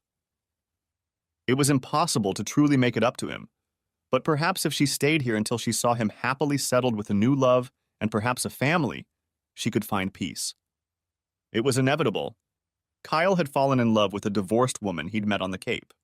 She lived in a neighboring cottage with her brother's family and young daughter. She moved in with Kyle in the fall, and in October they were married in a beautiful but small ceremony in the backyard of Kyle's house. Ginny declined the invitation to attend the ceremony, but watched the proceedings from her bedroom window, the only window that had a view. She cried bitter tears as she recalled the events that had brought her to this moment, and now the last chapter was complete. Tears fell on the last small suitcase. The rest she had already loaded into the rental car parked outside the garage. When everyone had gathered at Kyle's house for dinner, Ginny picked up her bag and got into the car. Before she drove off, she took one last look at Kyle's house. She knew he would find the goodbye letter she had left on his desk as soon as she returned from her honeymoon. She checked her bag one more time to make sure she had her ticket, passport, and signed contract for her new job as a stage manager in London. Kyle had a new life now. She shed one last tear and set off to find hers. I sat motionless, as if paralyzed, while my wife of 25 years explained to me why she was serving me with divorce papers. I could only hear half of what she was saying. "Gary, are you listening to me? You look like you're in a daze. Pay attention, okay? This is important." "I'm sorry." I was distracted for a moment. "What were you talking about?" "The terms are simple. There is nothing to dispute. I'm not asking for anything. Do you hear that? Absolutely nothing. You keep the house, the cars, and all the money in the bank. If you sign this, it's all over in 3 months. I didn't know what to say. Marcy and I had been married since high school. We raised 2 beautiful twin daughters. Cindy and Sandy went to Columbia University to study international banking. We had a nice house in the suburbs and we both drove Volvos. Marcy had her own credit cards and cell phone. I never denied her anything. I never cheated on her, never verbally or physically abused her. She never showed that she was unhappy or complained about anything. There was no way I could have prepared myself for this. I never noticed anything was wrong. Maybe that was the problem. I wasn't paying attention. I understand the mechanics of divorce, Marcy, but can you tell me why? It's probably too late to do anything about it, but I'd like to know why. Marcy sort of collapsed in the kitchen chair. It was obvious that she didn't want to discuss the reasons and hoped I would just sign the papers and let her go. Just tell me briefly, Marcy. What the hell did I do wrong? You didn't do anything wrong, Gary. You were the perfect husband. Sometimes I hoped you'd screw up and I'd have an excuse to leave, but you never did. You were great at raising the kids and getting them through college. You always gave me everything I wanted, even if sometimes I was unreasonable. You bought me a beautiful house. My parents love you. Don't ever think you did anything wrong because you didn't. She looked all of 45. She had a nice complexion and perfect hair. It was light brown and glistened in the sunlight. She jogged regularly and her body was perfectly toned and tanned. On weekdays, she looked like a Land's End girl, but when she needed to, she was glamorous. Marcy was as perfect as I was, as she claimed. I just couldn't figure out what was behind it. I'm sorry. It doesn't make sense. There has to be a reason. You can't just say it's okay and then walk away. There has to be a reason. Gary, I'm trying to do this in a way that doesn't hurt your feelings or make me look bad. Why don't we just leave it at that? No! Gary, I found someone else. He's a real estate developer. He has a beautiful apartment overlooking the river and a beautiful black Mercedes. He's handsome, rich, and madly in love with me. You were and still are a grocery clerk at the supermarket. I am not demeaning your job because you have always taken care of us and always earned enough to keep the family comfortable. However, you will always be a grocery clerk. I wanted more than that. I couldn't imagine you would do that for me. You were always happy with what you were doing and I didn't see you trying to improve. It was painful. I was the manager of the grocery department and she still thought of me as a clerk. When I had a chance to advance my career and move out of town, I turned down the opportunity to keep my family together, and now look how I was rewarded. It was painful, but not worth mentioning. Does this rich, good-looking guy have a name? Clayton Manning. He's the president of Keystone Development Company. How long have you known him? 6 months. You slept with him? Marcy sat up straight in the chair. Her eyes darted around the room, and finally she looked me in the face. Yes. I was trying to avoid the subject, but since you insist on it, yes. You were still married. Yes, I was still married. I cheated on you. I was an adulteress. I was a whore. Are you happy now? I sat for a while, then reached over and took the divorce papers, signed in 3 places, initialed 2, and handed them to her across the table. I think he's better than I am. Sorry to disappoint you. I got up, and as I was leaving the room, Marcy screamed, "Hell no!" That's not the reason. He wasn't better than you, just different. Don't you dare walk away believing that, Gary. Don't you dare. By then, I was out the door. I was so absorbed in my work and hobbies that I didn't even notice Marcy gradually moving her things out of the house. By the time she handed me the papers, she had moved most of her clothes and personal belongings into Clayton's apartment. She had thoughtfully left all the wedding and family photos behind so I could enjoy them in her absence. When I got back to the house, she was gone. Her Volvo was still in the driveway, and I figured she wouldn't need it anymore. She had left a power of attorney on the kitchen table to sell the house and car. I spent the rest of the night getting rid of the beer that was in the refrigerator. By then, I realized that the job was done. There was no turning back, and I didn't want to. Marcy was gone and would be gone. The next morning, I called work and took 3 months of overdue vacation. They were always nagging me to take time off, so there was no problem. I had plenty of vacation and sick leave. I quickly called the girls at school and briefly explained that we were breaking up, but refused to give them any other information. They wanted to call Marcy, but I didn't have her new phone number. I had 3 months to pull myself together and decide what I was going to do. I disconnected my landline. I changed my cell phone number and canceled the one Marcy had. The Volvo dealer gave me the low book value of Marcy's car. I had a high school friend, Terry Davis, who was now a real estate broker. He agreed to sell the house without a listing, at a low price and with a quick settlement. To be sure, I canceled all my credit cards and opened new bank accounts. I cashed in my life insurance policies. It was time to put the house in order. I went around the house and collected everything that could possibly belong to my wife. There was enough stuff to fill 3 trash bags. I packed the girls' personal belongings into boxes and took them to the closet next to the house. I spent 3 hours sorting through family photos. I put all of the girls' pictures in a box for them. All the pictures of Marcy went in the trash can. It was stupid, I know, but I didn't care. The main problem I faced was a lack of direction. I had no idea what I would do after 3 months. Would I stay here or would I leave? Would I keep working or find something new? I had 2 hobbies. I collected coins, mostly cents with an Indian head on them. They were easy to collect and readily available. I bought and sold them on eBay and enjoyed it. My second passion was geocaking. It gave me an excuse to get outside and get some exercise. Marcy hated this activity because of the ticks, poison ivy, and having to walk. I didn't see how I could make a living doing any of these activities. When I wasn't busy with my hobbies, I spent time with the Wall Street Journal. Cindy and Sandy gave me a subscription every year at Christmas. I had no interest in stocks and bonds, but I read everything about farm commodities. I knew more about sugar, wheat, and corn than most market analysts. Of course, it was just a hobby. I had no money invested in any of it.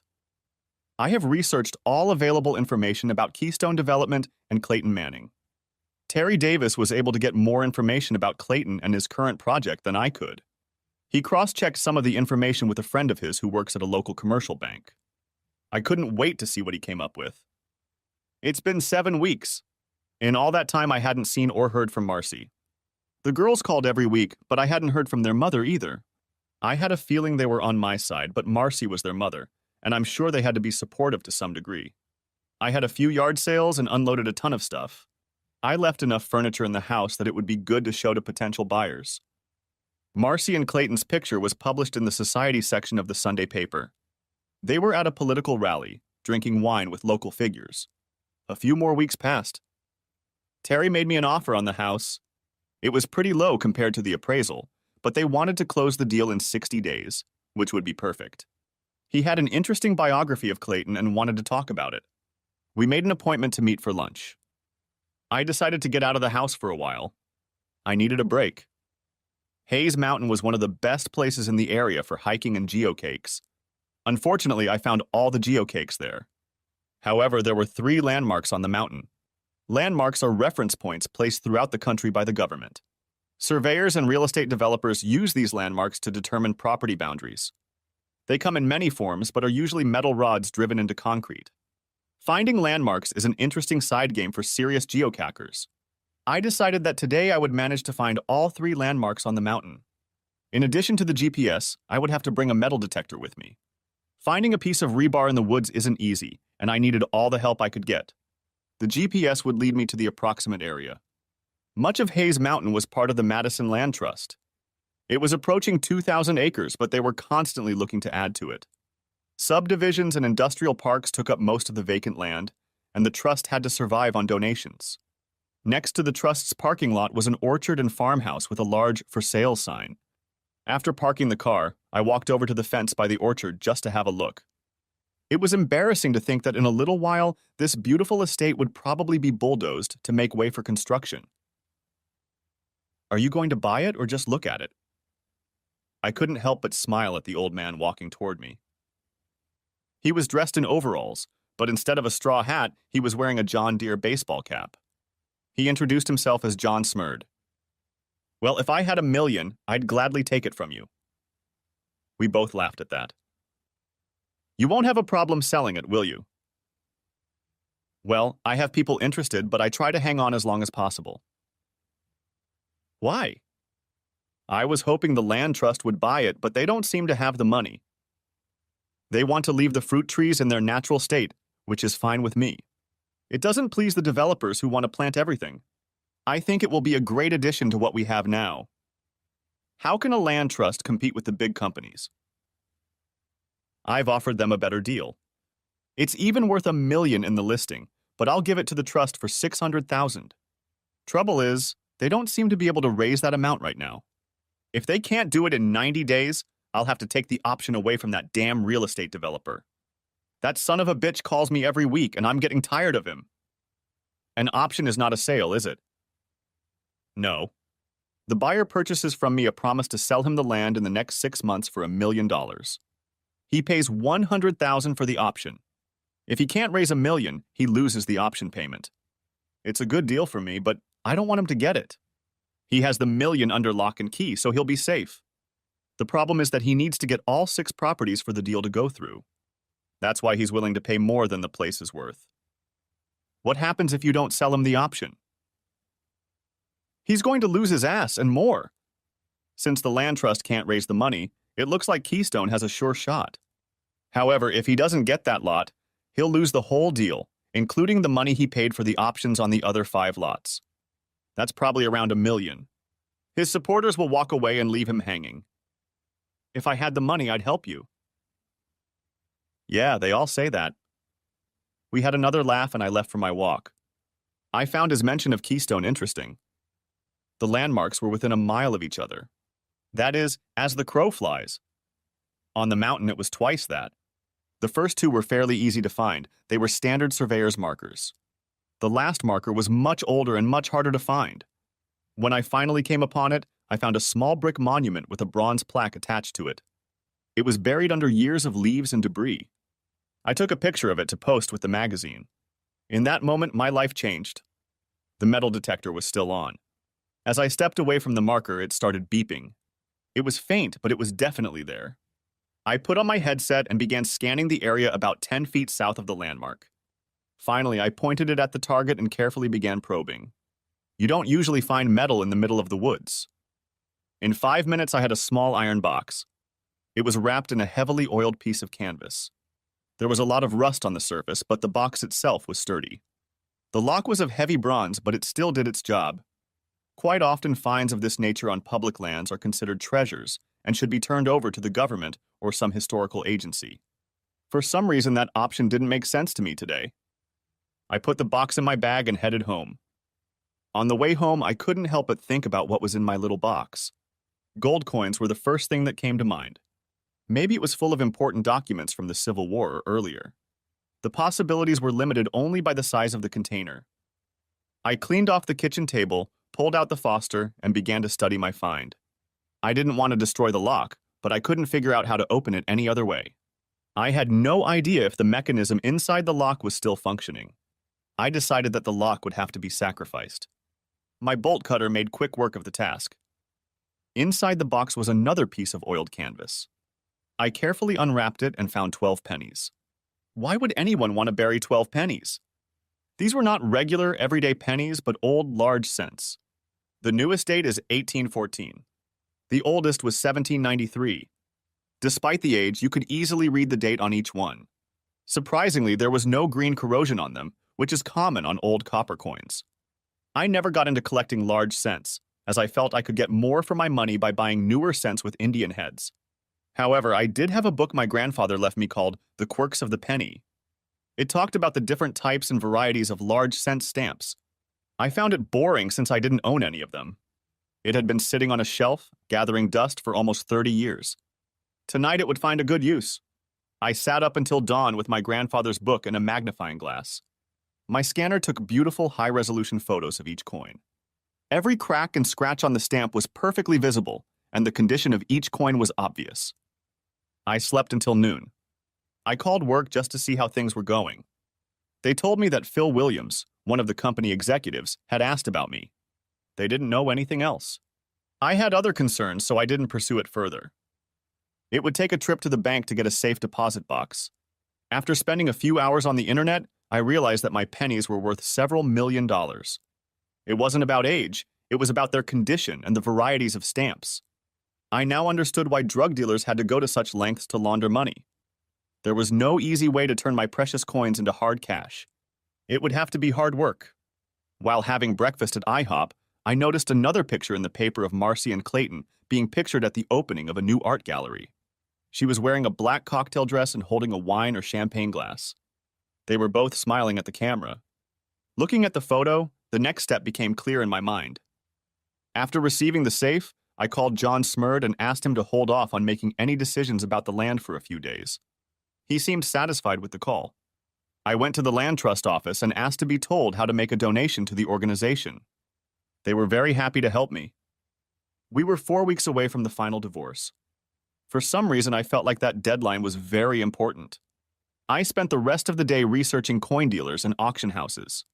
I wasn't looking for advertisements, I was looking for lawsuits. Eventually, I settled on Towers and Burns in New York City. They had a solid financial position and seemed to be able to handle controversial sales without much trouble or publicity. I made an appointment with them on Monday afternoon.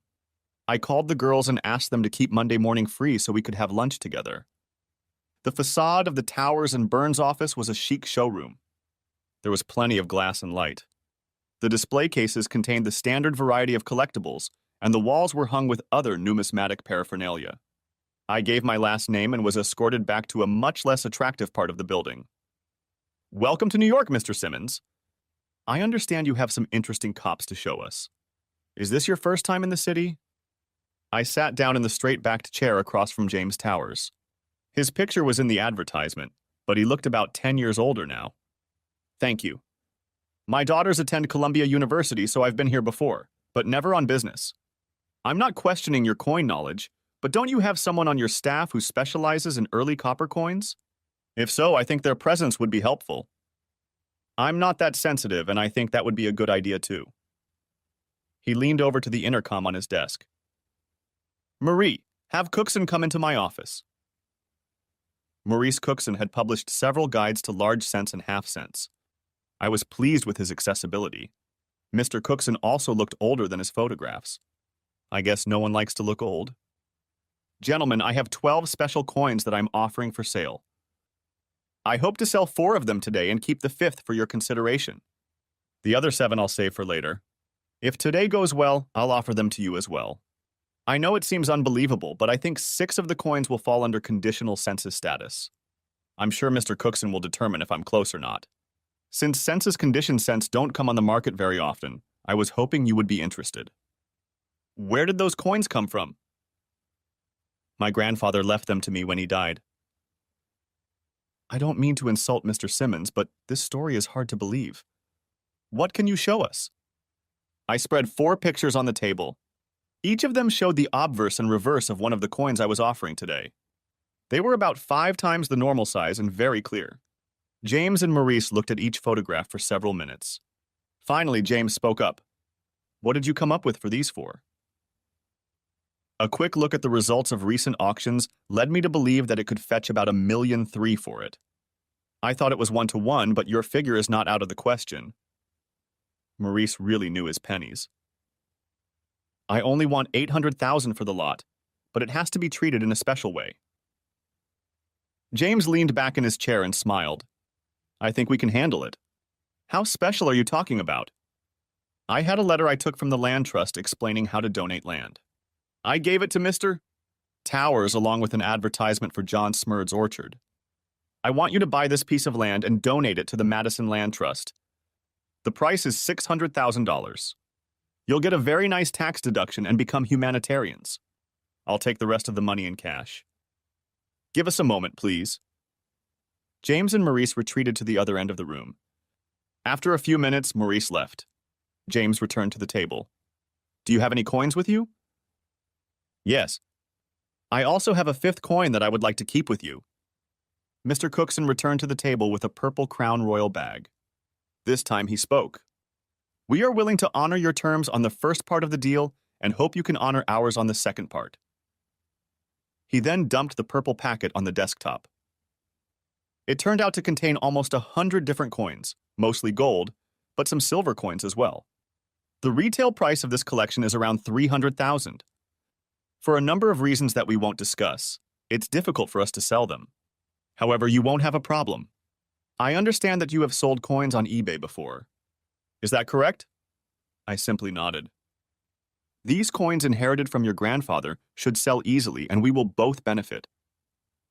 I assure you, you won't have any difficulties. This was said with a slight wink. I thought about it for a while and agreed. I handed the 4 pennies to Mr. Towers and we all shook hands. Now, Mr. Simmons, tell us about this 5th coin.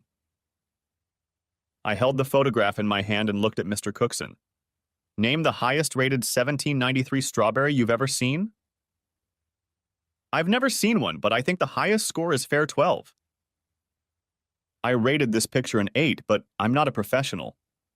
He wasn't looking at the picture. He was looking at my face when I said that. Both of them were trying to see the photograph at the same time.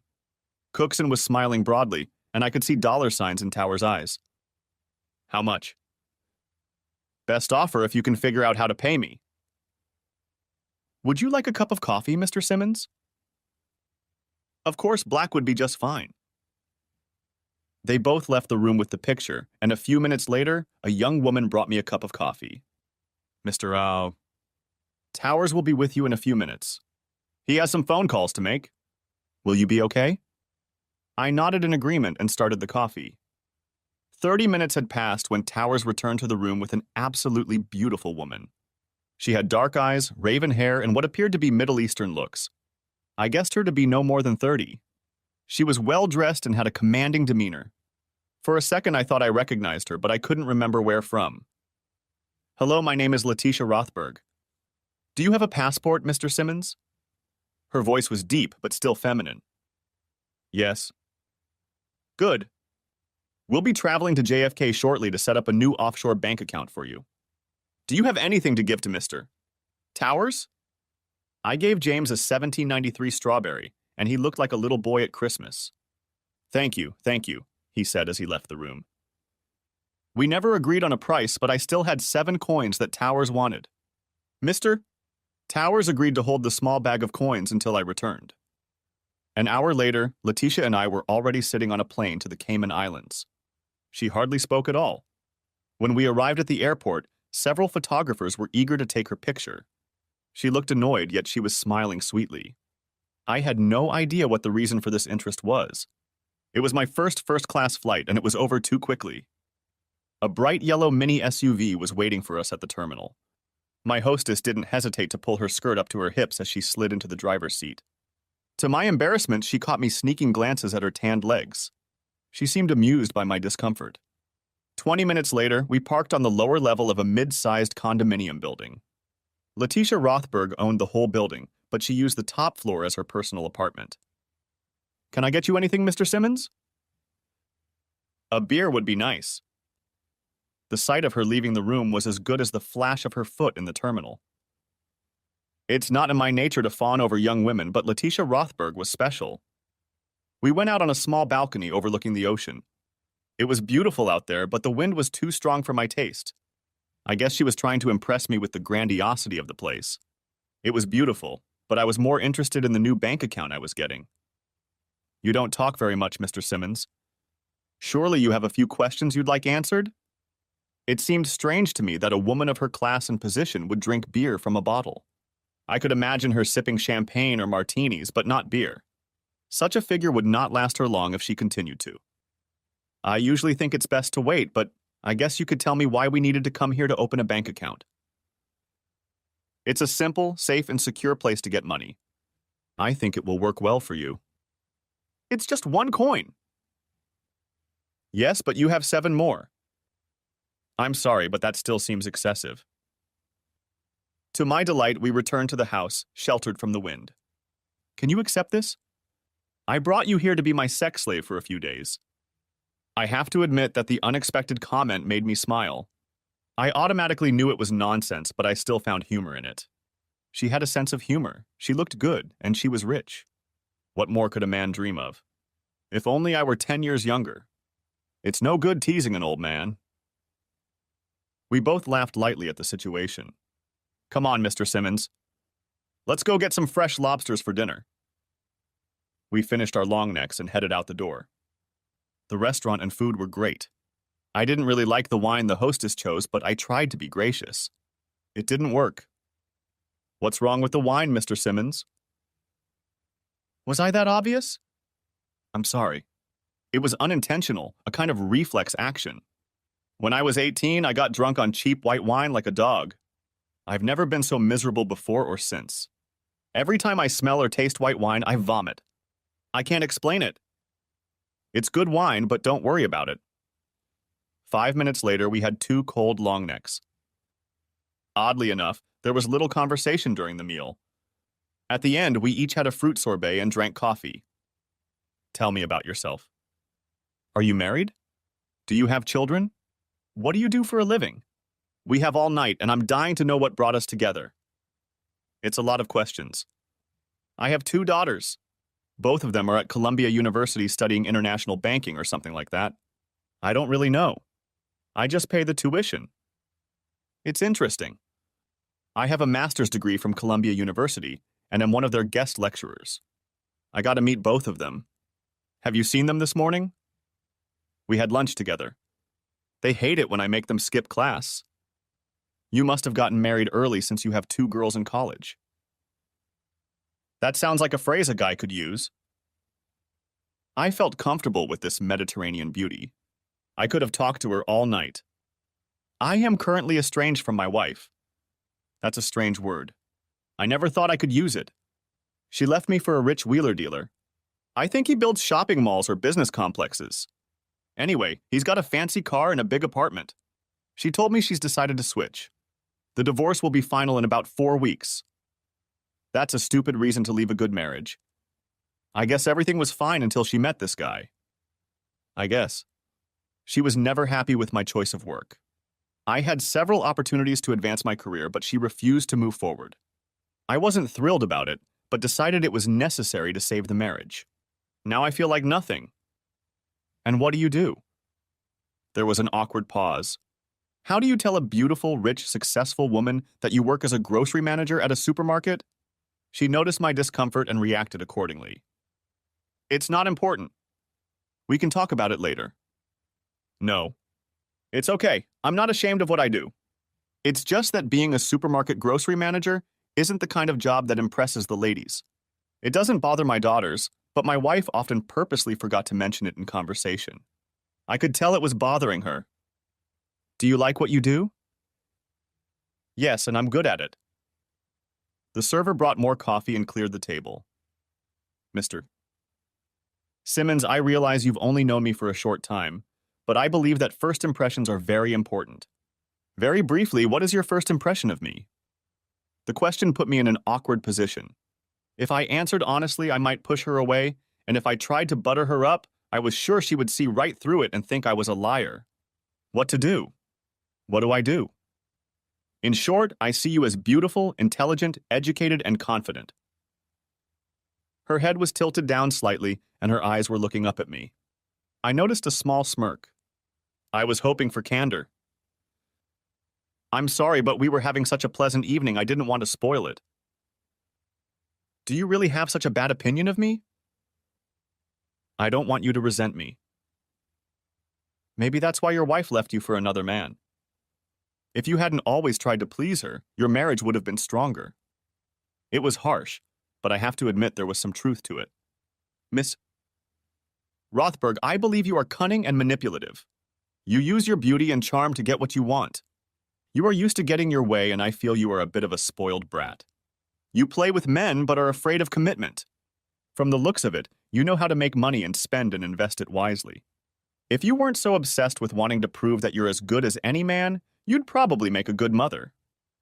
I felt uncomfortable after saying that, but she made me angry with her comment about my marriage. For a few moments, we just sat there staring at each other. Do you really think I'd be a good mother? The mood suddenly improved dramatically. During the short drive back to the condo, things were pleasant again. I knew she had heard everything I said, but seemed to accept it without argument. She wanted the truth, and I gave it to her. The fact that she wasn't upset made me feel better about being honest with her. My night as Letitia Rothberg's sex slave turned out to be a little boring. It's hard to have sex in separate bedrooms. That's okay because I wasn't expecting anything anyway. The next morning, I got up first and found a breakfast of fruit, danishes, and hot coffee waiting for me, along with a copy of the Wall Street Journal. The wind had died down, and I enjoyed relaxing on the balcony overlooking the Caribbean. I could get used to this.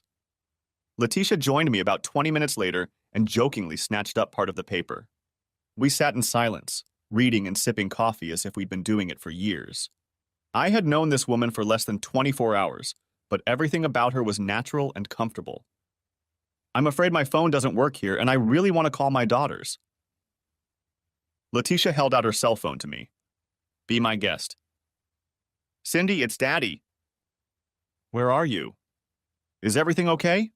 Cell phone says London. I'm in the Caymans and everything is fine. I just thought I should let you know, since I didn't go straight home, that I'm staying with a friend. I had to use her phone. They showed a picture of you on TV last night. They showed you getting on an airplane with Letitia Rothberg. What the hell are you doing with Letitia Rothberg? It's the friend I'm staying with. What's the big deal? Why are you with her? Everything's fine. Nothing insidious is going on. I don't understand your concern.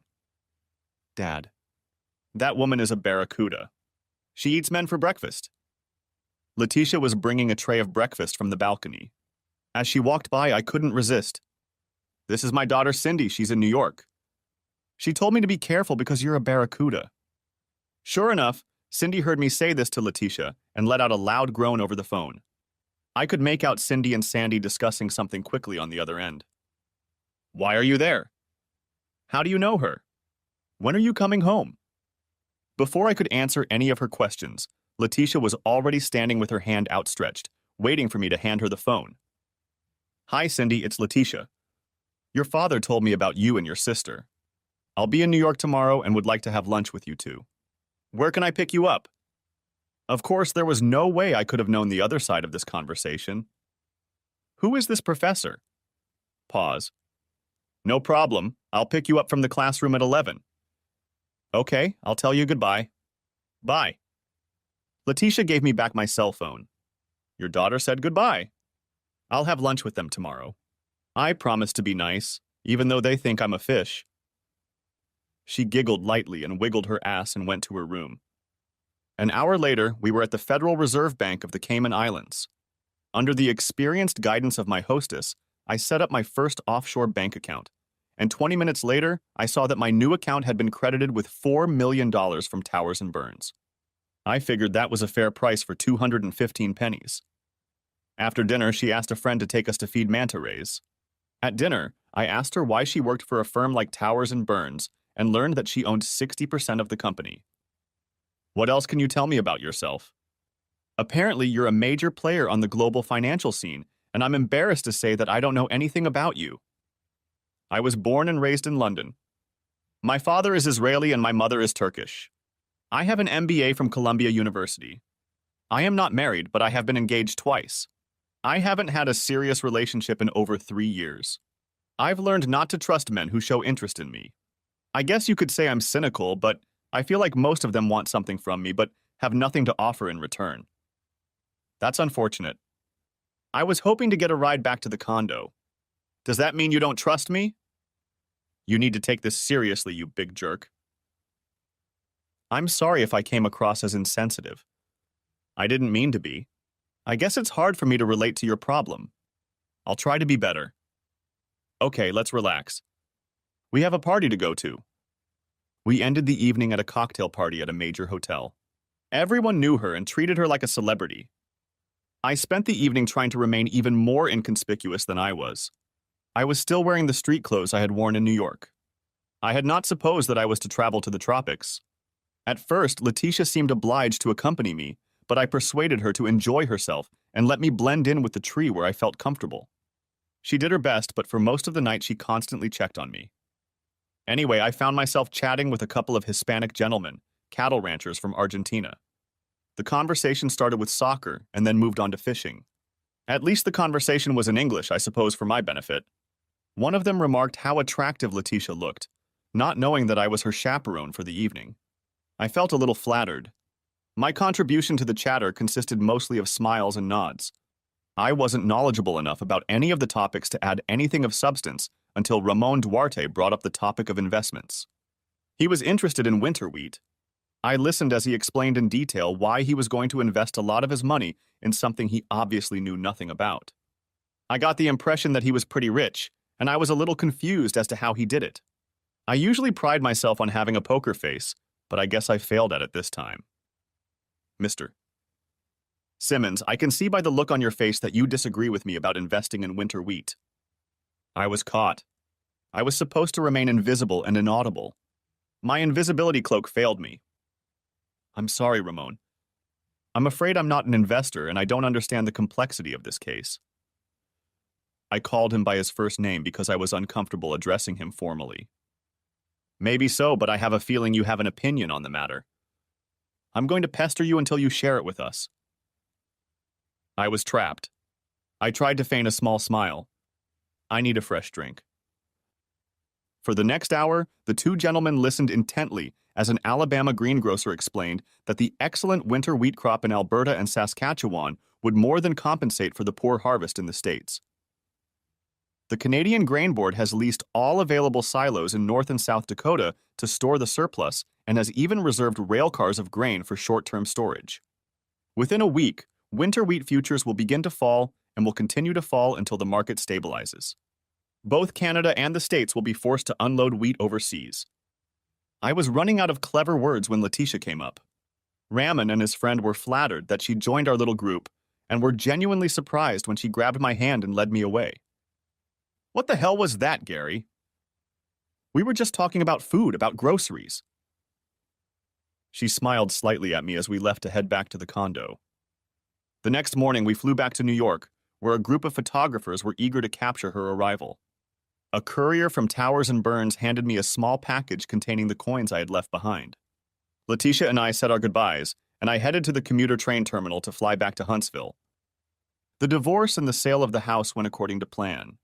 Phil Williams from the main office left me several messages asking me to call him. They again asked me to consider moving to the company's headquarters in New York. This time I agreed. John Smurd also left a message. He wanted to meet for lunch. I tucked myself away in my locker at work and wished my shifters good luck. There was a picture in the paper of Clayton and Marcy at a barbecue for a local politician. They looked like the perfect couple. It took me a full day to scan and identify all the coins in the bag from New York. With 3 weeks to go, I decided to put them on eBay as soon as possible. Everything should be fine, just as long as they didn't get caught by any scumbags. It took a full day to post the coin ads and prepare all the envelopes and blank stickers for shipping. All the money went into my PayPal account and from there to my new offshore bank. Now I had the weekend to relax. My Friday lunch with John Smurd was interesting. John was extremely pleased that I had gotten Clayton involved, but was unhappy that I had gotten nothing out of the deal. Explaining that to him would have been too difficult. Lunch went fine, and before he left, he gave me the deeds to 5 acres of land on the outskirts of town. He and his wife were leaving for Florida, and he wanted to get the house in order before he left. No good deed goes unrewarded. Shortly after John and I parted ways, my cell phone rang. Cindy and Sandy were arriving in Nashville in 2 hours. I had plenty of time to pick them up.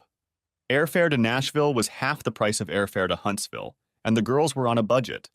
I had no trouble getting there and picking them up. Cindy couldn't wait to talk about Lettish. The lecture hall was hosting an advanced corporate finance course for over 300 students. In the middle of the lecture, the professor stopped to introduce Letitia to the students. She just appeared as if she owned the place. She spoke to the class for about 10 minutes and then announced that she needed 2 students for lunch at the Westin Hotel. We couldn't believe it when she called our names. So you liked her? She's amazing, Dad. How the hell did you manage to meet her?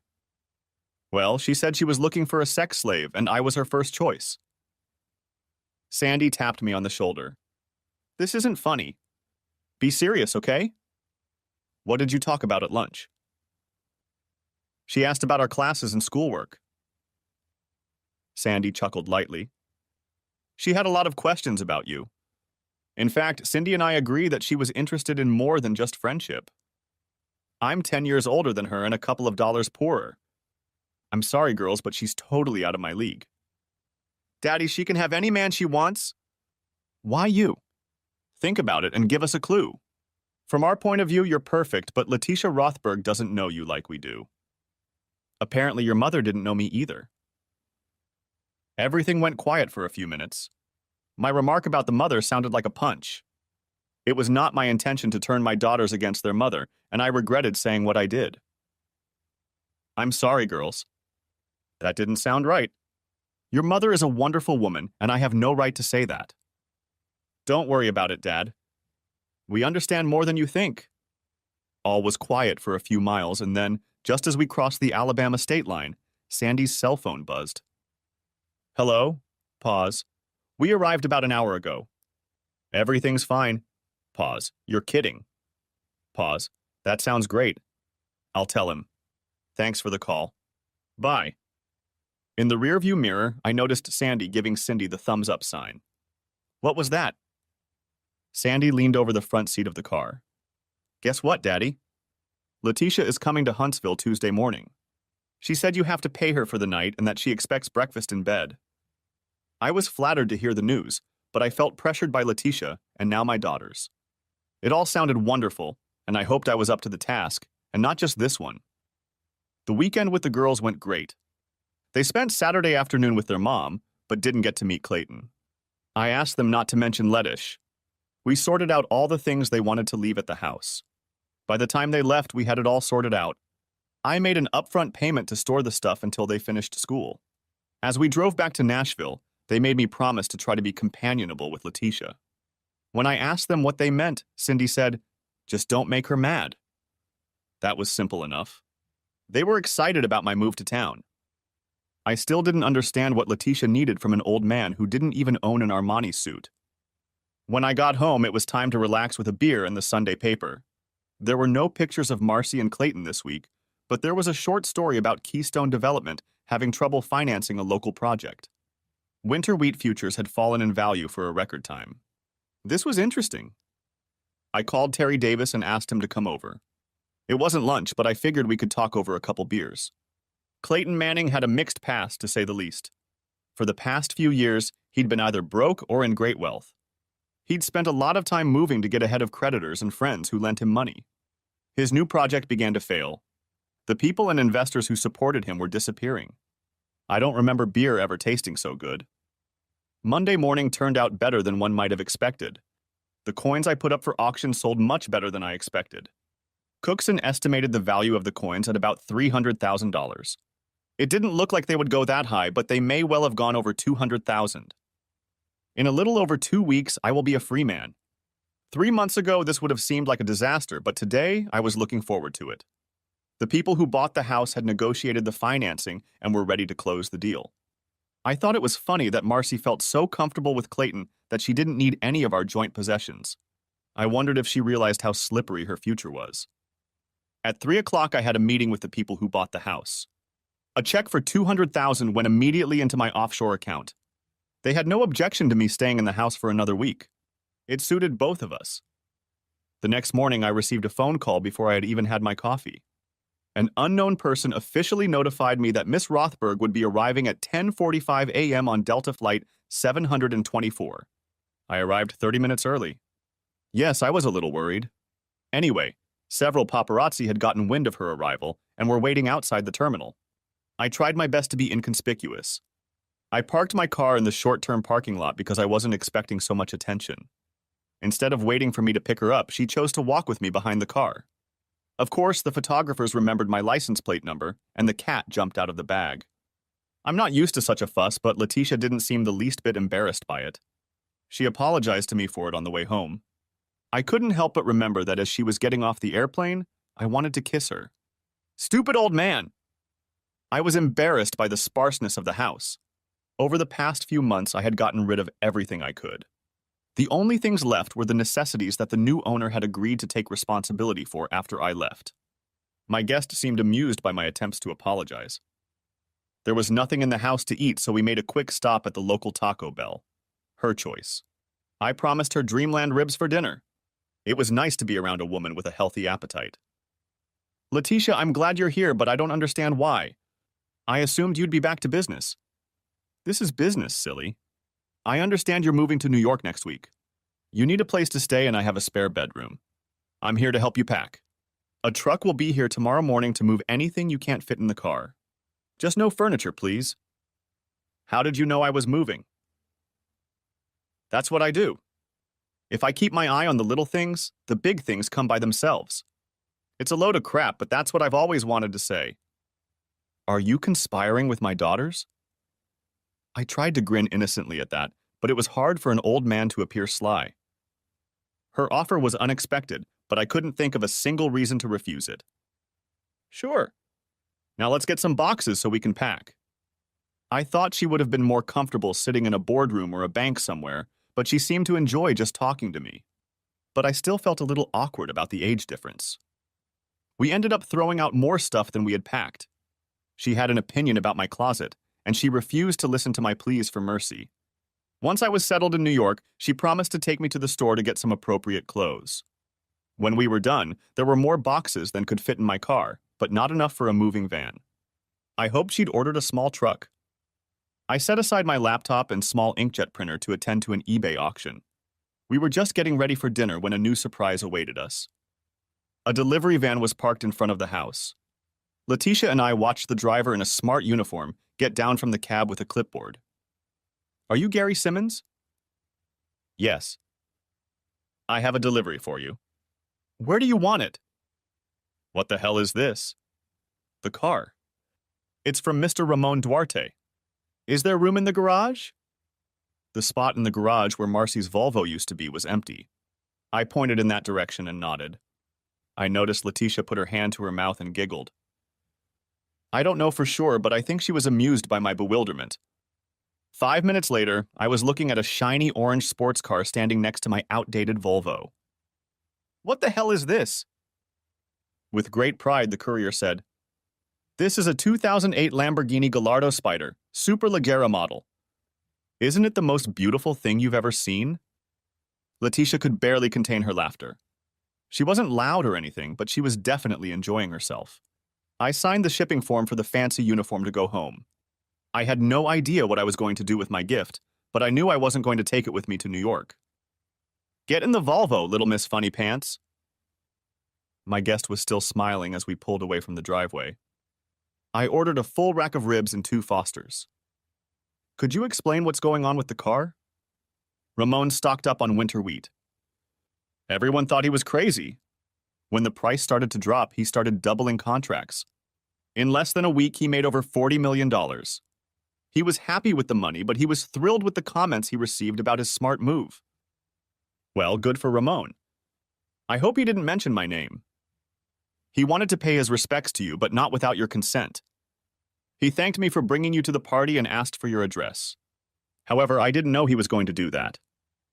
The ribs arrived, and I watched mesmerized as Letitia dipped a few of them in Tabasco and then got down to business. God, I love that girl. You know I'm going to send it back in the morning, don't you? That's what I thought. Don't worry about it. Ramon won't take offense. He would have gladly offered you the money, but he probably figured you'd refuse. That way you'll feel more obligated to keep the money. We had to order a few more beers because of the Tabasco. I felt good and I didn't want to go home. At that moment, I would have given anything to spend the night in bed with this beautiful young vixen. I envied the suave, debonair, lovable guys who could get any girl in the world into bed in 5 minutes. The best I could hope for was a good-night kiss. We couldn't talk all night, so eventually I was forced to go home. The next morning was wonderful. All my worries were in vain. As soon as we entered the house, Letitia took me by the hand and led me to the bedroom. Since I was a true gentleman, I did my best to make sure her needs were met first. As a reward, I was rewarded with the best night of sex of my secluded life. Breakfast in bed consisted of juice, coffee, and Danish. I'm sorry, but under the circumstances, it's the best I can do. He's as good as I could have hoped for. Trying to eat off a tray in bed is very uncomfortable. After a few giggles and rearrangements, we retreated to the kitchen. Breakfast in bed sounds neater than it is. Letitia, I don't want to spoil the mood, but I'm really curious as to why you chose me. I don't have much to offer, and you deserve so much. I've been burned many times by slick, debonair boy lovers. I won't fall into that trap again. Ah, I see. I'm attracted to you because I'm not a trickster or a debauchee. My guest found this amusing and laughed a little. Gary, I was impressed with the deal you made with James in New York. I just sold some coins. Not that it's silly. I found your proposed agreement to purchase trust land intriguing. Do you consider me a philanthropist? Oh, not at all. I see you as a cunning bastard who took advantage of a unique situation to mess with his wife's lover. Of course, this brought a smile to my face. I was amazed at how smart she was and how well she hid it. Was that wrong? No, Gary, that was brilliant. I was impressed and wanted to know more about you. You couldn't possibly know what I was doing in New York. I knew what you did, but I didn't find out the reason until days later. You were checking up on me? Of course I'm not a fool. I have to admit, the boost in self-esteem was refreshing. Unfortunately, Letitia was taking an early morning flight back to New York. I hated to see her go. She left me with a happy heart and the key to her apartment. The Lamborghini dealer couldn't come to collect the car until the next day. It was okay because I wasn't going to drive it. The movers came with a small truck and picked up my stuff to go to New York. Terry Davis called and told me that Keystone Development was in serious financial trouble. It seemed that Clayton had mysteriously lost almost all of its supporters, and almost overnight. There were rumors that some people were picking up markers that Clayton had not received. That evening, I was visited by my almost ex-wife. To what do I owe this unexpected pleasure? I could not refrain from sarcasm. I need to talk to you about some things. I'm leaving in a few days, but I'll help you in any way I can. I was going to take my old Volvo, but I noticed it was gone. What's that orange car in the garage? Things were starting to get interesting. I'm sorry, Marcy. When you said you didn't want your old Volvo, I sold it back to the dealer. He may still have it if you want to check it out. Shit. I'd never heard Marcy use that term before. The orange car was a gift, but I'm going to return it tomorrow anyway. I can't imagine myself driving something like that. The sticker on the window said $225,000. Who would give you a gift like that? Your new girlfriend? No. It was a cattle rancher from Argentina that I helped a few weeks ago. It was just to show my gratitude. So what else can I do for you? There was a pause in the conversation. I realized that Marcy wanted to say something, but didn't know how to do it. Would you like something to drink? I have beer and diet sodas. No, I can't stay long. How did you even get here? I don't see a car. I took a cab. Gary, you said you were leaving in a few days. Is it okay if I stay in the house for a while? The house is sold. We closed the deal yesterday and the new owners will move their stuff in this weekend. They're letting me stay until Friday, but that's it. What's wrong with the apartment by the river? She did not answer that question. There was a brief lull, and then she asked, What happened to the money you got for the house? Things were getting really interesting now. I was starting to like that the conversation was getting on the right track. It's all gone. You clearly said you didn't want anything. The money I had, I used to set up a new apartment for my move. Where are you moving to? New York. I got a promotion and a big raise. I should be there on Monday. I wasn't going to tell Marcy that I was going to live with Letitia. I also wasn't going to tell her about the bank account in the Caymans. You never told me what happened to the apartment. It was only leased. The lease expired and the owner didn't want to renew it. Where do you live now? We're staying at the Holiday Inn until Clayton picks up a new place. Oh, I see. Now I understood why she wanted to move into our old house. Marcy looked a little confused. She wanted to ask for help, but she didn't know how to approach it. I realized she was in trouble. There was a lull in the conversation again. Is there anything else I can do for you? Could you give me a ride to the Holiday Inn? The first half of the trip went smoothly. I understand you have a girlfriend. Tell me about her. She's not really a friend, but more of a business partner. What kind of business? You're not doing any business. You're right. I'm just a grocery store clerk. I can't fool you, can I? Marcy was silent. She was looking out the window, and I heard her whisper to herself, Bastard! This was the moment when I could vent all my frustration. It was the perfect opportunity to let her know how much the pictures in the papers hurt me. But instead, I just smiled to myself. She was in a bad way, and I redeemed myself. I felt bad for a moment, but it passed quickly. I dropped her off at the motel entrance. She left without looking back or saying goodbye. I hated to say it, but I felt a sense of satisfaction. The week was shaping up nicely. Thursday morning, I unexpectedly received the final divorce papers. They were early, but who am I to complain? On the front page of the Huntsville paper was a picture of Letitia Rothberg arriving at the airport. Your sincere friend was holding her hand. A copy of the newspaper is delivered free to each room at the Holiday Inn. Marcy can read it at breakfast. I was sure Clayton would explain to her who Letitia was. I emptied the safety deposit box at the bank. My 7 pennies will come in handy in the near future. I thought Letitia would ask about them while she was here, but she never once broached the subject. All our conversations were strictly social. If she was interested in me for business reasons, she never pointed it out. I set a buy-it-now price on all the coins in the auction. More than half of them were sold at that price. I spent the rest of the day packing up the coins that were sold and preparing them for shipping to the post office. The rest of the auction had to close by noon on Friday. If all PayPal payments went through, all coins would be mailed the same day. Any unscrupulous buyers will have to wait until Monday. Early Saturday morning, I was on my way. Most of the money from my PayPal account was transferred to my Cayman account. I also left a small amount on PayPal in case I saw something I just had to have. The people who bought the house drove up just as I was leaving. It was a win-win for both of us. The trip north would take about 12 hours with no delays. Letitia was in the apartment and promised to prepare a home-cooked dinner for my arrival. I wondered who would cook it. It was good to know that I was still man enough to win the heart of such a beautiful woman. I had no doubt that I could fulfill all her expectations. I was just crossing the Virginia state line on Interstate 81 when Cindy called. It seems Clayton Manning had skipped town and left Marcy with no car, no place to live, no money, and a hefty motel bill. I asked Cindy what she thought I should do. She laughed and replied, "Smile.